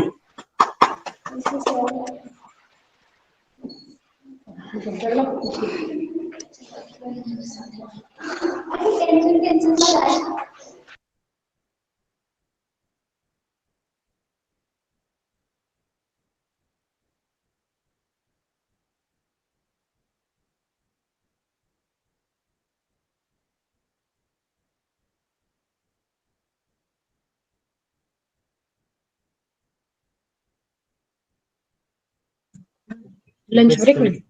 Okay, thank you all participant. अभी 30 मिनट का ब्रेक है, लंच ब्रेक.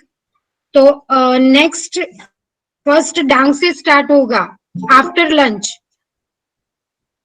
तो 2:30 को प्रेजेंटेशन स्टार्ट होगा and first presentation Dang district का होगा. ठीक है? Okay, thank you.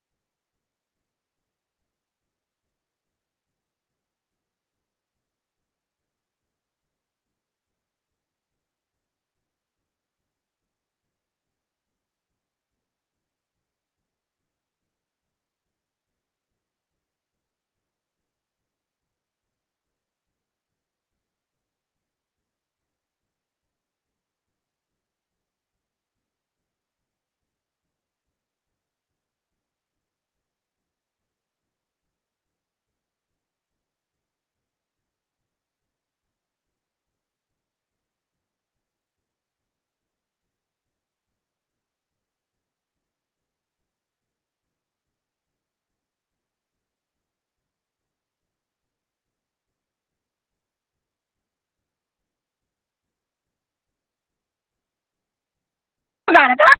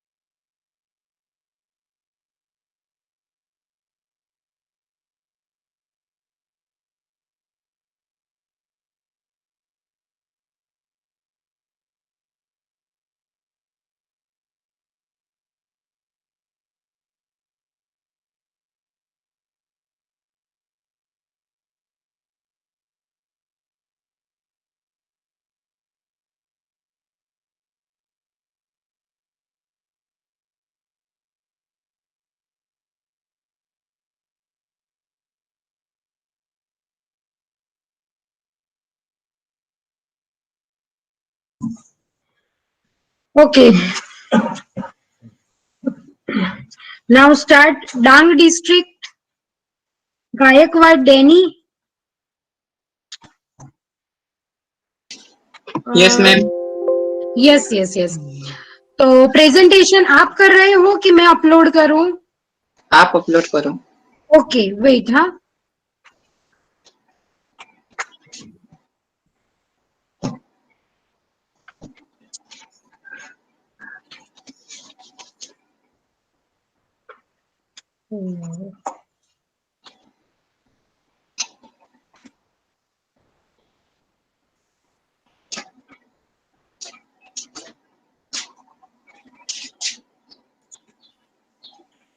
डैनी आपको स्लाइड दिख रही है? Yes ma'am. ओके तो start your presentation. Okay yes. Start. મારું નામ ગાયકવાડ ડેનીકુમાર સતીનભાઈ. હું સરકારી માધ્યમિક શાળા હવા 11 સાયન્સમાં અભ્યાસ કરું છું. મારો વિષય છે ઇકોસિસ્ટમ ઓફ ડાંગ. ઇકોલોજી શબ્દનો અર્થ જર્મન બાયોલોજી સેકલ દ્વારા 1869માં આપવામાં આવ્યો હતો. ઇકોલોજી શબ્દ ગ્રીક શબ્દ આઇકોસ પરથી આવ્યો છે, જેનો અર્થ થાય છે ઇકોલોજીને એકબીજા સાથે અને તેમના વાતાવરણ સાથે વિવિધ સજીવોના અંતર સંબંધોના અભ્યાસ તરીકે વ્યાખ્યાયિત કરવામાં આવી છે. તે સામાન્ય સિદ્ધાંતો સાથે સંબંધિત છે જે પ્રાણીઓ અને છોડ બંનેને લાગુ પડી છે. ઇકોસિસ્ટમ અથવા સામાજિક સ્થિરતા મોટે ભાગે કહીએ તો સાહિત્યના બે થ્રેડોએ ટકાઉપણું ખ્યાલોમાં ફાળો આપ્યો છે. એક ઇકોલોજીમાંથી આવે છે અને જે વિવિધતા સંરક્ષણના આધાર તરીકે પર્યાવરણીય સ્થિરતાને સંબોધિત કરે છે. બીજો ભૂગોળ અને સંયુક્ત રાષ્ટ્રના વિકાસ પ્રયત્નોથી આવે છે અને માનવ સુખાકારીના સામાજિક આર્થિક સ્થિરતાને સંબોધિત કરે છે. મિલેનિયમ ઇકોસિસ્ટમ મૂલ્યાંકનની આગેવાનીને પગલે અમે સામાજિક પર્યાવરણ સ્થિરતાને ધ્યાનમાં લેવા આ અભિગમોને એકીકૃત કરીએ છીએ. તે ઓળખીને કે લોકો સામાજિક ઇકોલોજી સિસ્ટમના અભિન્ન ઘટકો છે અને લોકો ઇકોસિસ્ટમ પ્રક્રિયાઓના અસર કરે છે. અને તેના પર પ્રતિક્રિયા આપે છે. ઇકોલોજીકલ અને સામાજિક સુખાકારી વચ્ચેના સુમેળ અને વેપારને સંબોધવામાં નિષ્ફળ પ્રયાસો કરનારા નિયમનું માન રાખવાની શક્યતા નથી, પરંતુ તે સ્થાનિક લોકોને બાકાત કરે છે અને તેમની આજીવિકાની તકો ઘટાડે છે. માણસ પર્યાવરણ સંબંધ તાજેતરના ભૂતકાળમાં સંબંધોના વસ્તી વૃદ્ધિમાં ઘટાડો થાય છે. એ તમામ પ્રકારના સંબંધોમાં ઝડપથી ઘટાડો થાય છે. પર્યાવરણીય સ્થિરતા એ વિશિષ્ટ સ્થાનથી વૈશ્વિક સુધી વિવિધ મુદ્દાઓને આવરી લે છે. વૈશ્વિક સુધીના વિવિધ સુખાકારીને આવરી લે છે. વૈશ્વિક મુદ્દાઓના GHG, શમન, આબોહવા પરિવર્તન અને નવીનીકરણીય ઉર્જા વિશેની ચિંતાઓ સામેલ છે, જ્યારે સ્થાન વિશિષ્ટ મુદ્દાઓ જમીનના ધોવાણ, જળ વ્યવસ્થાપન, જમીનની ગુણવત્તા અને હવા અને જળ પ્રદૂષણ છે. પર્યાવરણીય સ્થિરતાના પરિમાણમાં બાયોફ્યુઅલની ભૂમિકા મોટાભાગે GHG ઉત્સર્જન, દાખલા તરીકે CO2, મિથેન અને ઘટાડવા માટે છે. જો કે તેની અસરકારકતા અંગે વિવાદો છે. બિન CO2 માટે GHG ઉત્સર્જનના અગ્રણી સ્ત્રોત એ કૃષિ પદ્ધતિઓ છે, જેમ કે ખાતર, જમીનની ખેતી, જંતુનાશકો, સિંચાઈ પદ્ધતિઓ અને લણણી. પર્યાવરણીય પરિબળનું મૂલ્યાંકન કરવામાં બાયોફ્યુઅલના ઉત્પાદન પહેલા જમીનનો ઉપયોગ નોંધપાત્ર ભૂમિકા ભજવે છે. આધુનિક જીવનશૈલી સાથે સંકળાયેલ પર્યાવરણીય પ્રભાવને બહોળા પ્રમાણમાં માન્યતા આપવામાં આવી છે અને તે વધુને વધુ સમસ્યાઓનો સામનો કરે છે. ટકાઉ હાઉસિંગમાં પરિવર્તન પ્રવચનમાં ગ્રીન જીવનશૈલી અને આકર્ષક શહેરી આવાસોની આકર્ષક વાર્તાઓ સાથે મકાનના પ્રભાવ પર ધ્યાન કેન્દ્રિત કરવાનું વલણ અપાય છે. જ્યારે સમાજ અને રોજિંદા જીવનમાં વધુ સીઓએ ગૌરવપૂર્ણ પરિવર્તન સૂચવે છે તેવા સ્ટોરી લાઇન્સને ટાળીને આ કાગળ દલીલ કરે છે કે જીવનકાળની સમકાલીન રીતોની સંસાધનની તીવ્રતાને ધ્યાનમાં લેવા માટે આપણે સંક્રમણના પરિપ્રેક્ષ્ય સાથે જોડાવાની જરૂર છે, જે તકનીકી કાર્યક્ષમ ઉકેલોથી આગળ વધે છે. સ્વીડન જેવા સમુદ્ર સમાજના સંદર્ભમાં જીવનની ઓછી અસરકારક અને વધુ આત્મનિર્ભર રીતે શોધનારા લોકો સાથે ઘરેલું મુલાકાત અને ઇન્ટરવ્યુના આધારે અન્ય વર્ણનાત્મક સંશોધન કરવામાં આવે છે. રોજિંદા અને હાલના બિલ સમાજમાં સંક્રમણોના પ્રારંભિક બિંદુ તરીકે ઘરે ફેબ્રિકમાં સ્થિત એજન્સીના પાસાઓને પ્રકાશિત કરતા આ હોમ ફંડ ટ્રાન્ઝિશન્સ બીજું પ્રદાન કરે છે.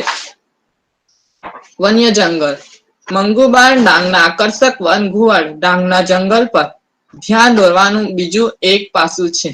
જંગલના ઘુવડની હાજરી હેટેરોગ્લેક્સ બ્લેવિટી, જે ભારતની વસ્તી માટેનું જોખમજનક છે, જેમાં વસ્તી 250 ની વચ્ચે છે. તે એક વર્ષ 1997માં મહારાષ્ટ્રના ખાનેસમાં તેની ફરીથી શોધ સુધી 100 વર્ષોથી લુપ્ત થવાનું માનવામાં આવતું હતું. મધ્ય ભારત અને મહારાષ્ટ્રના મધ્ય ભારતના શુષ્ક પાનખર જંગલમાંથી આ દૈનિક ઘુવડની ખંડિત વસ્તી નોંધાઈ છે. 2014માં જંગલમાં ઘુવડને ડાંગના વિવિધ અંશમાં ગુજરાતમાં પહેલીવાર જોવામાં આવ્યું હતું. ત્યારબાદ થયેલા અધ્યયનમાં ડાંગના સુરક્ષિત અને અનુસુરક્ષિત વિસ્તારોમાં વ્યક્તિ મળી આવ્યા હતા, જેમાં દાવો કરવામાં આવ્યો હતો કે તે પ્રદેશના મલીઘાટ પછી પક્ષીની બીજી સૌથી મોટી વસ્તી હોઈ શકે છે. તે ખૂબ જ વિચિત્ર છે કે પક્ષી છે. ઇટાલી પક્ષી મહોત્સવ મૂકે છે. મંગાબે આ પક્ષી મધ્ય ભારતમાં સ્થાનિક અને તે ખિસ્સામાંથી જોવા મળે છે. ભયંકર વાન બુબલેટ એ ભારત માટે સ્થાનિક છે. 2014માં પહેલી વાર ઉત્તર ડાંગના પૂર્ણ વન્ય પ્રાણી અભયારણ્યમાં તે જોવા મળ્યો હતો. વનસ્પતિ આહારી જંગલી પ્રાણીઓમાં નિર્દોષ અને સુંદરી પ્રાણી હરણ મુખ્ય છે. હરણની 100 જેટલી જાતો હોય છે. મૃગ, કાળિયાર, ચિંકારા, સાંભર વગેરે ભારતીય હરણ જાણીતા છે. વિવિધ દેશોમાં અનેક જાતના હરણ જોવા મળે છે. એમાં આફ્રિકાનું બોંગો સૌથી મોટી હરણની જાત છે અને વિશિષ્ટ પ્રાણી છે. વળ ચડેલા 3 ફૂટ લાંબા શિંગડા તેની વિશેષતા છે. આફ્રિકાના ઘાસના મેદાનોમાં બોંગો જોવા મળે છે. બોંગો 1 થી 1.5 મીટર ઊંચા અને 2 થી 3 મીટર લાંબા હોય છે. તે ઘાસના મેદાન અને ઝાડીઓમાં છુપાઈને રહે છે. ઇકો એટલે પ્રાકૃતિક રહેઠાણ. જળ વિજ્ઞાન સમુદ્રના પ્રાણી સૃષ્ટિના પ્રાકૃતિક નિવાસસ્થાનના અસ્તિત્વ માટેની સિસ્ટમ તેમના શારીરિક વાતાવરણ સાથે ક્રિયા પ્રતિક્રિયા કરે છે. તેમાં આપેલ ક્ષેત્રની બધી ડેની બેટા આપનો સમય પતવાયો છે તો અડધી મિનિટમાં કમ્પ્લીટ કરી દો.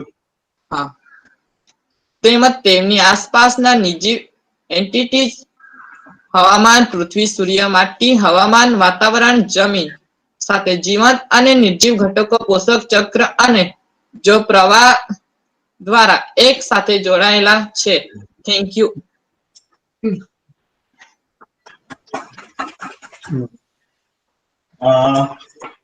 ડેની તમે એકચ્યુઅલી થોડું બેકગ્રાઉન્ડ સારું આપ્યું.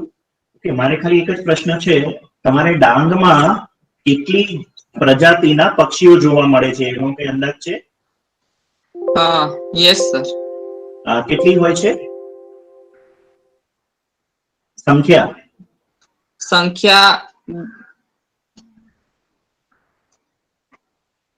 250 ની વચ્ચે વસ્તી. અચ્છા, ઓકે, કઈ વાંધો નહીં બેટા. તમે નેક્સ્ટ ટાઈમ જ્યારે પ્રેઝન્ટેશન કરો ને ત્યારે આ બધી વિષયની માહિતી ભેગી કરીને તૈયારી રાખવાની અને તમારા ચાર્ટમાં થોડા ડાયાગ્રામ્સ બી થોડા વધારે હોવા જોઈએ. ઓકે? હા, યસ સર. ગુડ પ્રેઝન્ટેશન બેટા.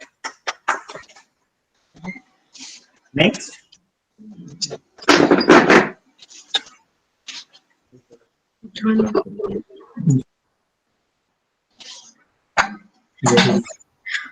Next presentation, Gandhinagar district, Hana Pancholi. Yes Yes. Hana, presentation आप वहां से अपलोड करोगे कि मैं करूं? आप करो. Okay.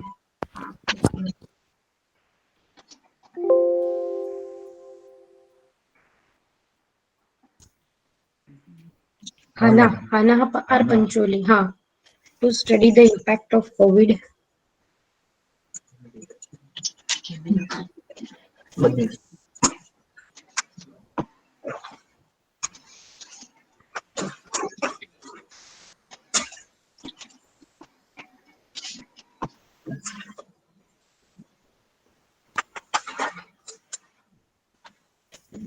हना, आपको आपकी स्लाइड दिख रही है ना? Yes.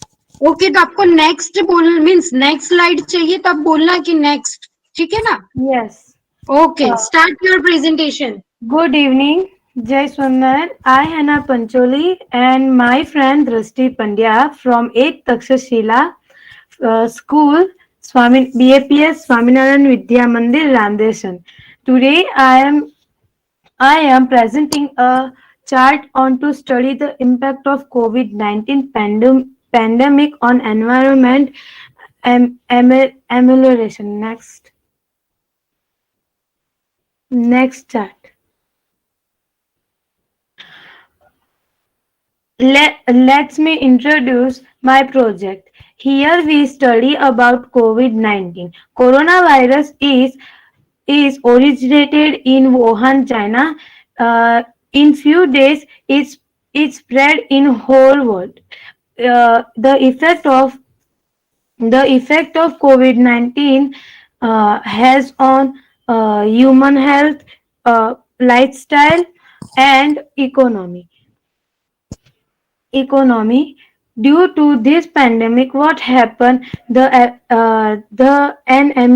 Immediately government had do the lockdown, and through lockdown, the social activities like functions, transporting, and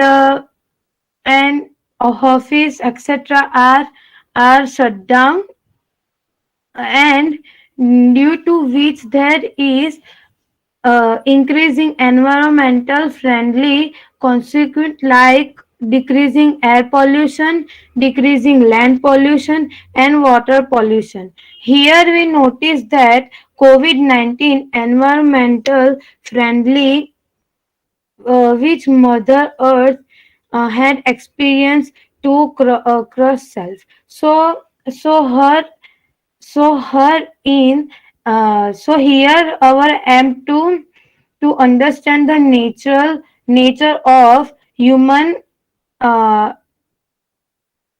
behavior and consequent uh, environment.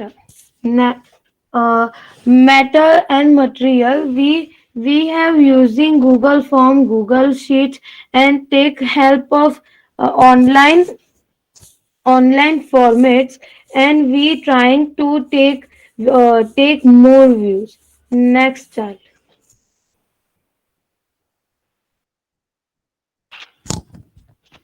This is a Google form. We make Google form and we got to 140 views. We had asked simple questions like how you experience COVID-19 surround you. You think that impact on environment. So we got very interesting answers. Uh, uh, Interesting answers form by Google Form. And yes, many of people are experience COVID-19. We use applications like WhatsApp, Zoom, and Google Classroom. We explain pros and cons who which should do after the COVID over around us. We trying to raise among the people in the project. These are some website we search about COVID-19. Next discussion. We these are some research of our research. So first we can see ozone layer. Ozone layer uh, o- ozone layer is protect from sun rays. So in 23rd May as completed an 8 old in eight months we can see how the improvement come in ozone layer. Air quantity in India, there is less transporting, so from vehicles there are less gases. So India, in air quantity in India, pollution is less. Pollution level in India decreasing, support particular matter oxide of carbon, all for reason of Indian constitution, decreasing decline in transport through the lockdown. the decreasing vehicles, so there is less of air pollution and less of uh, air po- uh, noise pollution also. Air quantity in Delhi pro lockdown and now. So after before lockdown in Delhi, we can see the fog. And now can we notice the Delhi is because of lockdown, less pollution, and it can we see that it is less fog. Now we can see the Kolkata. Ma'am थोड़ा वो कीजिए ना ऊपर Kolkata. Here is the baseline of Kolkata also. Next,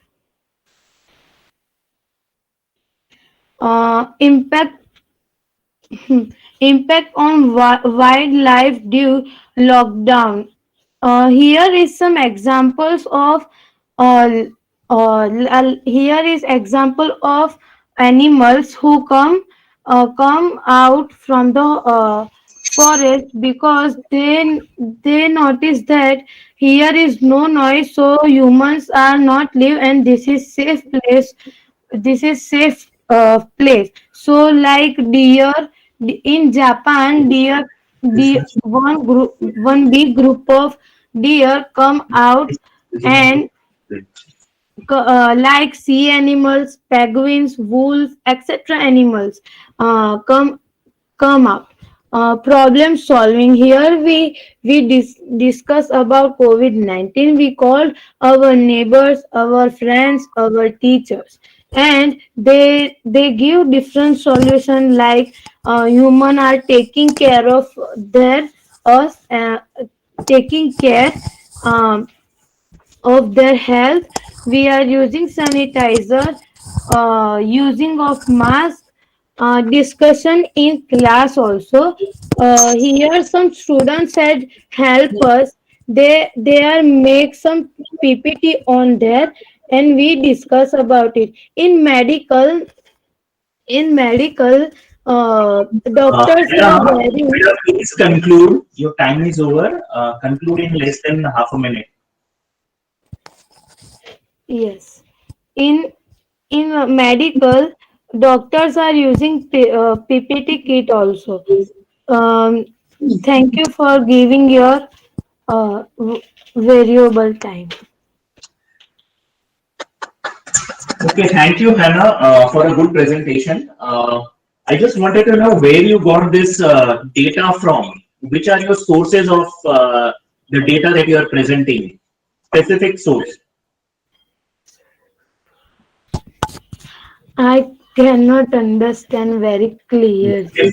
Fair enough. બેટા તને આ data ક્યાંથી મળ્યો એ જણાવો. Data એટલે ફોટોગ્રાફ ઇમેજીસ પોલ્યુશન ઓછું થયું ને એ ડેટા તને ક્યાંથી મળ્યો બેટા? એ ગૂગલ ઉપરથી મળ્યું અને અમે આજે વચ્ચે ન્યૂઝમાં પણ દિલ્હીનું આવ્યું હતું તો એમાંથી પણ ન્યૂઝમાંથી પણ આઈડિયા લઈને પહેલાનું દિલ્હી ને હમણાંના દિલ્હીના બંને ઇમેજને અમે જોયા તો એમાં બહુ ડિફરન્ટ લાગ્યો એટલે ઓકે બેટા બે વસ્તુ ખાલી હું જાણકારી માટે બેટા ગૂગલ માંથી ડેટા ના મળે ગૂગલ ખાલી એક શોધ એન્જિન છે તું એના પછી જે વેબસાઇટ ઉપર ગઈ હોય ને એ ટાંકવાનું હોય બેટા હા એટલે આ બીજી વાર જો તમે આગળ જાઓ ને તો એનું ધ્યાન રાખજો. Okay beta, thank you for the presentation and keep આનું ધ્યાન રાખજો next time. Thank you for giving variable time. Thank you, Hannah. Next presentation, Jamnagar district. Vamja Mistri. Okay, madam. Yes. Presentation તો ત્યાંથી upload કરીશ કે હું કરું? હું કરી દઈશ, madam. Done. Okay.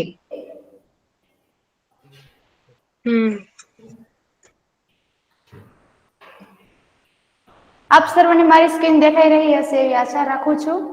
નહીં, તારી સ્ક્રીન નથી દેખાતી બકા. Okay madam, sorry.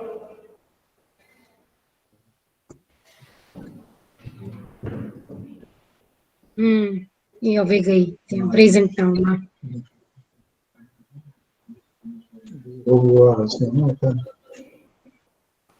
દેખાઈ રહી છે મેડમ? ના.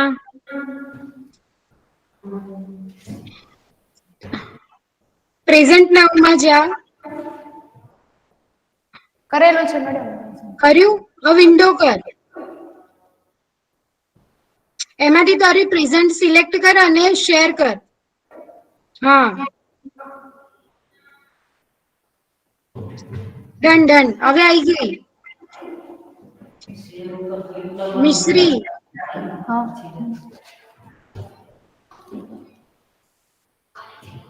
મિશ્રી દેખાઈ ગઈ તારી સ્લાઇડ? આર્યન ટીલવા માધ્યમિક શાળા સિસ્તર તરફથી હું મિશ્રી વામજા અને મારી પાર્ટનર કાનાણી પરીએ ઘોડાસરા પરેશ માર્ગદર્શન હેઠળ આ સંશોધન કાર્ય પૂર્ણ કરેલ છે. અમારા સંશોધનનું નામ છે ચંદન એક કલ્પવૃક્ષ અને આ કાર્ય અમે જામજોધપુર તાલુકાના ગ્રામ્ય વિસ્તારમાં કરેલું છે. હાલ વૈશ્વિક લેવલે હવાનું પ્રદૂષણ ખૂબ વધી રહ્યું છે. તેના થોડાક અંશે કાબુમાં લાવવા માટે સરકાર દ્વારા પર્યાવરણલક્ષી ઘણા બધા કાર્યક્રમો થઈ રહ્યા છે. તો તેમાંથી પ્રેરણા મેળવીને અને લોકોમાં ચંદન પ્રત્યે જાગૃતિ કેળવાય એ માટે અમે ચંદનનો પ્રોજેક્ટ તૈયાર કરેલો છે. અમારી શાળામાં પણ ચંદનનું બહુ જ વાવેતર કરવામાં આવે છે, તેથી તેનો બેઝિક ખ્યાલ અમને છે. તે ઉપરાંત અમે આ સંશોધન કાર્ય 3 પદ્ધતિમાં કરેલું છે: ઇન્ટરનેટ, ઇન્ટરવ્યુ અને બુક્સ દ્વારા. સૌ પ્રથમ તો ચંદનના 2 પ્રકાર હોય છે, રક્તચંદન અને શ્વેત ચંદન. અને આ બંને પ્રકારના ચંદન માટે 25 સેલ્સિયસ થી 45 સેલ્સિયસ જેટલું તાપમાન તથા 40 ઇંચ જેટલો વરસાદ અને ગરમ આબોહવા અનુકૂળ હોય છે. તે ઉપરાંત તેને સંપૂર્ણ ખારી જમીન સિવાયની કાળી, ગોરાડુ, લાલ, ડુંગરાળ અને રેતાળ જમીન. અને હવે વાત કરીએ તેની વાવેતર પદ્ધતિ. તેની વાવેતર પદ્ધતિ 2 છે. એક છે સામાન્ય પદ્ધતિ. સામાન્ય પદ્ધતિમાં ચંદનના એક છોડથી બીજા છોડ વચ્ચેનું અંતર 12 થી 15 ફૂટ, જ્યારે ચંદનના દરેક છોડની 2 થી 3 ફૂટ અંતરે સરુનો છોડ વાવવામાં આવે છે. સરુનો છોડ એટલા માટે વાવવામાં આવે છે કે જે પોતે પણ પોષક તત્વો મેળવતો રહે છે અને ચંદનના વૃક્ષને પણ આપે છે, જેથી બંને છોડનો પૂરતો વિકાસ થઈ શકે. ત્યારબાદ છે બીજી પદ્ધતિ, ઝિગઝેગ પદ્ધતિ.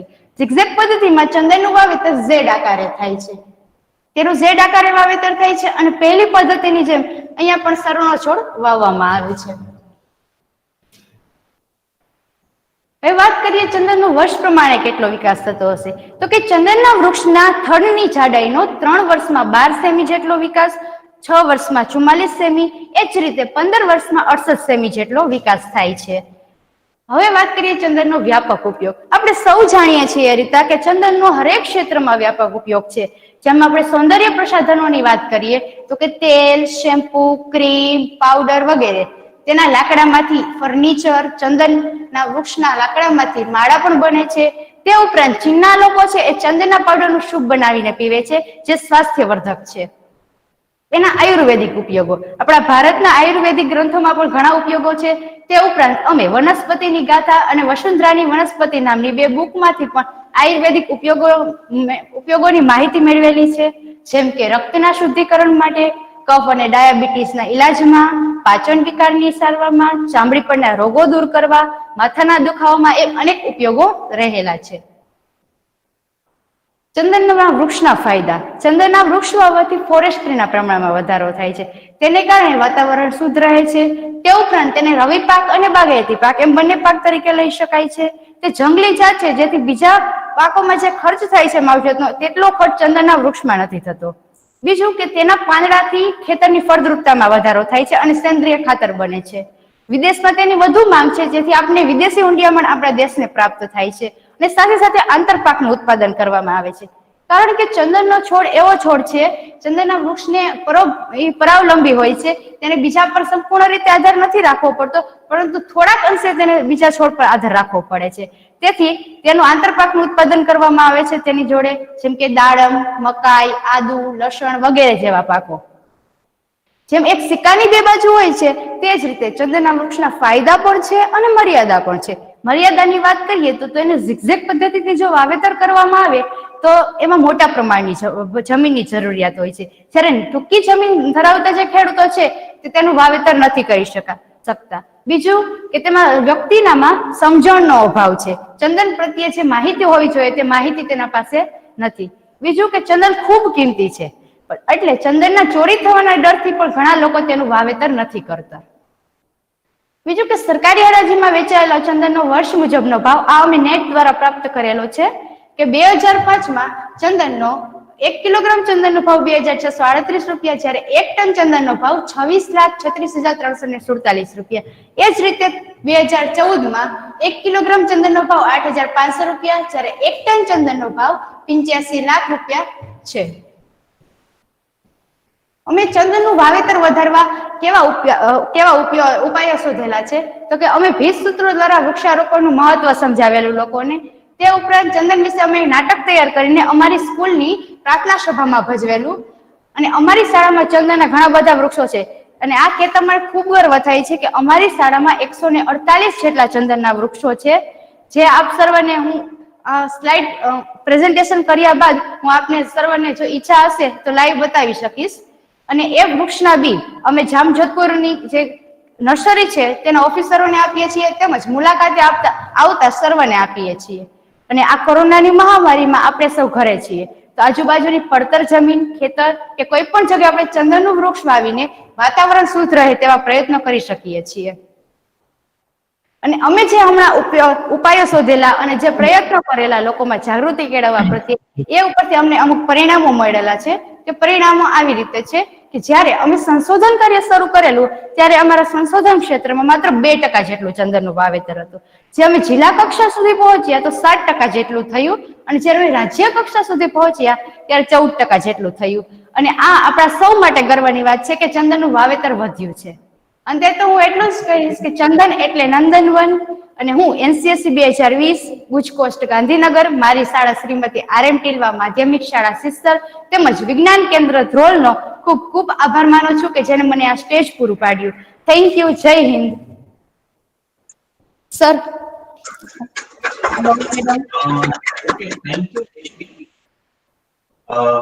આપણે એકચ્યુઅલી આના નિયમના અનુરૂપ લઈને આપણે તમારો જે વિડિયો દેખાડવા માંગ્યો છે અમને નહીં જોઈએ. ઓકે, એટલે નેક્સ્ટ ટાઈમ તમે જે વખતે દેખાડવા માંગતો હોય તો તમારા પ્રેઝન્ટેશનમાં જ રાખજો. હા સર, તમને મારી પાસે થોડું મટીરિયલ છે, તમારી ઈચ્છા હોય તો હું તમને બતાવી શકું છું. એટલે અમારી ઈચ્છા ખરી પણ નિયમ નથી એની જગ્યા આપતા. ઓકે, એટલે આપણે છે ને પેલા હું થોડી પ્રશ્નાવલી હું કરી દઉં. હા, ઓકે. પહેલો પ્રશ્ન તો એ છે કે ચંદનનો કયો ભાગ કિંમતી છે? ચંદનના થડનો કયો ભાગ કિંમતી છે? તેનું લાકડું. હા બેટા, લાકડું. કેટલી ઉંમર ચંદનને થાય ત્યારે એ લાકડામાં એની સુગંધ આવે? હા સર, રિપીટ કરો. બેટા, ચંદનના લાકડામાં સુગંધ આવે છે જેના કારણે એની ઉપયોગિતા છે. તો ચંદનનું વૃક્ષ કેટલું મોટું થાય ત્યારે એની અંદર એ સુવાસ કે સુગંધ આવે છે? સર, ચંદનનું વૃક્ષ નાનું હોય છે ત્યારે એમાં વધારે સ્મેલ નથી આવતી, પરંતુ તે જેમ જેમ મોટું થતું જાય છે ત્યારે તેનો કેટલા વર્ષ? કેટલા વર્ષ? આઈ થિંક 15 વર્ષ. ઓકે, કઈ વાંધો નહીં.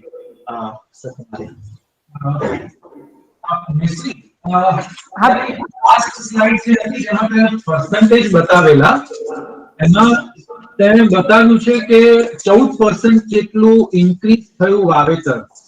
તો એને તું જરા થોડુંક વધારે ડિટેલમાં એક્સપ્લેન કરી શકીશ કેવી રીતે આ પર્સન્ટેજ તે નીકાળ્યા અને કેટલો તેમાં ડેટા કલેક્ટ કરીને પર્સન્ટેજ કાઢ્યા છે?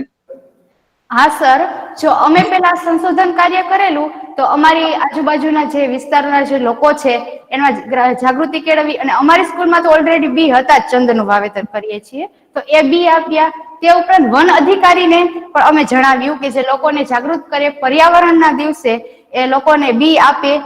અને તે ઉપરાંત અમે નીતિનભાઈ પટેલ કરીને એક વ્યક્તિ છે જે ચંદનનું ખૂબ વાવેતર કરે છે, તેની મદદ પણ લીધેલી છે. આ રીતે અમે વોટ્સઅપ દ્વારા એક મિનિટ મિશ્રી, હા, હું જસ્ટ એટલું પૂછી રહ્યો છું કે અહીંયા કંઈક પર્સન્ટેજમાં 7% થી 14% થયા છે, બરાબર? એની આગળ કંઈક 2% છે. 2 કે 3% મને હા, તો આ કેવી રીતે કેલ્ક્યુલેશન કેવી રીતે કર્યું અને શું વસ્તુ એમાં ધ્યાનમાં લીધી, કયા કયા વૃક્ષો કેવી રીતે કેલ્ક્યુલેશન કર્યું? હા સર, અમે હે ને લોકોને મળી નથી શક્યા કારણ કે આ કોરોનાના મહામારીમાં અમે જવું શક્ય ના સમજ્યું, પરંતુ અમે વોટ્સઅપ દ્વારા અમે માહિતી મેળવેલી કે કેટલા લોકોએ વૃક્ષો વાવ્યા છે, એ ઉપરથી અમે પર્સેન્ટેજ કાઢેલા. એટલે એનો મતલબ કે આજના દિવસે જે તમે કામ શરૂ કર્યું ત્યારથી આજના દિવસ સુધીમાં 100 જણાને કહ્યું તો એમાંથી 14 જણાએ વૃક્ષ વાવ્યા. 14% નો મતલબ? હા, 14% જેટલો. અચ્છા, જ્યારે ડિસ્ટ્રિક્ટ લેવલ પર હતા ત્યારે 100 જણાને કહ્યું એમાંથી 7 જણાએ વાવ્યા હતા. 7% જ. એટલે હું જે કહી રહ્યો છું એ જ બાબત છે કે એનો મતલબ બીજો કંઈ છે? સર, તમારો અવાજ ક્લિયર નથી આવતો, રિપીટ કરો જરા. અચ્છા, મિશ્રી, હા, 14% નો મતલબ શું એ મને સમજાવીશ? 14% એટલે કેટલા લોકો વાવેતર કરે છે ને એ ઉપરથી અમે પર્સેન્ટેજ કાઢેલા છે સર. અચ્છા, ઓકે, સારું. હા. ચંદનને કોની જોડે વાવવાનું? શું? Hello hello hello sir.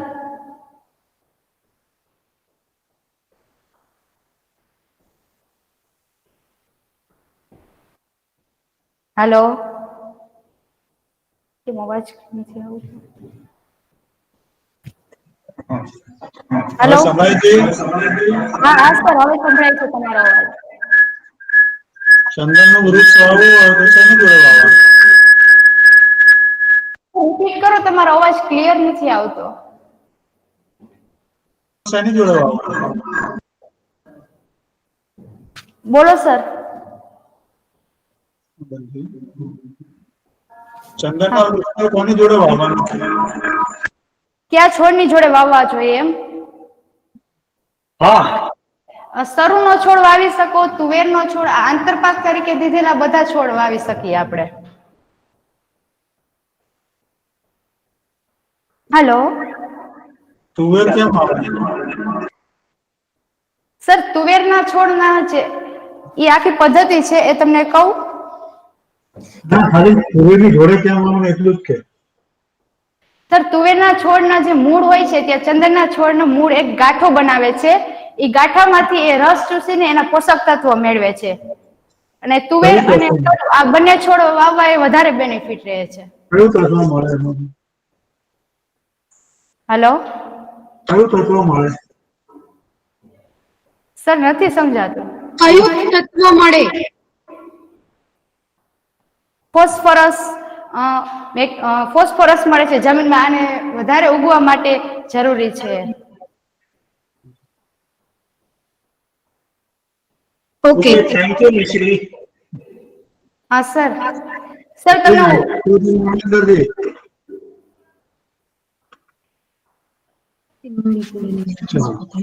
Hello. Yes, thank you Mishri. હા sir. Thank you, thank you. Madam, તમે કહો તો હું બી બતાવવા ઈચ્છું છું. પરમિશન આપો તો. શું મિશ્રી? અમારે ચંદનના વૃક્ષો છે શાળામાં, એના બી અમે લાવેલા છે. એ તમે તમારી પરમિશન હોય તો હું આપને દેખાડવા. ના ના ના ના મિશ્રી, ફરી ક્યારે? બરાબર, okay, thank you. Next presentation Kunjadiya Dhruvi, Junagadh district. થાય છે voice. Okay, yes madam. Presentation તું અપલોડ કરીશ ધ્રુવી કે હું કરું? તમે કરી આપો, તમે કરી આપો મેડમ. One second. હવે નહીં આવે. એક જ મિનિટ ચાલુ રાખજો મેડમ. હેલો. હા હા પ્રતાપભાઈ. એ બેન ડબલ અવાજ નથી આવતા ને?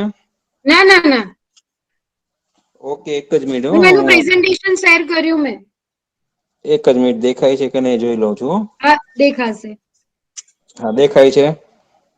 Done. Dhruvi, start your presentation. નમસ્તે, અહીં ઉપસ્થિત તમામ ગુરુજનોને મારા પ્રણામ. મારું નામ કુંજળિયા ધ્રુવી છે. હું માતૃશ્રી એમજી બુવા કન્યા વિદ્યા મંદિર જોશીપુરા જુનાગઢ ધોરણ 11 માં અભ્યાસ કરું છું. અમે એનસીએનસી અંતર્ગત પ્રોજેક્ટ એસિડિક પ્લાન્ટ કન્ઝર્વેશન બનાવ્યો છે. તેમાં અમારો મુખ્ય હેતુ વસવાટ અને આશ્રય સ્થાનોનો વિકાસ છે. નેક્સ્ટ સ્લાઇડ ચેન્જ કરો. નેક્સ્ટ. અમારો મુખ્ય હેતુ છે સિંહોને થતી કનડગત રસ્તાઓ શોધવા, તેમનું રક્ષણ આપવું, લોકોને સિંહોના રક્ષણ વિશે જાગૃત કરવા. અમારી સમસ્યા છે સિંહને રક્ષણ માટે સારી અને ખરાબ બાબતો જંગલ વિસ્તારમાંથી જાણવી અને વધતી જતી વસ્તી વૃદ્ધિ છે તેમાંથી સિંહોને વસવાટ અને ખલેલ ન પહોંચે તે અને સ્થાનિક નિવાસીઓ દ્વારા થતા લોકોને કનડગત અને લાયન્સો કરવામાં આવે છે તેને અટકાવવા. શા માટે અમે પ્રોજેક્ટની પસંદગી કરી? વસવાટ અને આશ્રય સ્થાનોનો વિકાસ કરવા, પ્રવાસન સ્થળને વિકાસ કરવા માટે અને સિંહોને પૂરતું રક્ષણ મળી રહે તે માટે અમે આ પ્રોજેક્ટની પસંદગી કરી. સમસ્યા નિવારણ. સિંહની વસ્તીમાં વધારો કરી શકાય, વસવાટ અને આશ્રય સ્થાનોમાં આપણે વિકાસ કરી શકાય અને જંગલો છે તેમાં પણ અધ્યતન વિકાસ કરી શકાય અને વધારો કરી જૈવ વિવિધતામાં પણ વિકાસ કરી શકાય. Next slide. તમે આ ડેટા જોઈ શકો છો. હું મારી રીતે સર થોડીક મેં અલગથી સ્પીચ રેડી કરી છે એટલે તમે આ ડેટા તમે જોઈ શકો છો તમારી રીતે. આપણે સિંહ નામથી ખૂબ જ પરિચિત છીએ. સિંહ નામ સાંભળતાની સાથે જ આપણી અંદર શક્તિનો સંચાર થાય છે. સિંહ એક શક્તિનું સ્વરૂપ છે. તે આપણે ઈશ્વર તરફથી મળેલી ભેટ છે. એક ઈશ્વર તરફથી મળેલી ભેટ જ નહીં પરંતુ અલગ વ્યક્તિત્વ ધરાવતી પ્રાણી જગતની પણ ભેટ છે. આપણે સિંહ વિશે જાણવું અને જોવું આપણને ખૂબ જ ગમે છે પણ શું આપણે તેની સમસ્યાનો ખ્યાલ છે? નહીં. આજકાલના યુગમાં લોકો સિંહોને પોતાના મનોરંજનનું માધ્યમ ગણી લીધું છે. પોતાના મનોરંજન માટે લોકો સિંહનો ઉપયોગ કરી રહ્યા છે. આપણે આજકાલ સમાચારમાં જોતા હોઈએ છીએ કે સિંહની પાછળ વાહનો દોડાવવામાં આવે છે, તેનો વિડીયો બનાવીને તેને કનડગત પહોંચાડવામાં આવે છે. ત્યાર પછી સિંહને આસપાસના વિસ્તારમાં ચડી આવે છે તો બીજી બાજુ તેનો ગેરફાયદો ઉઠાવીને તેને કનડગત કરે છે. આ રીતે સિંહને મૃતનું લાલચ આપી તેને લલચાવવામાં આવે છે અને પ્રકૃતિ વિરુદ્ધ કૃત્ય આચરવામાં આવે છે અને આ રીતે આગળ સિંહોને કેટલા એવા નુકસાન કરવામાં આવે છે જેથી સિંહને ખલેલ પણ પહોંચે છે. આપણે આસપાસનો વિસ્તાર છે જે વાડી છે, ગામડાઓનો જે વિસ્તાર આવે છે તેમાં આપણે જોઈએ છીએ તો ખેતરોની ફરતે વાડ બાંધવામાં આવે છે. ત્યાર પછી જંગલ વિસ્તાર છે, જંગલોમાં ખુલ્લા કુવાઓ જેવો આવેલો છે તેથી સિંહને અજાણપણું થાય છે અને દર વર્ષે ખુલ્લા કુવાઓમાં સિંહો પડી જવાથી સિંહોના મૃત્યુ પણ થતા હોય છે.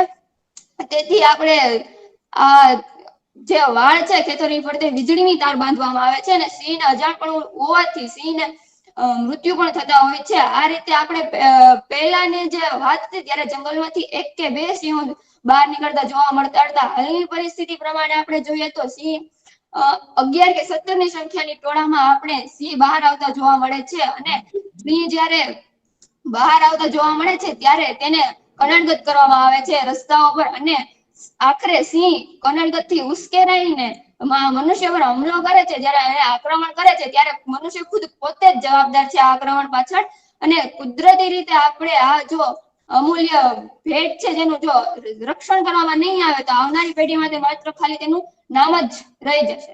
નેક્સ્ટ સ્લાઇડ નેક્સ્ટ કરો. આ તમે સમસ્યા કથન જોઈ શકો છો. નેક્સ્ટ કરો. નેક્સ્ટ નથી થઈ. સિંહની વિશેષતા. વાઇલ્ડ લાઇફ એક્ટ છે 1972 થી ભારત સરકારે એક રેડ લિસ્ટ છે તેમાં પ્રાણીઓને રક્ષણ મળે તે માટે તેને નિયમ પણ બહાર પાડ્યા હતા.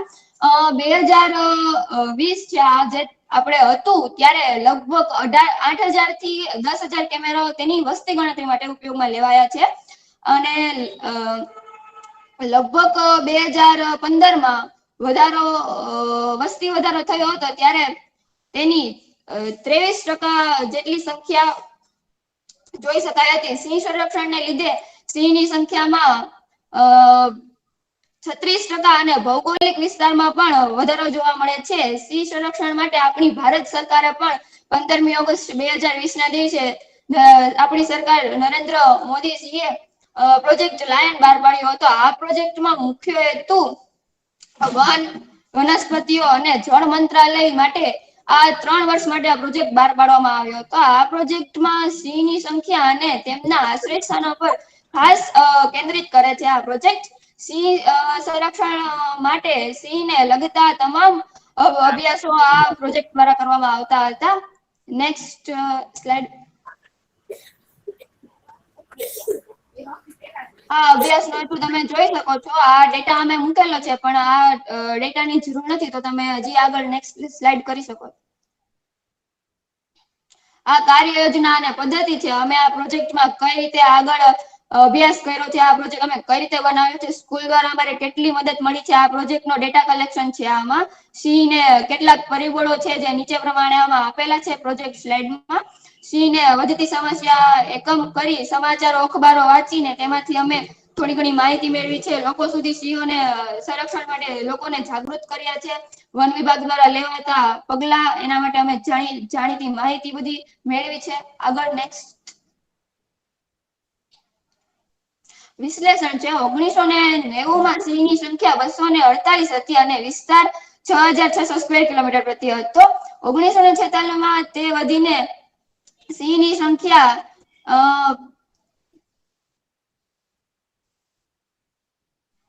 થઈ હતી અને વિસ્તાર 30,000 સ્ક્વેર કિલોમીટર થયો હતો. 1972 માં વસ્તી વધારો થઈ અને વિસ્તાર 10,000 સ્ક્વેર કિલોમીટર થયો. આમ સંરક્ષણ આપવાથી લગભગ દર 5 વર્ષે સિંહની સંખ્યામાં વધારો જોવા મળે છે.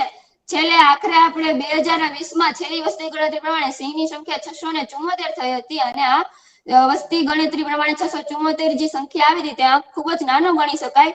આથી સિંહને પૂરતું સંરક્ષણ મળે તો આગળ સિંહની સંખ્યામાં વધારો પણ કરી શકાય છે. સિંહને લગતા રોગોનું નિવારણ સમસ્યા કરવું,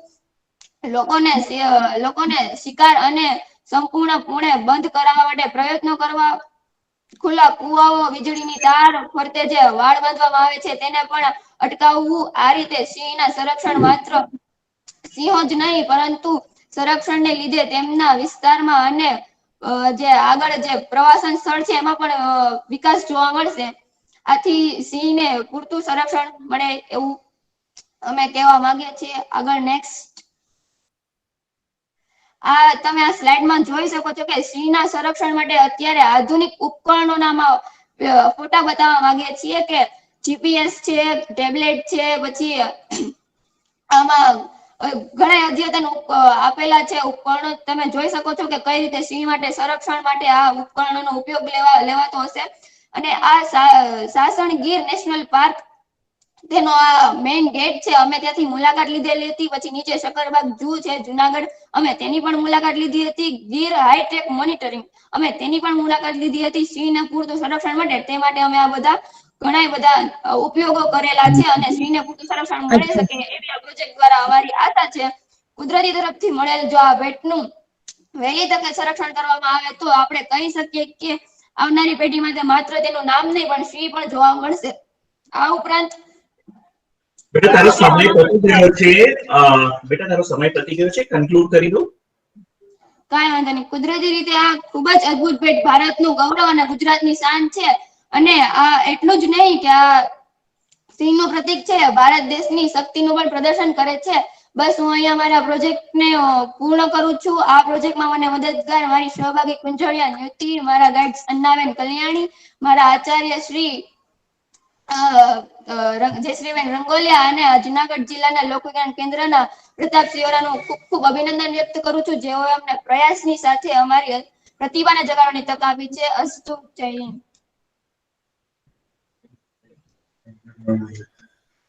ધ્રુવી, તે પ્રેઝન્ટેશન બહુ સરસ કર્યું. સરસ બોલે છે તું, હા?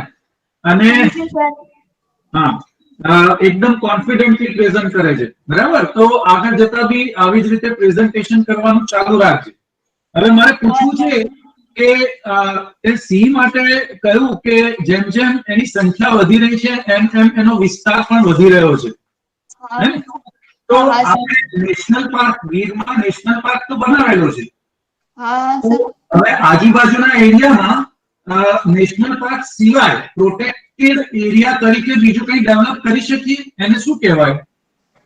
આપણે સર ડેવલપ કરી શકીએ. આપણે હાલમાં જોયું છે એનું મોટામાં મોટું ઉદાહરણ છે જે રાજકોટનો સીમાડો છે, તે હાલમાં આપણે સિંહો માટે અભયારણ્ય બનાવવા માટે હમણાં રેડીમેડ છે. જો કે એનું કામકાજ ચાલી રહ્યું છે, એટલે આ સિંહ માટે આપણે સંરક્ષણ માટે આપણે ઘણું બધું કરી શકીએ, પણ આપણે આપણી અંદર એવું હોઈ શકે કે આપણે કરવું છે તો થઈ શકે છે. મારે ક્વેશ્ચન ફરીથી હું બીજી રીતે પૂછી રહ્યો છું. નેશનલ પાર્ક અને સેન્ચ્યુરી આ બે વર્ડ ખબર છે તને? નેશનલ પાર્ક અને રાષ્ટ્રીય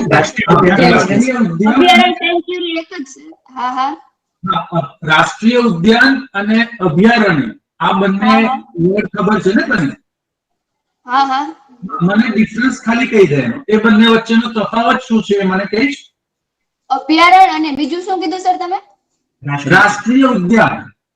જો અભયારણ્ય છે તે આપણે અભયા પ્લસ અરણ્ય, અભયારણ્ય એટલે અભયા પ્લસ અરણ્ય, જ્યાં પ્રાણીઓ છે તે મુક્ત રીતે ફરી શકે તેને અભયારણ્ય કહી શકાય. કોઈ ભય કે ડર વગર ફરી શકે તેને અભયારણ્ય કહેવાય. રાષ્ટ્રીય ઉદ્યાન છે આપણે જોઈએ તો આપણું રાષ્ટ્રીય પ્રાણી વાઘ છે, તે આમ લિમિટેડ એટલે એ અભયારણ્ય પૂરતું જ ફરી શકે.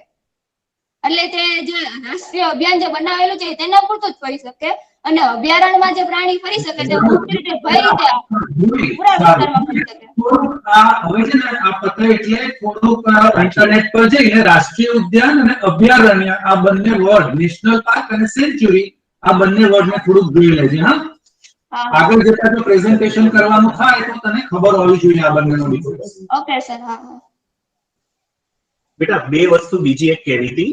આપણે ત્યાં પ્રેઝન્ટેશનમાં જે નિયમ હતો કે 6 સ્લાઇડ હોવી જોઈએ, તેમ છતાંય તમારી સ્લાઇડ સૌથી વધારે છે, એટલે નિયમ પાલન કોઈ બી કોમ્પિટિશનનો પહેલો ભાગ હોય. ઓકે સર, નેક્સ્ટ ટાઈમ ધ્યાન રાખીશ. ઓકે બેટા, થેન્ક યુ. સર એમાં સ્લાઇડ મારી 6 હતી, પણ એમાં પ્રેઝન્ટેશનમાં છે ને થોડુંક ચેન્જીસ છે. એવું નહીં બેટા, જે કહેવામાં આવ્યું એ કરવાનું, એટલે હવે બીજી વાર ધ્યાન રાખજો, બીજું કંઈ નહીં. ઓકે ઓકે સર, કઈ વાંધો નહીં. Thank you. Thank you Dhruvi. Next presentation Kumbhani prince.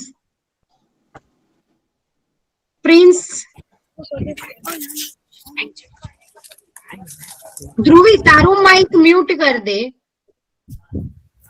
Okay Prince, presentation તું અપલોડ કરીશ કે હું શેર કરું? તમે શેર કરજો મેમ. Okay 1 second. ઓહો, Statue of Unity. Yes ma'am. હા મેડમ, એ બહુ જ બહાર છે, અહીંયા નથી સેન્ટર ઉપર. અરે ગુડ, થેન્ક યુ. એ તું બહાર હોવા છતાં પણ પાર્ટિસિપેટ કરી રહ્યો છે. Okay prince, start your presentation. તને સ્લાઇડ દેખાય છે? ના મેમ. દેખાવી જોઈએ બેટા, હવે દેખાતી હશે. અપલોડ થઈ ગઈ છે બકા? ના સર, ના મેમ, મને નથી દેખાતી. Network issue. બેટા તો કદાચ તારો નેટવર્ક ઇશ્યુ હશે, બાકી બધાને દેખાઈ રહી છે. પ્રેઝન્ટેશન તો અપલોડ થઈ ગયું. ગુજકોસ્ટ ઉપર જા બેટા, ગુજકોસ્ટ વેબિનાર લખ્યું છે ને પિન કર. ગુજકોસ્ટ વેબિનાર છે ને પિન કર.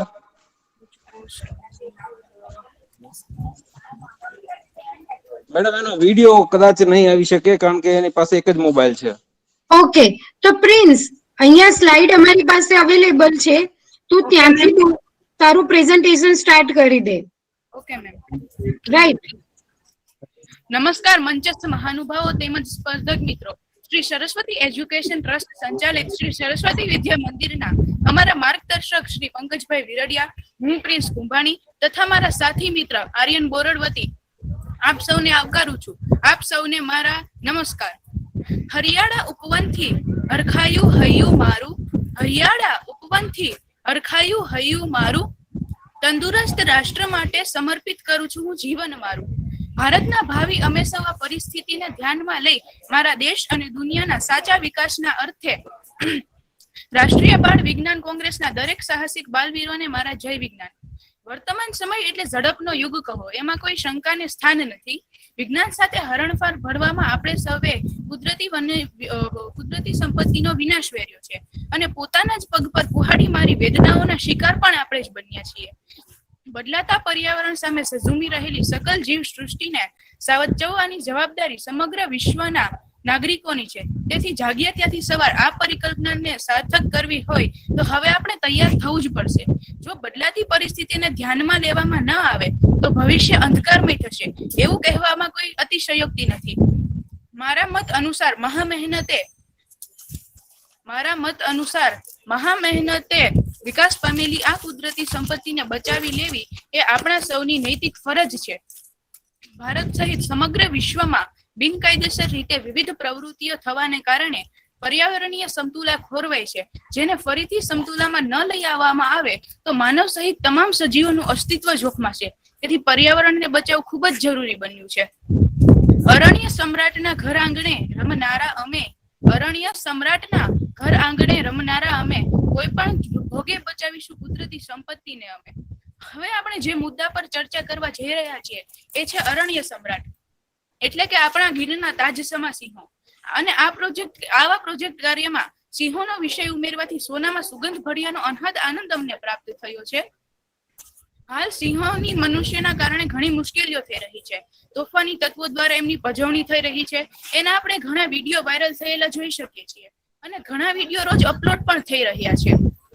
સિંહો સાથેના આવા વર્તણૂકને કારણે તેમની હિંસક વૃત્તિમાં ઘણો ફેરફાર આવ્યો છે. તેઓ વધુ હિંસક બન્યા છે. પરંતુ છેલ્લા 5 વર્ષમાં એટલે કે 2015 થી લઈને 2020માં સિંહોની સંખ્યામાં નોંધપાત્ર વધારો થયો છે. જ્યારે 2015માં સિંહોની વસ્તી માત્ર 523 હતી તે 2020માં વધીને 674 થઈ હતી. જંગલમાં રહેતા પ્રાણીઓને મનુષ્ય દ્વારા ઘણા નુકસાન થાય છે, જેના કારણે જંગલનું પરિસ્થિતિકીય તંત્ર ખોરવાય છે.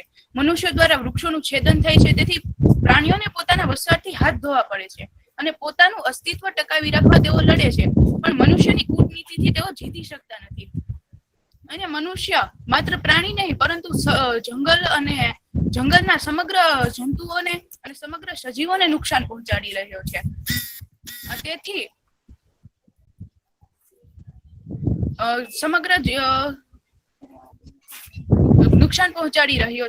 તેથી ત્યાં પ્રાણીઓને પોતાનું અસ્તિત્વ ટકાવી રાખવું ખૂબ જ અગત્યનું બન્યું છે. મનુષ્ય પાણીનું પ્રદૂષણ કરે છે પણ એ નથી સમજી શકતો કે તે પોતાની સુખાકારી માટે જંગલના પ્રાણીઓનો પણ વિનાશ વેરી રહ્યો છે.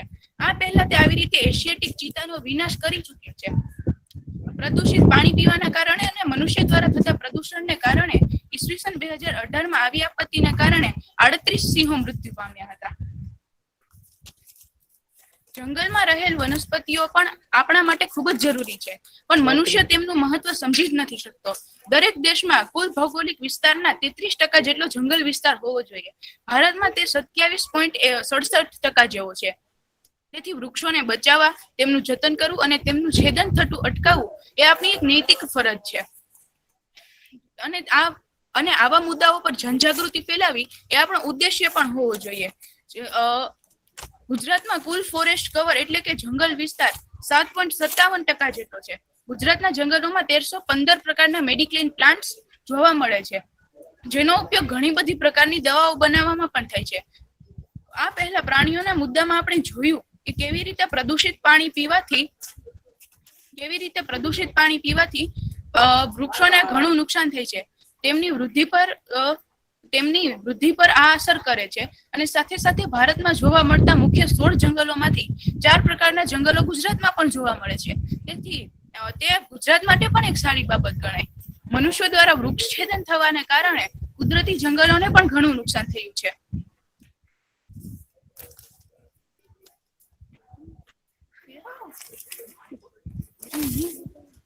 Excuse me, ma'am.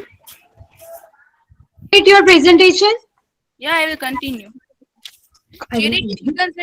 આપણે આ પરિકલ્પનાને સાર્થક કરવાનો પ્રયાસ કરીએ.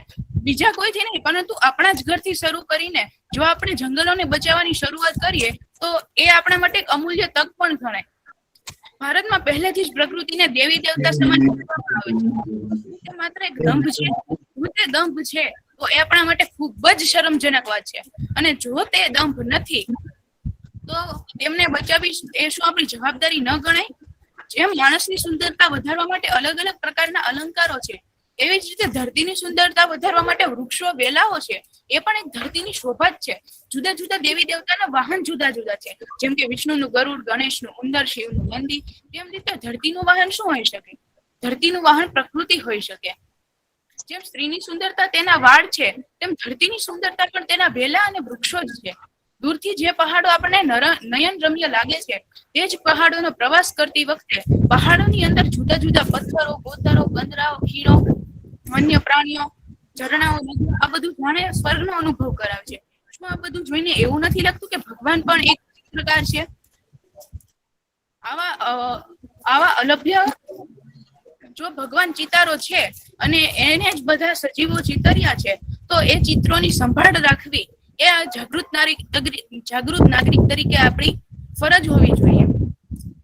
તો આપણે આજથી એક પ્રણ લઈએ કે આપણે જંગલને બચાવીશું, તેનું જતન કરીશું, વૃક્ષોને બચાવીશું, જંગલના દરેક સજીવોને બચાવીશું અને ભારતીય સંસ્કૃતિને જાળવી રાખીશું. Thank you.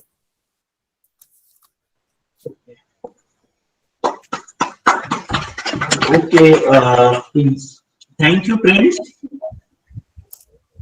એક જ પ્રશ્ન પૂછીશ, આની અંદર યુટ્યુબ અને ફેસબુક અને ઇન્ટરનેટ સિવાય તમે જાતે એકત્રિત કરેલી માહિતી કઈ? Sir sorry, repeat. ઓકે, જાતે એકત્રિત આખા જે રિપોર્ટ સબમિટ કર્યો છે ને એમાં જાતે પોતાની જાતે એકત્રિત કરેલી માહિતી યુટ્યુબ ફેસબુક સિવાય કઈ? તમને જણાવ્યો. હેલો, બેટા સંભળાય છે? હેલો પ્રિન્સ, તારો અવાજ નથી આવતો. હવે આવ્યો મેમ? હા, હવે આવ્યો. તે જાતે એકત્રિત કરેલી માહિતી કઈ આમાં, જે યુટ્યુબ ફેસબુક? સર, જે આ વગેરે 1315 પ્રકારના મેડિક્લેમ પ્લાન્ટ્સ જોવા મળે છે, તેનો અમે સાસણગીરના એક આયુર્વેદિક ફાર્મ છે ત્યાંથી અમે મેળવી હતી. ત્યારબાદ જે સિંહો વાળો મુદ્દો હતો, એમાં જે હિંસક વૃત્તિ વધી છે અને આર્થિક વેતન વધ્યું છે, એ બધું અમે સાસણગીરના ભુજદે ગામમાં જઈને માહિતી એકત્રિત કરી હતી. ના, મારો હેતુ આ પૂછવાનો પ્રશ્ન એ છે બેટા કે જે આપણે ટાઇટલ રાખીએ ને આપણા પ્રોજેક્ટનો અને પછી એની સાથે આપણે એને વિશે વાત કરીએ ને તો એમાં થોડુંક મેળ આવવું જોઈએ. એટલે બીજી વાર તમે જો આગળ વધો ને તો આનું ધ્યાન રાખજો. Okay sir. Okay, thank you બેટા. Okay, thank you Prince. Next presentation Parv Siktal Kumar Pandya. Yes, ma'am. Okay. Slide. Huh? Ma'am, I'll be sharing that. Okay, sure.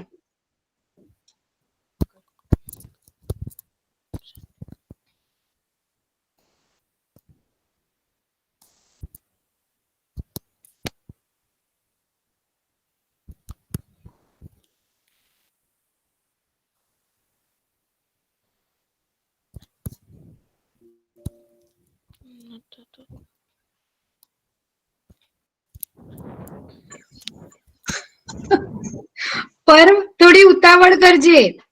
હા ma'am.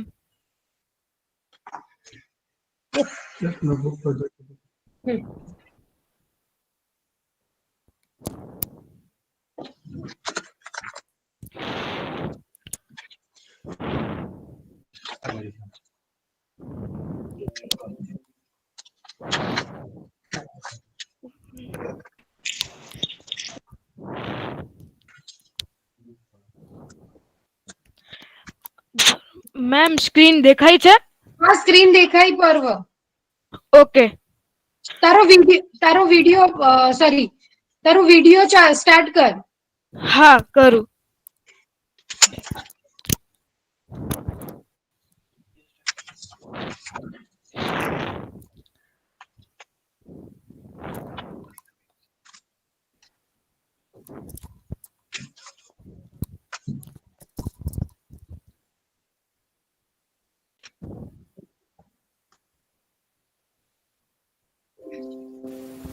Done. Okay. Okay, Parul. Start your presentation. Okay. I request you before I start my presentation to see this video, small video. Then after.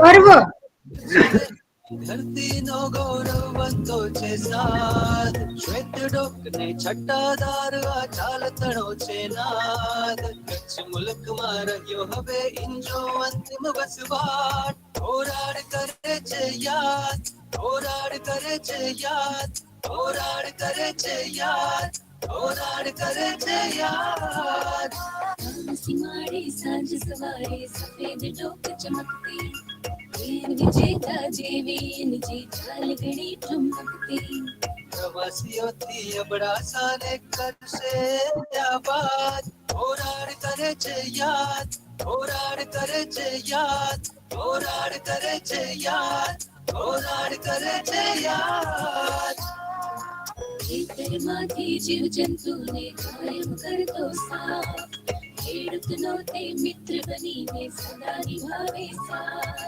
આ પક્ષીની રક્ષા માટે હવે મિલાવો હાથ હોરાડ કરે છે યાદ હોરાડ કરે છે યાદ હોરાડ કરે છે યાદ હોરાડ કરે છે યાદ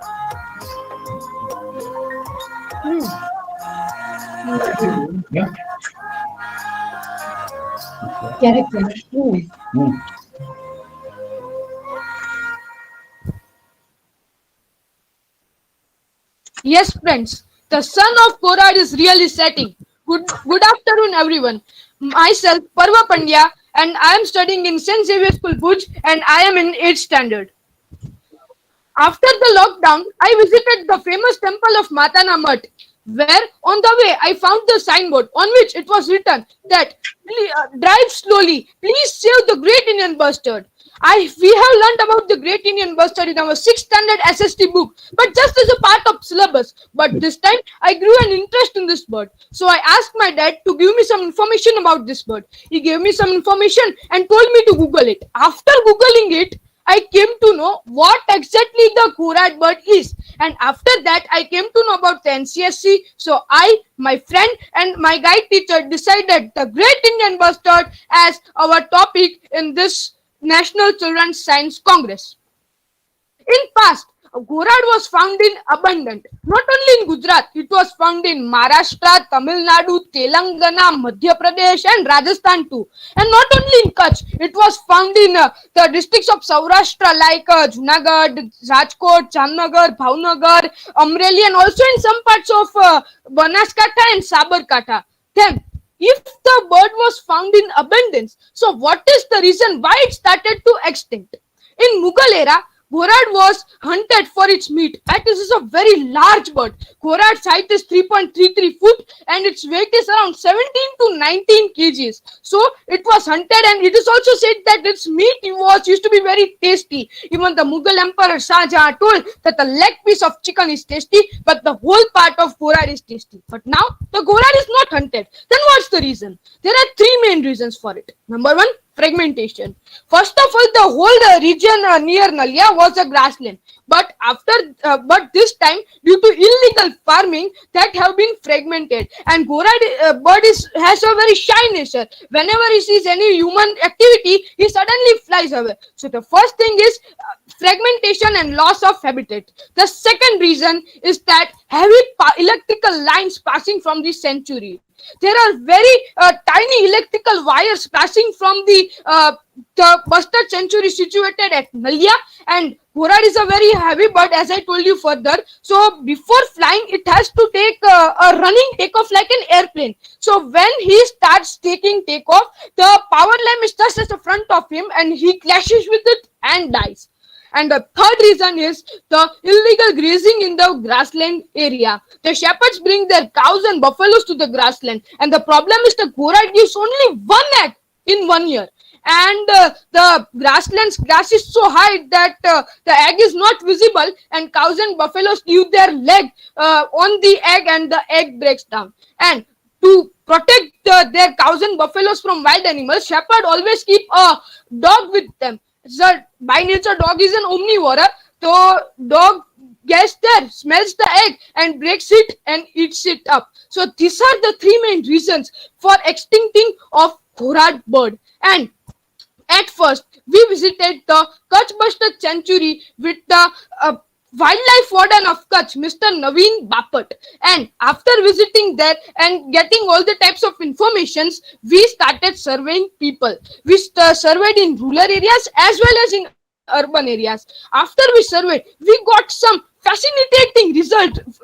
The results were like that. Only 65% of our surveyed people knew that Khorad was found in Kutch. That's right, they knew it. But the thing is, they don't feel the need to preserve it. Only 20% of people felt the need to preserve it, and the government has put up many boards on the way going to Matanamat and to the Bustard Sanctuary. Only 20% of people have noticed them, and only 4% of people have seen Khorad in their lifetime, and that 4% of people are also senior citizens, so they have seen, but the young generation have never seen Khorad. As we know, if any species extinct, there will be a break in food chain, right? So we should save Khorad from extincting. If there will be a break in food chain, then there will be a devastating effect on the ecosystem of Kutch. As Kutch has a very varied ecosystem, which includes oceanic ecosystem, mountainous ecosystem, then desert ecosystem, and even grassland ecosystem. So there will be a devastating effect on this great ecosystem of Kutch. Now, after filling the survey forms, we held some survey camps to for the people of rural areas. There we found that the educated ones knew that we should save the Khorad, but the thing is, the shepherd who are bringing their cows and buffaloes to graze in the grassland, they are the main big problems. So when I went there second time, and I met a shepherd there, and the shepherd was also he was very uneducated and was also not able to understand Gujarati. We needed a Kutchi translator to translate and communicate with them. So the problem are this type of peoples, and the India's richest woman and the CEO of HCL company, Roshni Nadar Malhotra, donated rupees 25 lakhs to save this bird, the great Indian bustard. So there is a need to save Khorad. At last, we came to the conclusion that there is a need to save Khorad, and we should save Khorad, because otherwise the effect on the ecosystem would be too devastating. So there is a need to save Khorad, and my future plans are that I will request to the Genetic Science Department of Government of India to make a genetical breed or take some steps to save this bird. And I give you a 100% guarantee that if we, the people of Kutch and Gujarat, will be aware about this bird, and then we could save this bird. I give you that guarantee. And for awareness, we also held a Google form quiz for the students, and we sent them Google forms. Your time is up. Please conclude. Okay. So there is a need to save them, and it's one of my mission in my life, and I will save Khorad. That's definite. Thank you everyone. Okay, thank you, Parv. Just a few questions, beta. Yes, sir. Can you tell me what is the threat category to the Great Indian Bustard? Sir, the threat category are the, first of all, it's a loss of their habitat. No, beta, not that. Something is known as vulnerable to extinction, endangered, extinct in wild. So, what is the threat category to the Khorad? Critically endangered bird. It is a critically endangered bird. Okay, except for this bustard sanctuary here, is Khorad present anywhere else in India? Yes, it's some of the Khorads are there in Rajasthan region too. Okay, Parva. Yes, sir. Do you know there are different types of gourd, bustard, I mean to say. Sir, yes, I know that there are different kind of bustard, but this is the Great Indian bustard. His local name is Kurad. Okay. So, can you tell me the other type of bustard, if you know? Sir, the one bustard I know, there are the Arabic bustard bird is there. That's other category of bustard. Okay. Tell me, what are the three different things you tell that which is responsible for extinction of the gourd? Sir, first is fragmentation of the grassland. How? And how fragmentation? Due to illegal farming, sir. Due to illegal farming, there are some illegal farmings between the area of the grassland. Okay. So what will be your concluding remarks that how we save the gourd? Only 3 points. Sorry, sir, I am not able to hear you. What are the 3 points by which you can save the gourd? Sir, 3 points are that sir, first to make a genetical breed, and second is to make aware the people aware, because the people know that gourd bird is found in Kutch, but they are not willing to save it. They are not aware the effect. And the third is that the third reason to save gourd is that if the illegal grazing is stopped, and if the power looms have some signals, if some signals are put on the power line, the Great Indian bustard, then the this Arabic bustard, then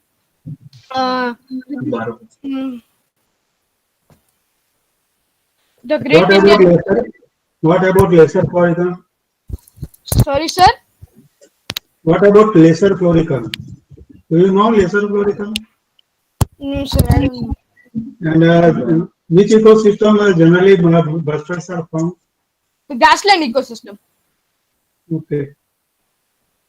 Okay, thank you, Parv. Thank you, sir. Thank you, Parv. Next presentation, Jayaben Vasawa, Narmada district.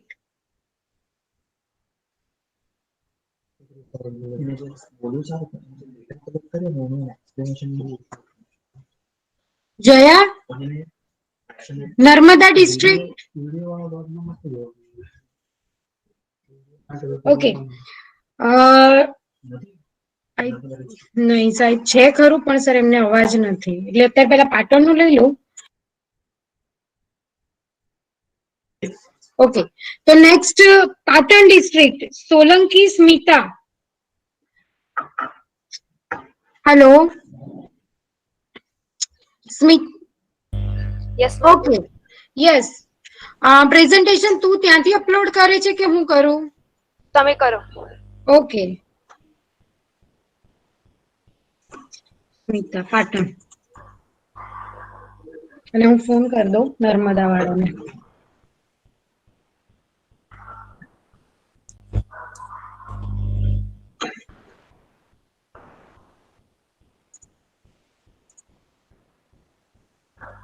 Smita, તારી slide દેખાય તને? નો ma'am. Yes, હવે દેખાય. Yes. Hello नमस्कार ma'am. Yes. ये Narmada hello. જયા જયા જયા, આ presentation પતે પછી તારો વારો છે. હા, બરાબર ને? ઓકે. સ્મિતા, તારું પ્રેઝન્ટેશન સ્ટાર્ટ કર. ઓકે. Okay, start. નમસ્કાર, મારું નામ છે સોલંકી સ્મિતા કીર્તિભાઈ. વર્ષ 2020 અને 21 દ્વારા યોજાયેલ એનસીએસસી આ પ્રોજેક્ટમાં મેં ભાગ લીધો છે. સ્કૂલનું નામ છે આદર્શ વિદ્યાલય પાટણ. તેમાં મેઇન થીમ છે science for sustainable living, sub theme છે ecosystem for sustainable living, and પ્રોજેક્ટનું નામ છે how to quit tobacco mobile and cigarette. તો અત્યારના સમયમાં સ્વાસ્થ્ય માટે આપણે ખૂબ જ હાનિકારક થઈ ગયા છે વ્યસનો. અને હાલના સમયમાં તો તમાકુ ગુટકાના શોખીન થઈ ગયા છે લોકો, અને લોકો તો યુવા વર્ગ અને એ બધા લોકો આનો ખૂબ જ ઉપયોગ કરે છે, અને તેના વધારે પડતા સેવનથી તો માણસનું મૃત્યુ પણ થઈ શકે છે. અને વિશ્વ આરોગ્ય કેન્દ્ર દ્વારા એક સિગારેટ તમારા 11 મિનિટ અને પૂરા પેકેટ તમારી જિંદગીના 3 કલાક અને 40 મિનિટ છીનવી લે છે. તમાકુ એ નિકોટીના ટોબેકમ નામના ફૂલના પત્તાથી તૈયાર કરવામાં આવે છે, જેમાં નિકોટીન કેમિકલ ઉમેરવામાં આવે છે, અને આ કેમિકલ એ આપણા સ્વાસ્થ્ય માટે ખૂબ જ હાનિકારક હોય છે, અને એમાં એવા તત્વો હોય છે તે આપણા શરીરને નુકસાનકારક કરે છે. તેનાથી હૃદયની બીમારી, હાઈ બ્લડ પ્રેશર, એસિડિટી, મોં, ગળું, શ્વાસ નળી, ફેફસા વગેરે જેવા કેન્સર થાય છે. અને અત્યારના સમયમાં તો અત્યારે તો આ બધા વ્યસન છે જ, પરંતુ તેમાં મોબાઈલ અને ટીવી એ પણ એક પ્રકારના વ્યસન થઈ ગયા છે. અત્યારે મોબાઈલ અને ટીવીનો ખૂબ જ ઉપયોગ થાય છે, તેના કારણે આંખમાં ચશ્મા આવી જવા, આંખમાં બળતરા થવી, પછી હતાશા, બેચેની અનુભવવા, એવા પ્રકારના પણ મોબાઈલ અને ટીવીના કારણે થઈ શકે છે. તો હવે આ ગુટકા છોડવાના ઉપાયો શું છે? તો તમાકુ, સિગરેટ અને ગુટકા એ રોજ ખાવાથી તમને ખૂબ જ નુકસાન થઈ શકે છે, પરંતુ તેને છોડવું તે યોગ્ય નથી. એકાએક છોડવું તે યોગ્ય નથી. તેને ધીમે ધીમે છોડો. જો દિવસમાં તમે 3 સિગારેટ પીતા હોય તો 1 જ સિગારેટ પીવો, અને તેના કારણે તમારી લત એ ધીમે ધીમે ઓછી થતી જશે. પછી એમના હેતુઓ છે કે માનવીની સુખાકારી વધે છે, માનવીનું સ્વાસ્થ્ય સારું રહી શકે છે, માનવીએ ઘણી બધી પ્રકારની બીમારીથી પણ બચી શકે છે. તમાકુ અને ટીવી અને મોબાઈલ એ વ્યસન માનવી છોડી શકે છે, અને આજના માનવીને હતાશા, બેચેની અને ડિપ્રેશન પણ ઘટાડી શકાય છે. મોબાઈલ અને ટીવી એ પણ એક પ્રકારનું વ્યસન જ છે. અત્યારે COVID-19 ના લીધે અત્યારે બધું ઓનલાઈન જ થઈ ગયું છે, કે અત્યારે બાળકોના ભણવાના લેક્ચર સુધી બધું જ ઓનલાઈન થઈ ગયું છે, અને તેમાં ઓનલાઈનના કારણે આંખોમાં ચશ્મા આવી જવા, આંખોમાં બળતરા થવી, એવા બધા પ્રકારના પણ રોગો થઈ શકે છે. સૌ પ્રથમવાર સંશોધનની કાર્ય યોજના. તો સૌ પ્રથમવાર મેં જોયું કે મારી આજુબાજુમાં એટલે કે પીપળાગેટ વિસ્તારમાં ખૂબ જ આંખના રોગો, પછી કેન્સર, એવું બધું વધારે પડતી બીમારી આવતી હતી. તો મેં પૂછ્યું કે આ રોગો શાના કારણે થાય છે? તો સૌથી વધારે મને જવાબ મળ્યો કે તમાકુ અને સિગારેટ એ પણ એનો સૌથી વધારે ઉપયોગ કરવાથી, તો સૌથી વધારે ઉપયોગ કરવાની, અને પછી ચશ્મા આવી જવા. ત્યારે નાના ઉંમર હોય આવે તો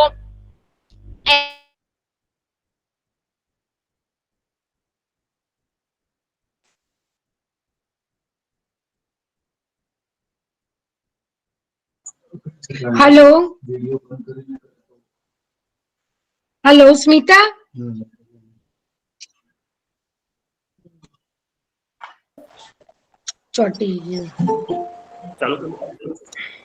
વધારે પડતો ઉપયોગ કરવાથી સ્ટાર્ટ નો પ્રોબ્લેમ. ઓકે, તો તેનો વધારે પડતો અત્યારના તો માહિતી પડતી તો સ્મિતા, હા તારો વિડિયો ઓફ કરી દે અને પછી પ્રેઝન્ટેશન આપ. નેટવર્ક પ્રોબ્લેમ થાય છે એટલે. ઓકે, હવે પ્રેઝન્ટેશન. હા, ઓકે. અમે ઘરે જઈને બધા રોગોની માહિતી મેળવી, અને પછી તેમાંથી એ તારણ મળ્યા કે છે ને મોબાઈલનો વધારે પડતો ઉપયોગ ના કરવો જોઈએ, અને તેના સિવાય જો આપણે બેડમિન્ટન, ચેસ જેવી રમતો રમીએ તો પણ સારું રહે છે. તો એના કારણે આપણું સ્વાસ્થ્ય પણ સારું રહે છે, અને આપણા કોઈ બીમારી પણ થતી નથી. એટલે જ કહેવાય છે કે જેનું સ્વાસ્થ્ય સારું તેનું સઘળું સારું. પછી સંસ્કૃતમાં એક કહેવત છે કે અતિ સર્વત્ર વર્જયતે, એટલે કે આપણે તમાકુ કોઈ પણ વસ્તુનો વધારે પડતો ઉપયોગ કરવાથી તે હંમેશા આપણા સ્વાસ્થ્ય માટે હાનિકારક જ હોય છે. અને તમાકુ એક જાતનું ધીમું ઝેર છે, તે કોઈ પણ પ્રકારે આપણે નુકસાન કરે છે. હૃદયની બીમારી, કેન્સર વગેરે જેવા રોગો થાય છે તેના કારણે. પછી માહિતી પરથી તારવેલા પરિણામો. તો પાટણ શહેરમાં બધા લોકો તમાકુ, ગુટખા અને ખાવાના શોખીન હોય છે, એટલે કે કોઈ પણ રીતે. પછી મોબાઈલની આજુબાજુ મોબાઈલની લત ઘણા બધા લોકોને લાગી હોય છે, અને તે પોતાનો પૂરો દિવસ મોબાઈલ અને ટીવીમાં જ વિતાવી નાખે છે અને તેઓ કંઈ પણ કરતા નથી. તો એના લીધે મોબાઈલ અને ટીવીના લીધે જો તમે બેડમિન્ટન, ચેસ કે એવું કંઈક રમો તો પણ તમારું સ્વાસ્થ્ય અને સઘળું સારું રહે છે. ઓકે, અસ્તુ. Thank you.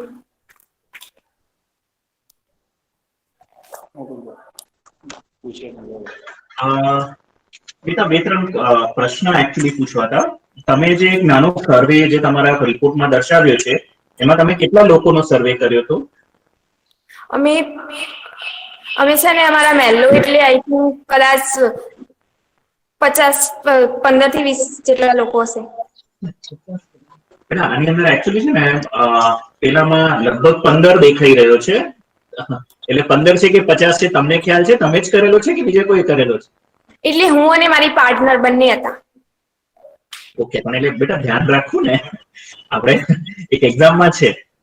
બીજું એના પછીના એક રિપોર્ટમાં છે ને તમે દર્શાવ્યું છે કે લગભગ 1600 કે 1700 લોકો કાં તો આટલા ટકા લોકોને મોબાઈલની લત છે. તો એ માહિતી ક્યાંથી મેળવી બેટા? એ માહિતી છે ને પૂરા પાટણ શહેરમાં, એટલે કે જે અત્યારે બધા મોબાઈલનો વધારે પડતો મોબાઈલમાં ઘરમાં જેટલા લોકો હોય ને એટલો અત્યારે એમના પાસે બધાના જોડે જેટલા લોકો એટલા મોબાઈલ હોય છે. એટલે બેટા હું ફરી પૂછું છું, આ માહિતી તે શહેરની જેટલી વસ્તી છે એટલા બધાના નામે એક મોબાઈલ લખી દીધો કે ક્યાંક બીજે ક્યાંકથી મેળવી? ના સર, અંદાજ એમ કે અંદાજ. ફાઇન બેટા, વિજ્ઞાનનું કામ કરે ને ત્યારે તથ્ય પર ધ્યાન રાખજો, અંદાજ ના કરશો. Okay sir. સ્મિતા, અચ્છા, હવે આપણે અહીંયા જે અલગ અલગ થીમ છે એ બધી જ જોયેલી તમે જ્યારે પણ આ પ્રેઝન્ટેશન અને પ્રોજેક્ટ તૈયાર કરી અને સબમિટ કર્યો ત્યારે? બધી જ થીમ જોયેલી ને જ્યારે પણ વાંચેલી કઈ થીમ છે? ફરીથી બોલો ને, સંભળાતું નથી, વોઇસ ક્લિયર નથી આવતું. આપણે આજે ચિલ્ડ્રન સાયન્સ કોંગ્રેસ છે એની આ વખતની જે થીમ છે ને તે ટોટલ 5 થીમ્સ છે. બરાબર? તો એમાં એક થીમનું નામ છે social innovation four sustainable living. હા. તો આ જે પ્રોજેક્ટ છે એ શું લાગે છે તને, એમાં વધારે ફિટ થાય કે ઇકોસિસ્ટમ ફોર સસ્ટેનેબલ લિવિંગમાં? સોશિયલ ઇનોવેશન નો મતલબ શું થાય કે સોશિયલી આપણે કોઈ રીતે ઇનોવેટિવ સામાજિક ઇનોવેશન કરીએ જેથી કરીને આખો સમાજ જે છે સસ્ટેનેબલી સર્વાઈવ કરી શકે, સારી રીતે રહી શકે. બરાબર? અને એન્વાયરમેન્ટમાં કે પર્યાવરણમાં કઈ ફેરફાર કરીએ જેથી કરીને આ આખી પૃથ્વી ઉપર સારી રીતે રહી શકાય. તો એ બંનેમાંથી શેની અંદર આ વધારે ફિટ થાય એવું લાગે છે?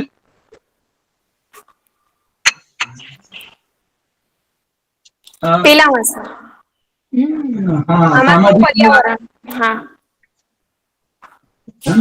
તો જ્યારે પણ આપણે સિલેક્ટ કરીએ ને થીમ ત્યારે થોડું ધ્યાન રાખવાનું. હા, સારું સર, હવે નેક્સ્ટ ટાઈમ ધ્યાન.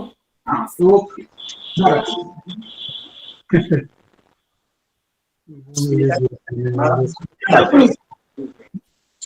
સ્મિતા.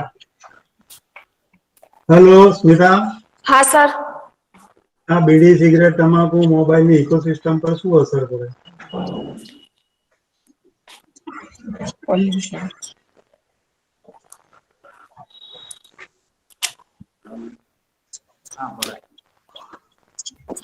સંભળાયું ને?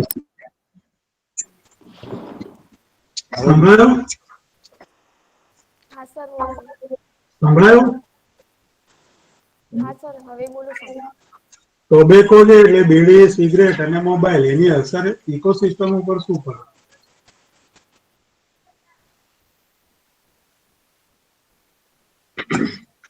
સ્મિતા.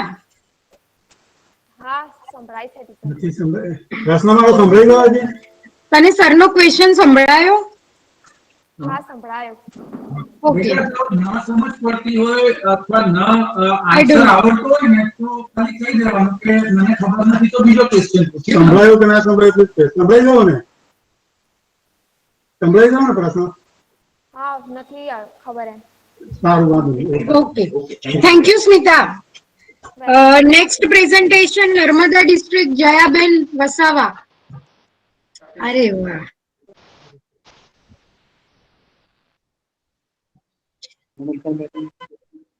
જયા તારી પીપીટી હું શેર કરું? તમે કરો. ઓકે.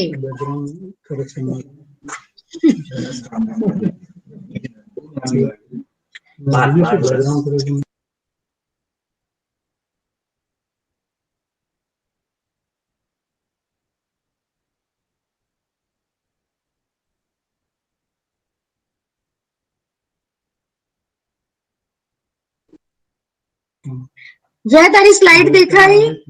હા. Okay, start your presentation.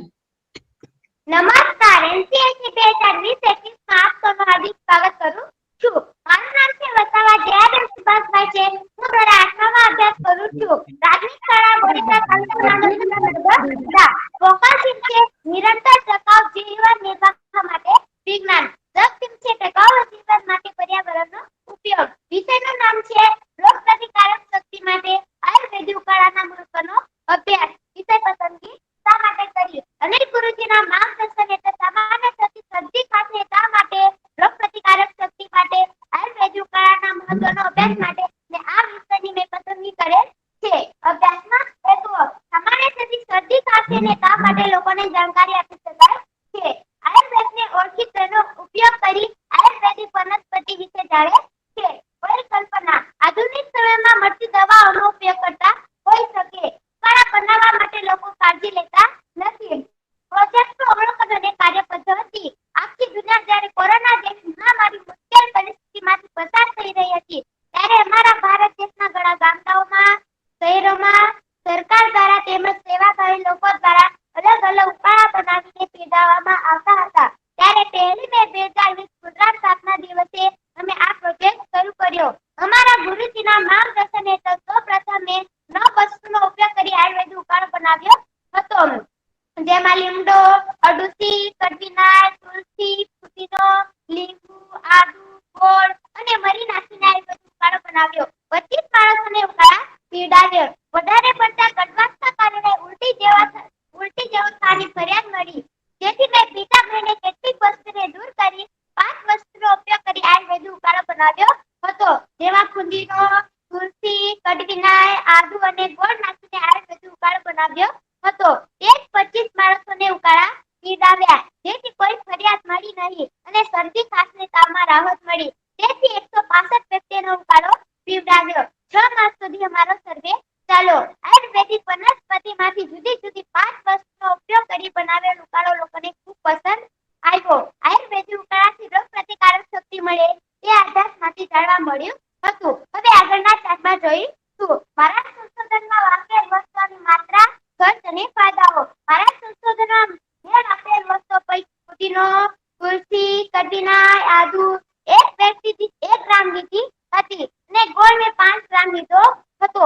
165 વ્યક્તિના 4 વસ્તુઓ 165 ગ્રામ 165 ગ્રામ લેખે લીધી હતી અને ગોળ 5 ગ્રામ 825 ગ્રામ લીધો હતો. આવી રીતે મારો આયુર્વેદિક ઉકાળો બનાવ્યો હતો. આ ઉકાળાનું એક વ્યક્તિ દીઠ માત્ર 30 પૈસાનો ખર્ચ થયેલો હતો, જે બજારમાંથી મળતી વસ્તુઓ કરતા ખૂબ જ ઓછો છે. મારા સંશોધનમાં વાપરેલ વસ્તુઓ એક વખતમાં માત્ર 50 રૂપિયાનો ખર્ચ થયેલો હતો. 6 મહિનામાં 30 વખત અમે આયુર્વેદિક ઉકાળો પીવડાવ્યો હતો, જેમાં માત્ર 1500 રૂપિયાનો ખર્ચ થયેલો હતો. હવે પ્રોજેક્ટના ફાયદાઓ. બજારમાંથી મળતી વસ્તુઓ કરતા મેં બનાવેલ ઉકાળો રાહત આપે છે. બજારમાંથી મળતી વસ્તુઓ કરતા મેં બનાવેલ ઉકાળામાં વપરાતી વસ્તુઓ તાજી અને ફ્રેશ હોય છે, ગુણવત્તા લક્ષી અને ફાયદાકારક છે અને શરદી ખાંસીને તાવમાં રાહત મળે છે. આદુ કફનાશક છે. તુલસી અને પુદીનો શીતળતા આપે છે અને કડવીનાળ આપણા શરીરમાં રહેલા જીવાણુને નાશ કરે છે અને ગોળ આપણને શક્તિ આપે છે. આ 5 વસ્તુઓ ખૂબ જ ઉપયોગી છે.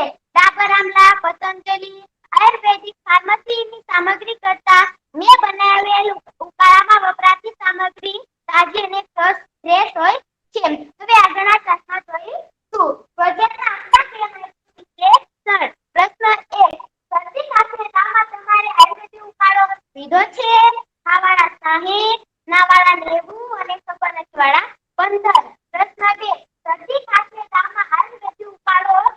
પીવો જોઈએ કે નહીં? હા વાળા 70, ના વાળા 80 અને ખબર નથી વાળા 15. પ્રશ્ન 3. આયુર્વેદિક ઉકાળો પીવાથી રોગ પ્રતિકારક શક્તિ વધે છે. હા વાળા 90, ના વાળા 70 અને ખબર નથી વાળા 5. પ્રશ્ન 4. આયુર્વેદિક ઉકાળો પીવાથી રોગ પ્રતિકારક શક્તિ ઘટે છે. હા વાળા 20, ના વાળા 135 અને ખબર નથી વાળા 10. પ્રશ્ન 5. આયુર્વેદિક ઉકાળો પીવાથી કોઈ આડઅસર થાય છે. હા વાળા 5, ના વાળા 155 અને ખબર નથી વાળા 5. પ્રશ્ન 6. આયુર્વેદિક ઉકાળો બનાવવા માટે આયુર્વેદિક ઔષધિ તમારા વિસ્તારમાંથી મળી રહે છે. હા વાળા 160 અને ના વાળા 5 અને ખબર નથી વાળા કોઈ નથી. પ્રશ્ન 7. આયુર્વેદિક ઉકાળો દરેક માણસોને આપી શકાય છે. હા વાળા 152, ના વાળા 11 અને ખબર નથી વાળા 2. પ્રશ્ન 8. મેડિકલ દવાઓની સામે આયુર્વેદિક ઉકાળો ફાયદાકારક છે કે નહીં?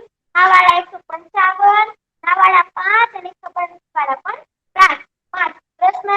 આયુર્વેદિક ઉકાળો તમે પીવો છો કે નહીં? હા વાળા 149, ના વાળા 11 અને ખબર નથી વાળા 5. પ્રશ્ન 10. આયુર્વેદિક ઉકાળો પીવાથી તમને શરદી ખાંસીને તાવમાં રાહત મળી હતી? રાહત મળી? હા વાળા 151, ના વાળા 10 અને ખબર નથી વાળા 4. હવે આગળના ક્લાસમાં જોઈશું. પ્રોજેક્ટનું પરિણામ. આયુર્વેદિક ઉકાળા પીવડાવવાનો સર્વે અમારો 6 મહિના ચાલ્યો. સર્વેના અંતે આ મુજબ પરિણામ મળ્યું. આયુર્વેદિક ઉકાળાથી શરદી ખાંસીને તાવમાં રાહત મળે છે. આયુર્વેદિક ઉકાળાથી રોગ પ્રતિકારક શક્તિ મળે છે. કારણો. કેટલાક લોકો આયુર્વેદિક ઉકાળાથી શરદી ખાંસી તાવમાં રાહત મળે છે તે જાણીને લોકો ઉકાળા પીવા લાગ્યા. સમસ્યા નિવારણ. 6 મહિનાના અંતે સંશોધનના રૂપે સમસ્યા નિવારણ માટે પ્રયત્નો કરવામાં આવ્યા જે આ મુજબ છે. મેડિકલમાંથી મળતી વસ્તુઓ કરતાં મેં બનાવેલ ઉકાળો રાહત આપે છે જે સમસ્યા નિવારણ માટે જરૂરી બનશે. સંદર્ભ. અમે આ જાતે સંશોધન કાર્ય કરે છે. આભાર દર્શન રૂપે હું સૌનો ખૂબ આભાર માનું છું. હવે આ મારી પ્રોજેક્ટ ફાઇલ છે જે તમે જોઈ શકો છો. તેમાં સંપૂર્ણ માહિતી લખી છે અને આ પ્રોજેક્ટનું વર્ણન કર્યું છે જે આ સ્લાઇડ તમે જોઈ શકો છો. અને આ મારી પ્રોજેક્ટની ફાઇલ છે જે તમે જોઈ શકો છો. એમાં સંપૂર્ણ માહિતી લખી છે અને ફોટોગ્રાફ પણ તમે જોઈ શકો છો. અને આ મારી આયુર્વેદિક ઉકાળામાં વપરાતી 5 વસ્તુઓ છે. તુલસી, પુદીનો, કડવીનાળ, આદુ અને આ ગોળ. અને આ મારા ઉકાળાનો નમૂનો છે જે તમે જોઈ શકો છો. મારો 6 મહિના મારો પ્રોજેક્ટ સફળ રહે તેનું મને ગૌરવ છે. નમસ્કાર. જય જય ગરી ગુજરાત. જય Hind. Okay, thank you Jayaben. બેટા તમે જે આ પેલી પ્રશ્નાવલી તૈયાર કરી જેને તમે ઉકાળો પીવડાવ્યો એ તમારા આજુબાજુ ગામના કે સોસાયટીના જ લોકો હતા કે બીજે બહાર જઈને બી પીવડાવ્યો તો તમે? અમારા ગામના લોકો હતા. ઓકે, એટલે આજે 165 કે એટલા જે વ્યક્તિ દેખાઈ રહ્યા છે ને એ તમારી ગામની વસ્તી આટલી હતી કે એનાથી વધારે છે? વધારે હતી. ઓકે, પણ તમે આટલા લોકોને 165 વ્યક્તિઓનો સર્વે કર્યો. ઓકે બેટા. બે વસ્તુ મને જણાવીશ. એ પહેલા તું સરસ પ્રેઝન્ટેશન આપે છે ને, આગળ પણ ચાલુ રાખજે આવું. હા. હવે બે વસ્તુ જે છે એમાં પહેલી તેને એવું કહ્યું કે તમારા ઉકાળા એ બીજા જે માર્કેટમાં અવેલેબલ ઉકાળા છે એના કરતા વધુ ફ્રેશ સારા છે. એ કેવી રીતે પ્રૂવ કરી શકાય? અને બીજું તમારા ઉકાળાથી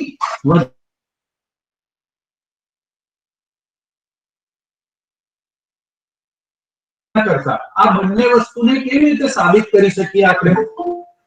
અમે બજારમાંથી દવા લઈ આવ્યા ત્યારે તે 100 થી 150 રૂપિયાની હતી અને અમારા આયુર્વેદિક ઉકાળામાં ખાલી 50 રૂપિયાનો જ ખર્ચ થાય છે.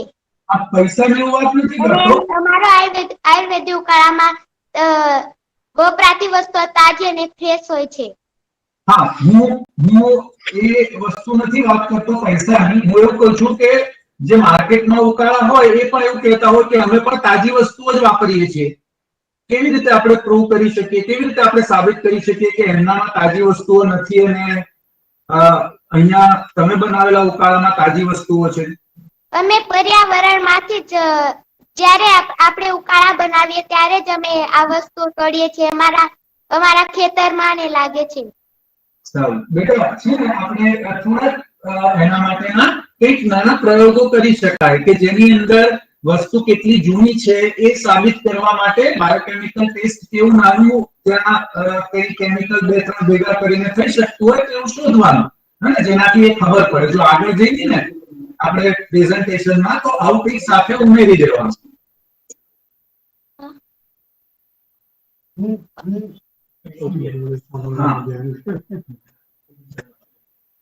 શું વાપર્યું ઉકાળામાં? ફરતી પૂછો.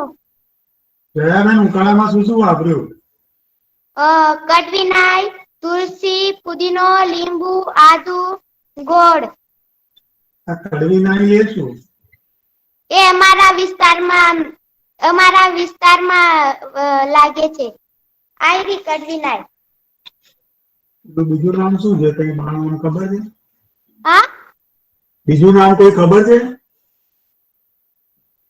અમારા વિસ્તારમાં જ થાય છે. કડવીનાઈ.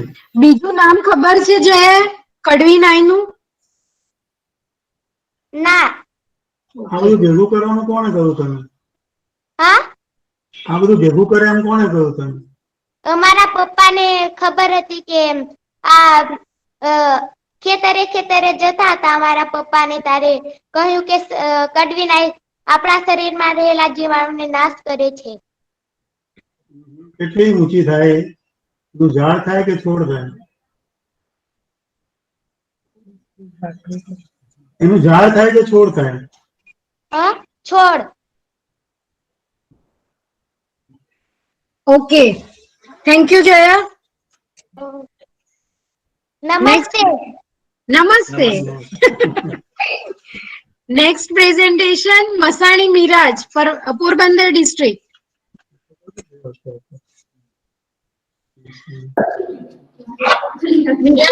યસ.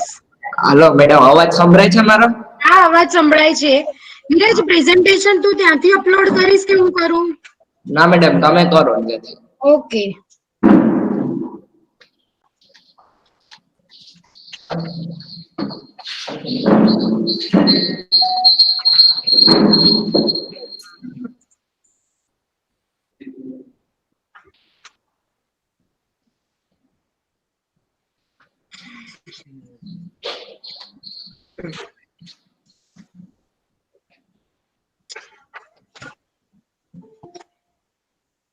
મિરાજ, તારી સ્લાઇડ શેર કરી, દેખાય છે પ્રેઝન્ટેશન? હા મેડમ, નથી દેખાતી.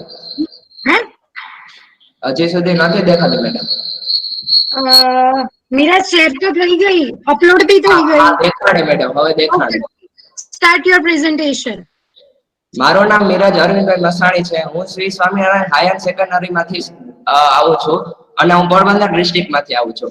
અમારા વિસ્તારની સમસ્યા જોઈ અને અમે આ પ્રોજેક્ટ નું આયોજન કરેલું છે. પોરબંદર વિસ્તાર એક એવો વિસ્તાર છે કે જ્યાં વધારે પડતા અનયુઝેબલ એનિમલ એટલે કે ગાય, કૂતરા તેમજ ગલીમાં રખડતા પશુઓ વધુ જોવા મળે છે. આ માટે અમે અમારા પ્રોજેક્ટમાં ગાયને મુખ્ય સ્થાન દીધું છે. ગાય આપણા માટે માતાનું આપણે એને માન દીધેલું છે. આથી આપણે ગાયનો ઉપયોગ કરી શકીએ, પરંતુ અમારા વિસ્તારમાં ગાય ગલીએ જોવા મળે છે. એક ગલીમાં લગભગ 4 થી 5 ગાયો જોવા મળે છે. અને આ ગાયો શિયાળા દરમિયાન, ઉનાળા દરમિયાન, ચોમાસા દરમિયાન એમજ અમસ્થી રખડતી હોય છે અને તેમનો કોઈ ચોક્કસ ઉપયોગ થતો નથી. એટલે અમારા વિસ્તારની સમસ્યા જોઈ અને અમે આ પ્રોજેક્ટ નું આયોજન કરેલું છે.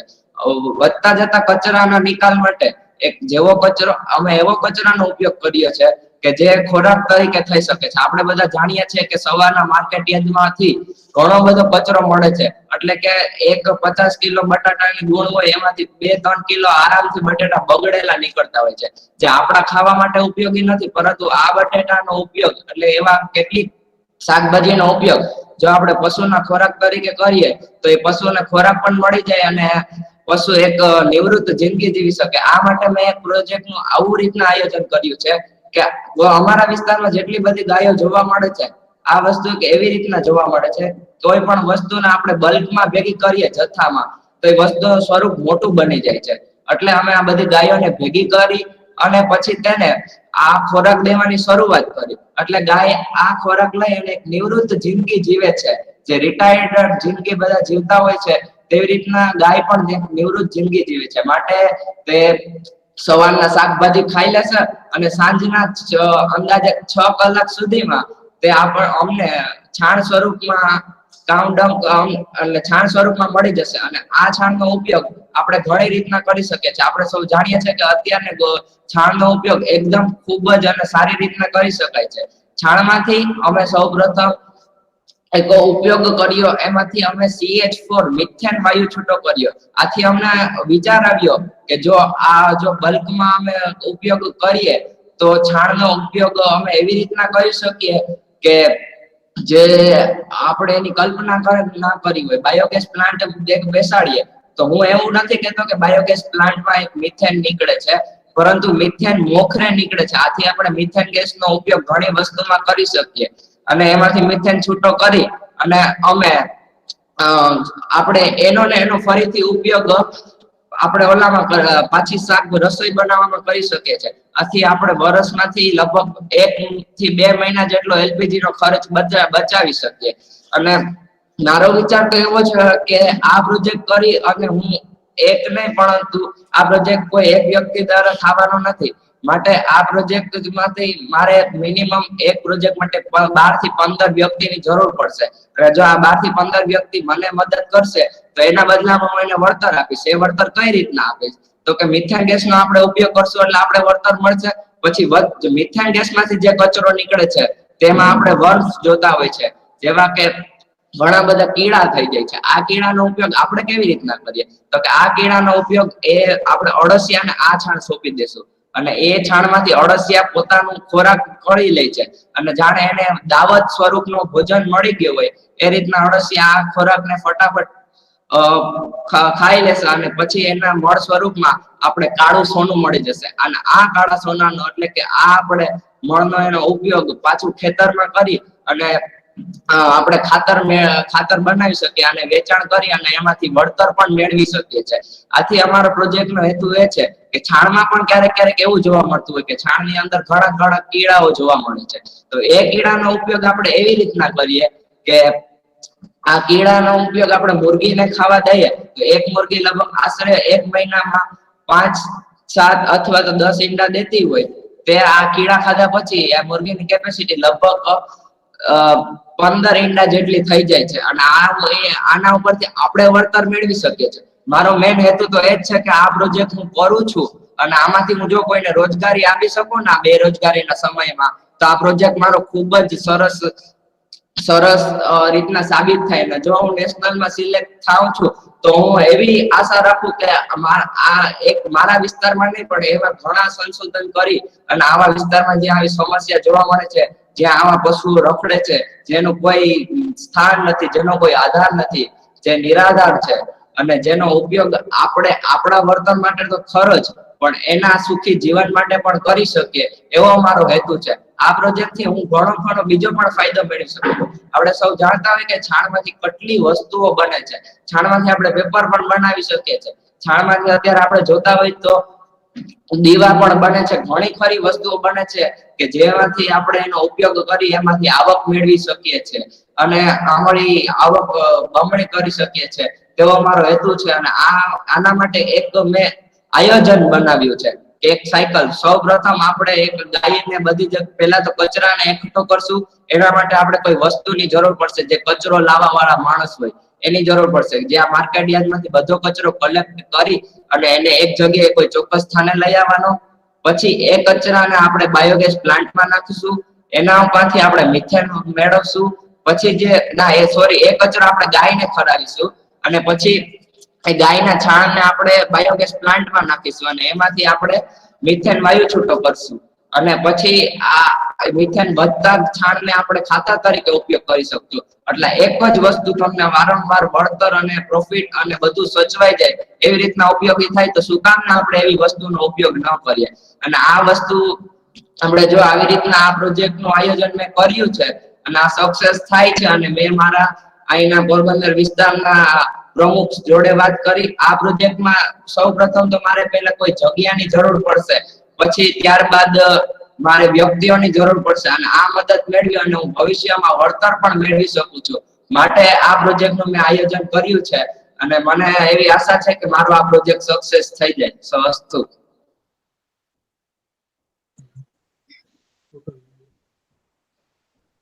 ઓકે, થેન્ક યુ બેટા. નીરજ, બેટા મારે બે ત્રણ પ્રશ્ન પૂછવા છે. આ તમે જે કીધું ને તમે આ આવેલા રખડતા પ્રાણીઓ છે, તો તમે કેટલા રખડતા પ્રાણીઓ ગણ્યા તમારા એરિયામાં બેટા? સર અમારે અહીં નોર્મલી છે ને એક ગલીમાં 4 થી 5 ગાયો જોવા મળે છે અને પોરબંદર વિસ્તાર સર એવું નહીં, તે ડેટા ભેગો કર્યો છે બેટા? તે ડેટા ભેગો કર્યો છે? શું કહો છો સર? બરાબર નહીં સાંભળ્યું. એ માહિતી ભેગી કરી છે, સંખ્યાની માહિતી ભેગી કરી છે કે હવામાં બોલી રહ્યો છું? ના ના સર, આનો સર ચોક્કસપણે છે ને આ પ્રોજેક્ટ મોટો છે ને એના કારણે હું લાઈવ કરી ના શકું, પણ હું જરૂરથી બતાવી શકું કારણ કે સર ગણતરી કરીએ ને તો આશરે 2 થી 3000 ગાયો તો જોવા થઈ જ જાય છે.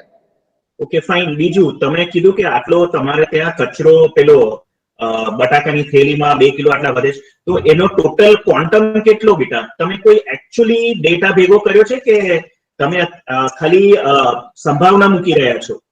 ના સર, એનો છે ને એવી રીતના આપણે મેં માર્કેટ યાર્ડમાં મુલાકાત લીધેલી છે. એનો છે ને સર અત્યારે તો લોકો એવી રીતના ઉપયોગ કરે છે કે થોડો ઘણો જે વેપારી ડિસ્ટ્રીબ્યુટર છે ને જે સર. હેલો. ઓકે ફાઇન બેટા, બે વસ્તુ ખાલી કહીશ. જ્યારે આવો વિજ્ઞાનનો પ્રોજેક્ટ હોય ને એનસીએસસી માં બેટા, ત્યારે ડેટા બહુ ઇમ્પોર્ટન્ટ હોય છે. સંભાવનાથી આપણે પ્લાન કરી શકીએ છીએ, પણ જો ડેટા હોય ને તો એના ઉપર કામ કરી શકાય બેટા. ઓકે, તારો આઈડિયા સારો છે, ડેટા ભેગો કરીને એના પર આગળ કામ કરજો. હા સર, ચોક્કસપણે સર. આમાં હું એક સાથે સર ડેટા કલેક્ટ કરું છું ને તો મને આમાં ઘણો બેનિફિટ થાય છે, એ સમજુ છું સર. ઓકે બેટા. Hello. Okay, thank you બેટા. Thank you, Miraj. Hello. Welcome madam. Yes. My humble request that I'm from Chota Udaipur. My name is Batul. Yeah. I have to catch a train for Mumbai. So, can you take now? 1 second. It might just let us think over it. In the meantime, let the person who is in the sequence come. Okay, no problem.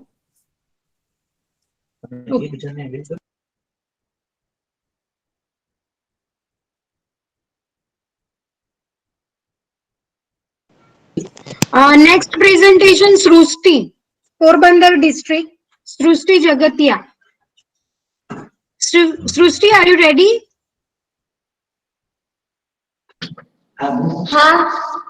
Yes, start your presentation. 1 second.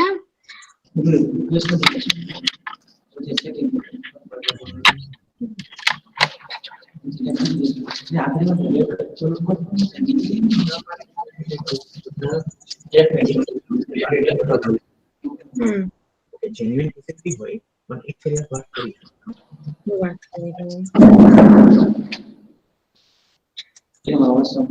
Srusti? Yes, ma'am. તને screen દેખાય? हाँ ma'am. Okay, start your presentation. Hello નમસ્તે, મારું નામ સૃષ્ટિ અમિતભાઈ જગતિયા છે. હું પોરબંદર શહેરથી ખેડા રાજપરા પ્રાઇમરી સ્કૂલમાં ધોરણ 6 માં અભ્યાસ કરું છું અને આજના એનસીએસસી 2020-21 અંતર્ગત મારા પ્રોજેક્ટનું નામ છે કે પોરબંદર જિલ્લાના મોગરસાગર વિસ્તારના લોકોમાં જોવા મળતું પરંપરાગત ઔષધીય વનસ્પતિઓનું જ્ઞાન, એક અભ્યાસ. હવે હું આપને જણાવીશ કે અમે આ પ્રોજેક્ટ શા માટે પસંદ કર્યો. તો હાલના સમય દરમિયાન વિવિધ રોગો દ્વારા સમગ્ર વિશ્વ ઘેરાયેલું છે અને લોકો પોતાના ઉપચાર માટે વિવિધ પ્રકારની એલોપેથિક દવાઓનો ઉપયોગ કરે છે, જેથી માનવ શરીર પર કેટલીક આડઅસરો પણ થાય છે અને તેના ધનનો પણ ખૂબ જ વ્યય થાય છે. જેથી તેની સરખામણીમાં જોતા આયુર્વેદિક ઔષધિય અને ધીમી ગતિએ પણ રોગને જડ મૂળમાંથી નાશ કરે છે. તે પ્રમાણમાં સસ્તી પણ છે અને રોગ પ્રતિકારક શક્તિ પણ વધારે છે. આ પ્રમાણ ઋષિ મુનિઓ, વેદો અને વડવાઓ દ્વારા સૂચવેલ આ મહામૂલી એવી ઔષધીય વનસ્પતિઓનું પરંપરાગત જ્ઞાન ક્રમશઃ લુપ્ત થતું જાય છે, જેથી આજનો દરેક વ્યક્તિ આ ઔષધીય વનસ્પતિઓનો વધુ ને વધુ ઉપયોગ કરે અને સ્વસ્થ બને અને નિરોગી બને અને આવા આશયથી જ અમે આ પ્રોજેક્ટ પસંદ કર્યો. અને હવે હું આપને વાત કરીશ કે અમે આ પ્રોજેક્ટ કેવી રીતે તૈયાર કર્યો. તો સૌપ્રથમ અમોએ પોરબંદર શહેરથી 22 કિલોમીટર દૂર આવેલા મોકરસાગર વિસ્તારના સ્થાનિક લોકો કે જ્યાં ઔષધીય વનસ્પતિઓનું પરંપરાગત જ્ઞાન ધરાવતા 10 વ્યક્તિઓની રૂબરૂ મુલાકાત લઈ અને આ ઔષધીય વનસ્પતિઓના જ્ઞાન વિશે એક પ્રશ્નોત્તરી તૈયાર કરી, જેમાં વનસ્પતિની ઓળખ, તે કયા ઋતુમાં ઉગે છે, તે કયા સમયમાં ઉગે છે, તે ફક્ત ચોમાસામાં જ ઉગી નીકળે છે કે પછી 12 માસ જોવા મળે છે, તે વનસ્પતિની કોઈ આડઅસર છે કે નહીં, તે વનસ્પતિ કેવા સ્વરૂપમાં ઉગે છે, તે વનસ્પતિને કેવી રીતે ઉપયોગ કરવો, તાજી કે પછી ચૂર્ણ રૂપે, અને આ વનસ્પતિનો કયો ભાગ જેમ કે મૂળ, પ્રકાંડ, ફળ, ફૂલ, પુષ્પ, બીજ કે પછી આખી વનસ્પતિ ઉપયોગી છે અને તમને આ ઔષધીય વનસ્પતિઓનું જ્ઞાન કેવી રીતે મળ્યું વગેરે જેવા પ્રશ્નો પૂછ્યા. આમ તો મોકરસાગર વિસ્તારમાં 65 જેટલી ઔષધીય વનસ્પતિઓ જોવા મળે છે, પરંતુ સમય મર્યાદા અને ઋતુને ધ્યાનમાં રાખીને અમારે ફક્ત 20 જેટલી ઔષધીય વનસ્પતિઓનો અભ્યાસ શક્ય બન્યો છે, જેમાં શંખપુષ્પી, બ્રાહ્મી, ભાંગરો, અઘેડો, સાટોડી, આકડો, મામેજવો, ભોવારીંગડી, ભોઆંબલી, ધતુરો, ગોખરો, ગોરખગાંજો, સહદેવી, પીલું, આવડ, રામબાવળ, લીમડો, સરગવો, આકડો વગેરે જેવા ઔષધીય વનસ્પતિઓનો અભ્યાસ અમારે શક્ય બન્યો છે. અમારું આ સંશોધન સર્વેક્ષણ પદ્ધતિથી કરવામાં આવેલ છે. અમારા આ સંશોધન કાર્યમાં વપરાયેલ જે પ્રશ્નાવલી છે તેના આધારે જે નિષ્કર્ષો મળ્યા છે તે આ મુજબ છે. ત્યાંના લોકો દર્શાવેલ 20 વનસ્પતિનો ઉપયોગ તાજી અથવા ચૂર્ણ રૂપે વિવિધ રોગોમાં ઔષધ તરીકે ઉપયોગ કરે છે, જેવા કે માથાના વાળના રોગ, હૃદય રોગ, દાંતના રોગ, કિડની તેમજ મૂત્રાશયના વિવિધ રોગો, આંતરડાના રોગ, હૃદય રોગ, ચામડીના વિવિધ રોગો જેવા કે ખરજવું થવું, ઉંદરી થવી, દાદર થવા, ડાયાબિટીસના રોગ, સાંધા તેમજ મૂંઢમાર અને સૌંદર્ય પ્રસાધનો માટે પણ ત્યાં વિવિધ ઔષધીય વનસ્પતિઓનો ઉપયોગ કરતા હતા. અમને ખાસ કારણ તો એ જોવા મળ્યું કે ત્યાંના લોકો 95% અશિક્ષિત એટલે કે અભણ હોવા છતાં પણ તેના ઔષધીય વનસ્પતિઓનું પરંપરાગત જ્ઞાન તેના વડવાઓ દ્વારા લેખિત અથવા મૌખિક રીતે વારસામાં મળ્યું છે. અને બીજી વાત એ જોવા મળી કે ત્યાંના લોકો દ્વારા સૂચવેલ ઔષધીય વનસ્પતિઓની ઓળખ, તેના ઉપચારો અને વિવિધ રોગોમાં તેની જે ઉપચાર વિધિ બતાવી તે અમને ઔષધીય વનસ્પતિઓની સર્વમાન્ય બુકોમાં અમને હુબહુ જોવા મળી, જેવી કે બાપાલાલ વેદ, સુતરિયા, વસુંધરાની વનસ્પતિ વગેરે. અમારા આ સંશોધનનું વિશેષ ઉપયોગિતા તો એ છે કે આજનો આધુનિક માનવ આંગળીના મેઢે ગણી શકાય તેટલી જ ઔષધીય વનસ્પતિઓને ઓળખે છે અને તેના ઔષધીય ઉપચાર વિશે તો અજાણ જ છે. તેથી અમારા પ્રોજેક્ટમાં આપેલા સચોટ માહિતી દ્વારા આજનો દરેક વ્યક્તિ આ ઔષધીય વનસ્પતિને ઓળખતો થશે, તેને જાણતો થશે, તેના ગુણ વિશે માહિતગાર થશે, તેનું સંવર્ધન અને સંરક્ષણ કરતો થશે, ગૃહ ઉદ્યોગ સ્થાપવા પ્રેરાશે, પોતાના ઘર આંગણે ઉગાડતો થશે અને પોતાનો ઉપચાર પોતાની જાતે કરતો થશે.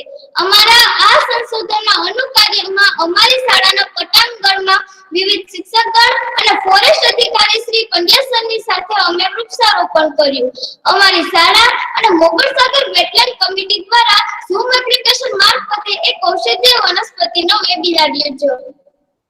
અમારી શાળા દ્વારા આ ઔષધીય વનસ્પતિઓના રંગીન પેમ્પલેટ છપાવી અમારી પોરબંદર જિલ્લાની 15 શાળામાં મોકલવામાં આવ્યું અને તેને કહેવામાં આવ્યું કે આ ઔષધીય વનસ્પતિને ઓળખે અને તેનો ઉપયોગ જણાવો. તેવી સ્પર્ધાનું આયોજન ખુલતી શાળાએ કર્યું અને આપણા પોરબંદર જિલ્લાના ડીએફઓ શ્રી પંડ્યા સર સાથે ચર્ચા વિચારણા કરતા તેને જણાવ્યું કે એક ચોક્કસ ટીમ બનાવી ચોક્કસ વિસ્તારમાં જઈ અને આ ઔષધીય વનસ્પતિઓનું જ્ઞાન લોકોને પૂરું પાડવામાં આવશે અને આપણી ફોરેસ્ટની નર્સરીમાંથી આ ઔષધીય વનસ્પતિઓના કુંડા વિનામૂલ્યે વિતરણ કરવામાં આવશે. પરંતુ હાલ આ કોવિડ-19 ના અંતર્ગત અમારી આ યોજના મોકૂફ રાખવામાં આવેલ છે અને મારા આ પ્રોજેક્ટ સંપૂર્ણ થવામાં મારે જે ગુરુજનોએ મદદ કરી છે તેને તો હું કેવી રીતે ભૂલી શકું. અમારા ગાઈડ ટીચર શ્રી અમિતભાઈ જગતિયા અને નવયુગ સ્કૂલના રિટાયર્ડ ટીચર શ્રી હર્ષબેન હિંગરાજાનો હું દિલથી આભાર માનું છું અને છેલ્લે તો હું ફરીથી એટલું જ કહીશ કે આ ઔષધીય વનસ્પતિઓના વધુને વધુ ઉપયોગથી ફક્ત એક માનવ જ નહીં, એક ગામ કે એક શહેર નહીં, એક ભારત દેશ પણ નહીં, સમગ્ર વિશ્વ આ ઔષધીય વનસ્પતિઓના વધુને વધુ ઉપયોગથી સ્વસ્થ બનશે, નિરોગી બનશે અને મસ્ત બનશે. જય હિન્દ, જય ભારત. Thank you.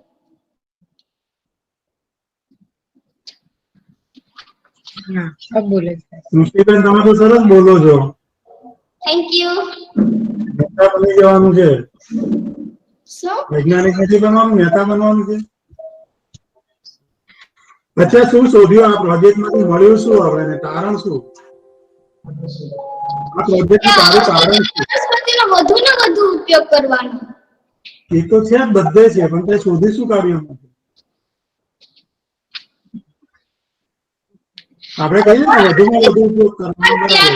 મોગલ સાગર વિસ્તારના લોકો 95% અભણ છે, અશિક્ષિત છે, પણ તો પણ એને આ ઔષધીય વનસ્પતિઓનું પરંપરાગત જ્ઞાન છે. તેના વડવાઓ દ્વારા લેખિત અથવા મૌખિક રીતે એના વારસામાં મળ્યું છે. પણ તે એમાંથી શોધ્યું શું એમ? આપણે એમાંથી શું શોધ્યું કે આ વિસ્તારમાં આટલી વનસ્પતિઓ થાય છે, કે આવી વનસ્પતિ સારી છે, કે આ વનસ્પતિ બચાવવી જોઈએ, કે આનો ઉપયોગ વધારે થાય છે, આને ટકી રહે એટલા માટે આ કરવું જોઈએ, એવું એમાંથી તે શું શોધ્યું? આ તારા રિપોર્ટમાં પ્રશ્નાવલીમાંથી શું મળ્યું આપણને?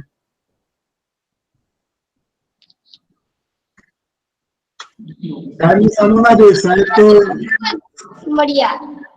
હે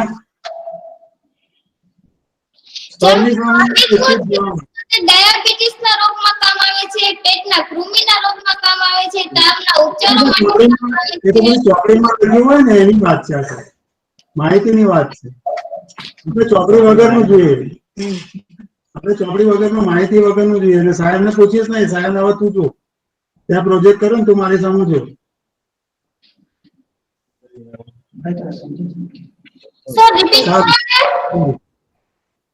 સારું બેટા. ઓકે, નો ઇશ્યુઝ બેટા. દૃષ્ટિ મેઇન છે ને કે એકચ્યુઅલી જે ડેટા આપણે પ્રશ્નાવલી પૂછી હોય એના વિશેની માહિતી અને એનું તારણ ઇમ્પોર્ટન્ટ હોય છે, કારણ કે એમાં ઘણી બધી માહિતી તો બેટા ચોપડીઓમાં અવેલેબલ છે. એટલે સૌથી ઇમ્પોર્ટન્ટ શું હોય છે કે આપણું તારણ છે ને, આપણે જે પ્રશ્ન પૂછ્યો એમાં કેટલા ટકાએ શું જવાબ આપ્યો એ નેક્સ્ટ ટાઈમ જો તમારું આગળ જવાનું થાય તો એના વિશે તમે વધારે માહિતી મૂકજો. ઓકે, ચાલો બેટા. Thank you. Thank you Srushti. Thank you. Next presentation Chhota Udepur. Okay, બધું જે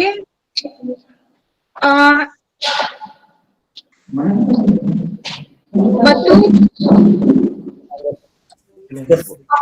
યસ મેમ.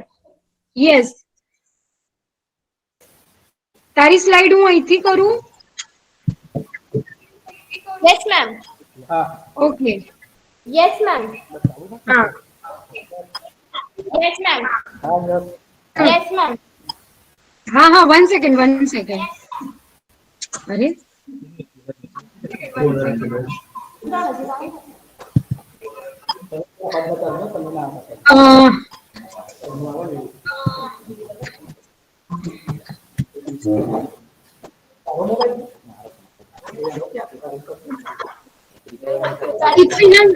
હેલો,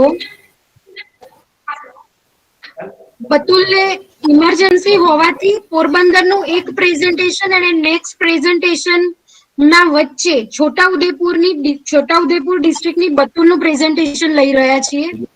તો બતુલ, તને તારું પ્રેઝન્ટેશનની સ્લાઇડ દેખાય છે? નો મેમ. ઓલરેડી પ્રેઝન્ટ થઈ ગઈ છે.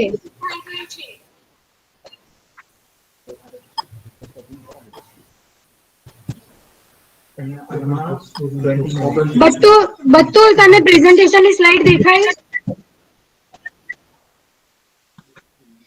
નો ma'am.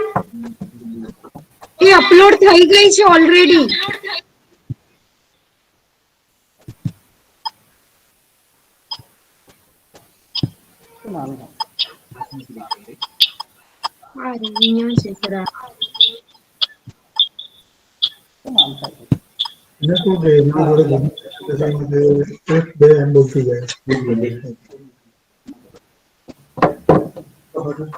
Good evening, everyone. Myself, Batul Bowala from Sunrise English Medium School. My theme: ecosystem for the sustainable living. Ecosystem for the sustainable living. Team leader, Batul Mithi Bolwala. Subject. Hello.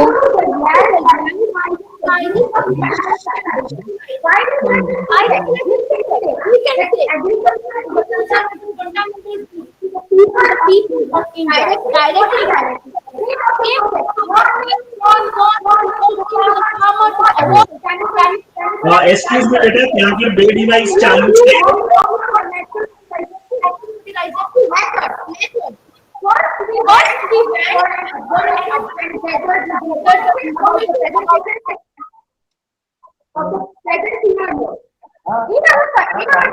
બે દિવસ ચાલુ છે.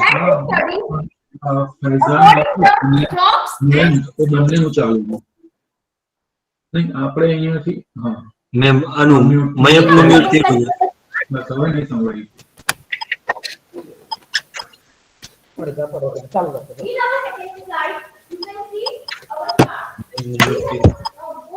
અહીંયાથી કરી દીધું મને.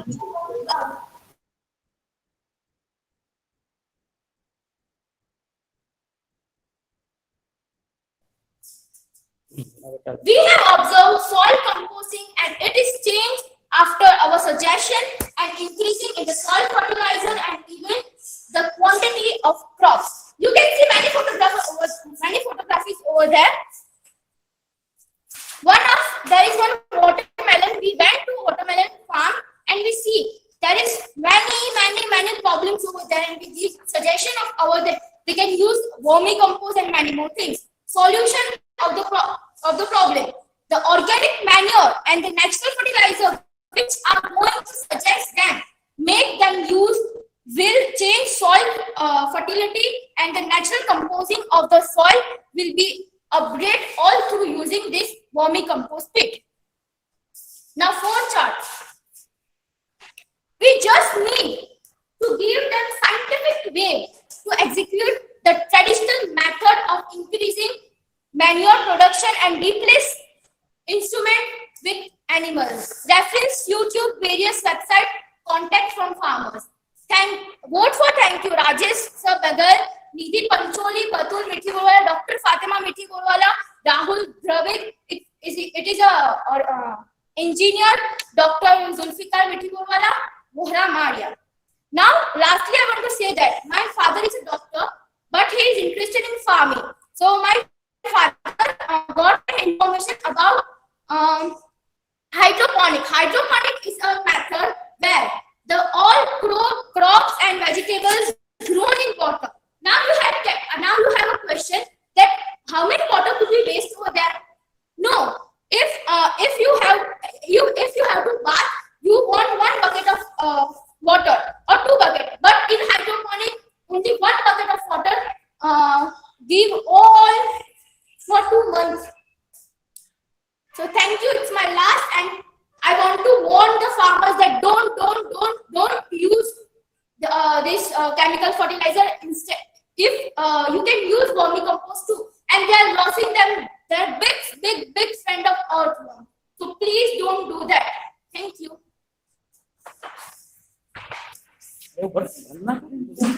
Okay, thank you, Batul, for your very quick presentation. Can you take one question or two, or are you wanting to run away?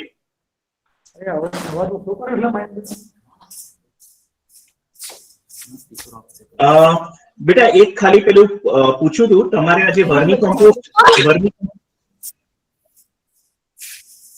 Your voice is not clear, ma'am. Beta, this we are talking about vermi compost here. Yes. Did you make that vermi compost yourself, or you got it from somewhere else? What? Your voice is not clear, ma'am. Did you get the vermi compost from somewhere else, or did you make it yourself? Ma'am, sir, we can make I am making with myself. How much quantity did you make? Not more, sir. Only 1 kg, not more. And for that, how much soil did you use? Sir, depend on your farm how much acre your farm is. Okay, fine, Batul. Thank you very much. I believe you can sir. move over to your journey. Okay, thank you, Batul. Thank you. Next presentation, Porbandar district, Karina Pooja. Yeah. Thank you, Pino. Pooja.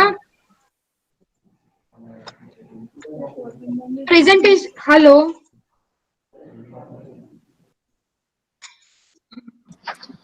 ભૂમિબેન એક presentation આપ કરી લ્યો. પૂજાને કદાચ network problem લાગે છે. Okay. So, now. Surat district, Khushi. Yes, madam. Khushi. Yeah. Khushi. Okay. Okay. Hello. Khushi Chaudhary, are you? હા madam અવાજ આવે છે? Yes, આવે છે. Okay. Who is that one? ખુશી પ્રેઝન્ટેશન તું કરીશ કે હું અહીંયાથી અપલોડ કરું? મેમ તમે કરો. Okay, 1 second. બેન હા પોરબંદર જિલ્લો અમારો વારો કઈ આવશે? છેલ્લું ચીરા? પ્રેઝન્ટેશન હતું. હા પથ્થર ચિરાગ તારું પ્રેઝન્ટેશન મીન્સ સમથિંગ કઈ છે? Ecosystem for sustainable living. Chirag 1 second hold. અત્યારે ખુશીનું પ્રેઝન્ટેશન ચાલી રહ્યું છે. Okay, kindly mute your Mike.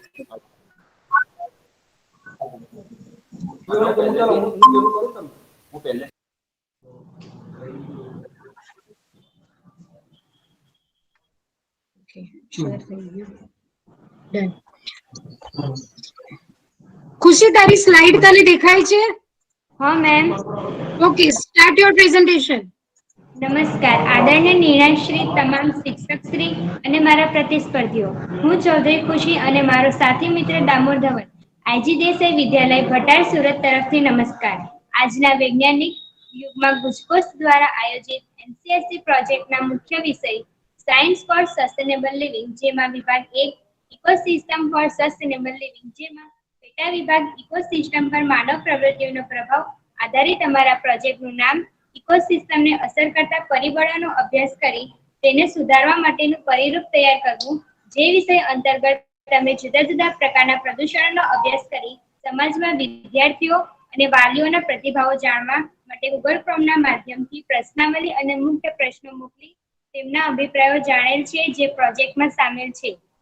હેતુઓ: સમાજને પ્રદૂષણ અને તેની અસરોથી માહિતગાર કરવા, પર્યાવરણ સમતુલાની જાળવણીમાં સમાજ વ્યક્તિની ફરજોથી વાફે કરી તેની સહભાગીદારીથી વધારવી, વૃક્ષારોપણ અને સંરક્ષણ સંવર્ધનનો ખ્યાલ આપી સફળ બનાવવા, ટેરેસ ગાર્ડનના નિર્માણ દ્વારા કૃષિ પરનું ભારણ હળવું કરવું, સંશોધનની રૂપરેખા online next slide.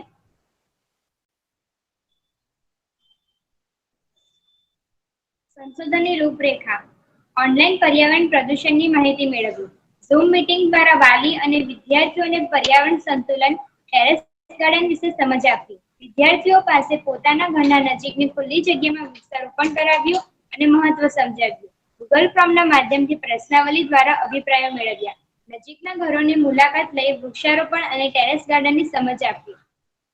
Ma'am next slide. આ અમારા વિદ્યાર્થીઓ કરેલી વૃક્ષારોપણની ઝાંખી છે, તે તમે જોઈ શકો છો. Ma'am next slide. આ પ્રશ્નાવલી અને મુક્ત પ્રશ્નો અમે ગૂગલ ફોર્મના માધ્યમથી મોકલેલ છે અને તેમના આપેલા અભિપ્રાયો જે પ્રોજેક્ટમાં સામેલ છે અને તેના ઉપરથી તારવેલા તારણો આ મુજબ છે. Ma'am next slide. નેક્સ્ટ તારણો પ્રદૂષણ વિશે જાણે છે પરંતુ તેને ઘટાડવા અંગે વિચારશીલ નથી. વૃક્ષોનું મહત્વ સમજે છે પરંતુ વૃક્ષારોપણ કાર્યક્રમ પ્રત્યે ઉદાસીનતા. વૃક્ષારોપણમાં કયા પ્રકારના વૃક્ષો વાવવાની એની પણ સમજ નથી. વૃક્ષો પરવાનગી વગર કાપી શકાય નથી તેનો ખ્યાલ નથી. ટેરેસ ગાર્ડનના ફાયદા વિશે જાણતા નથી. Ma'am next slide. મર્યાદા. COVID-19 ની પરિસ્થિતિને કારણે મુલાકાતનો અભાવ. વૃક્ષારોપણની ફળશ્રુતિ અને પરિવર્તન અંગે આધારભૂત માહિતી આપી શક્યા નથી. ટેરેસ ગાર્ડનમાં સમય મર્યાદાના કારણે શાકભાજીનું પ્રમાણ અને ગુણવત્તા અંગે રજૂઆત કરી શક્યા નથી. વૃક્ષારોપણ તેના સંરક્ષણ સંવર્ધન માટે સંકલ્પ લેવડાવ્યા પણ તેને અનુસરે તે જ વિચારવા રહ્યું. Thank you so much.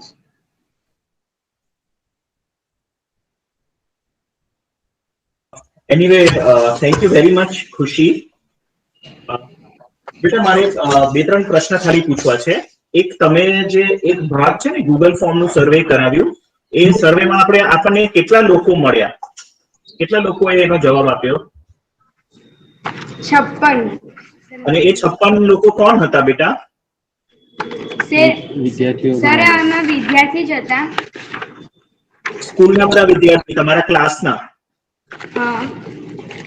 Okay બેટા. અને પછી તમે જે ઝૂમ મીટિંગ કરી એ ઝૂમ મીટિંગમાં કેટલા લોકો હતા?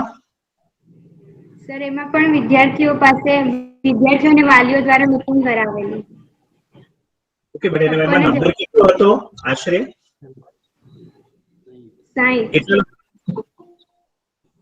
બેટા તમે જવાબ આપો છો પણ તમારા જે ટીચર જવાબ આપે છે ને એ અયોગ્ય છે. બીજું, તમારે ત્યાં 6 સ્લાઇડ હોવી જોઈએ, તમારી સ્લાઇડો 8 હતી બેટા, એ ધ્યાન રાખો. નિયમ હોય ને નિયમનો ભંગ ના કરાય. સારું કામ કરી રહ્યા છો, એ કામ કરતા રહેજો, પણ નિયમોનું પાલન 100% કરવું. ઓકે, આપણે નેક્સ્ટ લઈ શકીએ છીએ. Okay, next Kareena Pooja. Are you ready? હા મેમ. ઓકે, તારું પ્રેઝન્ટેશન તું અપલોડ કરે છે કે હું કરું? બેન તમે કરો. ઓકે. નહીં સર, એ કંઈક બીજો જ કોઈક છે. હા એટલે એ કંઈક 3-4 જણના ગ્રુપમાં ભેગા થઈને ખબર નહીં એ શું કરે છે, એટલે મેં એને કાઢી નાખ્યો, રિમૂવ કર્યો.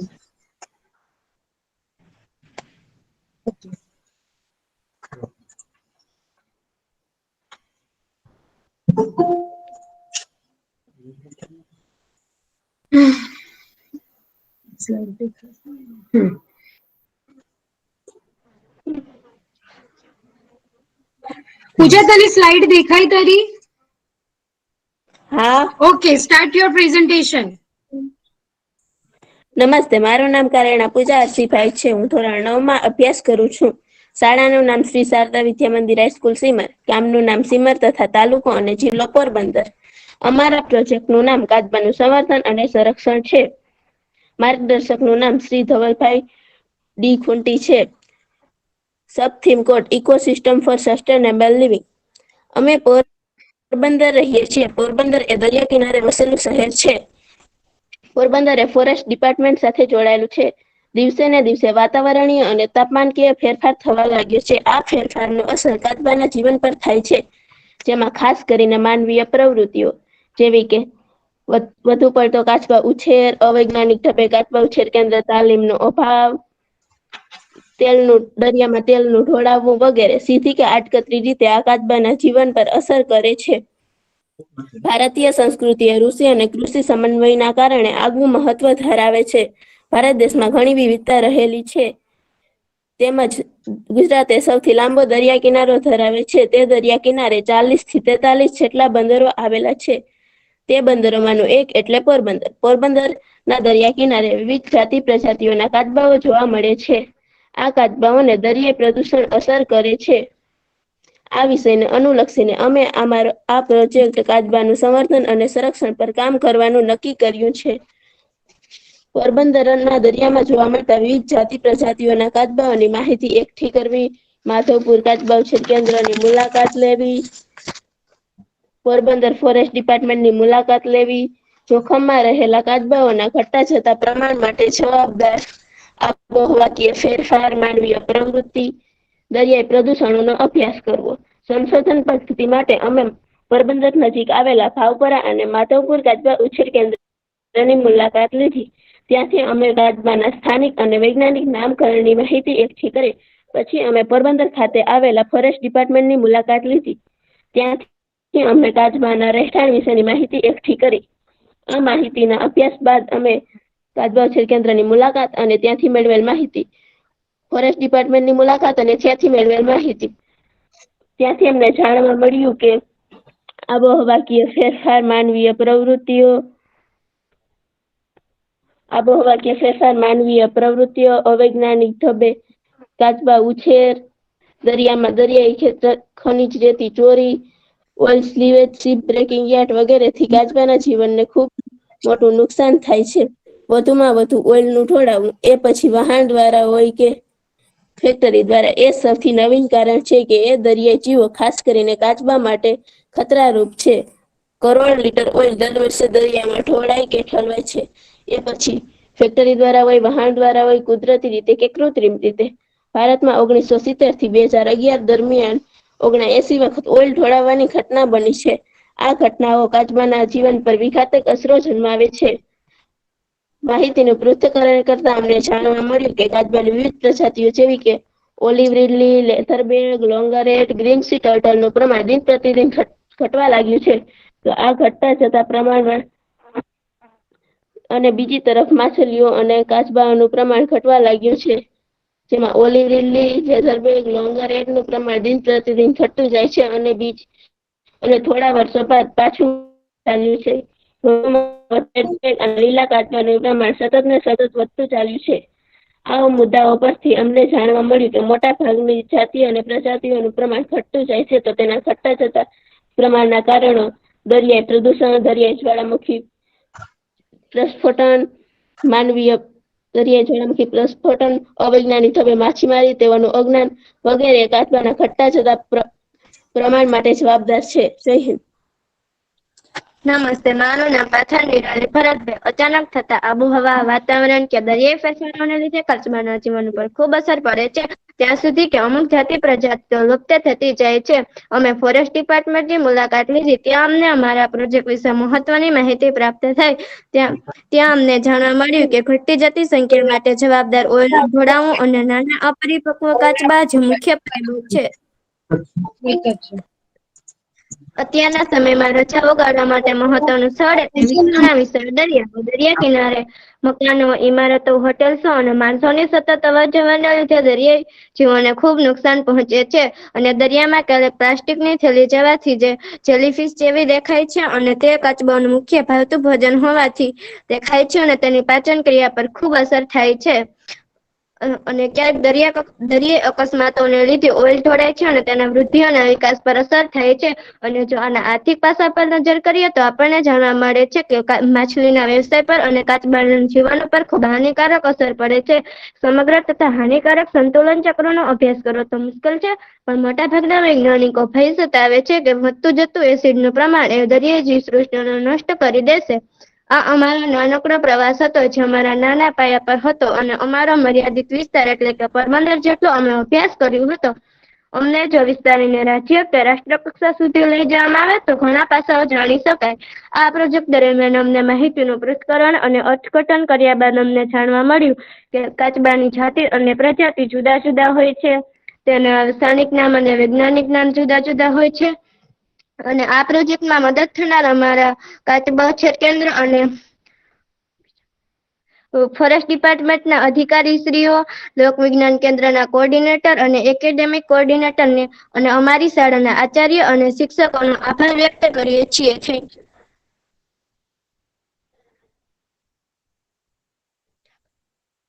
Okay, thank you Pooja. બેટા પણ મારે ધ્યાન આ તમારે બે જે પ્રેઝન્ટ કરી રહ્યા છો એમાંથી પૂજા કોણ છે? ઓકે બેટા, એનસીએસસી હા બેટા, એનસીએસસી ના નિયમ પ્રમાણે છે ને એક જ જણે બોલવાનું હોય, બે જણે ના બોલવાનું હોય, એટલે નેક્સ્ટ ટાઈમમાં ધ્યાન રાખજો. બીજું, તમે જે કાચબાની વાત કરી રહ્યા છો બેટા, તમે કાચબાની સંવર્ધન, તમે કાચબાના ઈંડા જોયા? કાચબાના ઈંડા જોયા કાં તો કાચબો જાતે જોયો તમે? કેટલો મોટો કાચબો જોયો? સર એવડો હોય ને એવડો હોય. તમે નાનામાં નાનો કાચબો કેટલો જોયો? એવડો. તો એ ક્યાંથી મળ્યો તમને? અમારી નદીમાંથી. અચ્છા, નદીમાં હતો? નસીબમાં વેકરીનો, અમાર બાજુમાં હે ને. સારું, ઓકે, ઠીક છે ભાઈ. કાચબા ને આપણે બે કેટેગરીમાં વહેંચી શકીએ ને, એક મીઠા પાણીમાં હોય એ અને ખારા પાણીમાં હોય. સર સંભળાતું નથી. પૂજા સંભળાય છે હવે? પૂજા સંભળાય છે? હા હા, આપણે કાચબાઓને બે કેટેગરીમાં મૂકી શકીએ, એક મીઠા પાણીના અને ખારા પાણીના. હા.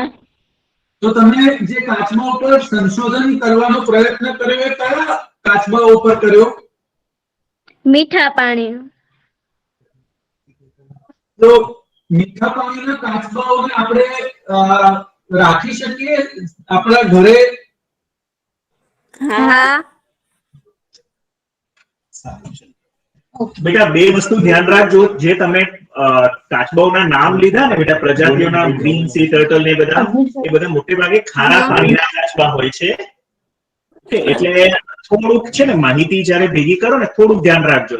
તમે આગળ જાઓ ને તો એ બધાની વસ્તુનું ધ્યાન રાખજો. ઓકે, ચલો, સારું કામ કરી રહ્યા છો. Thank you sir.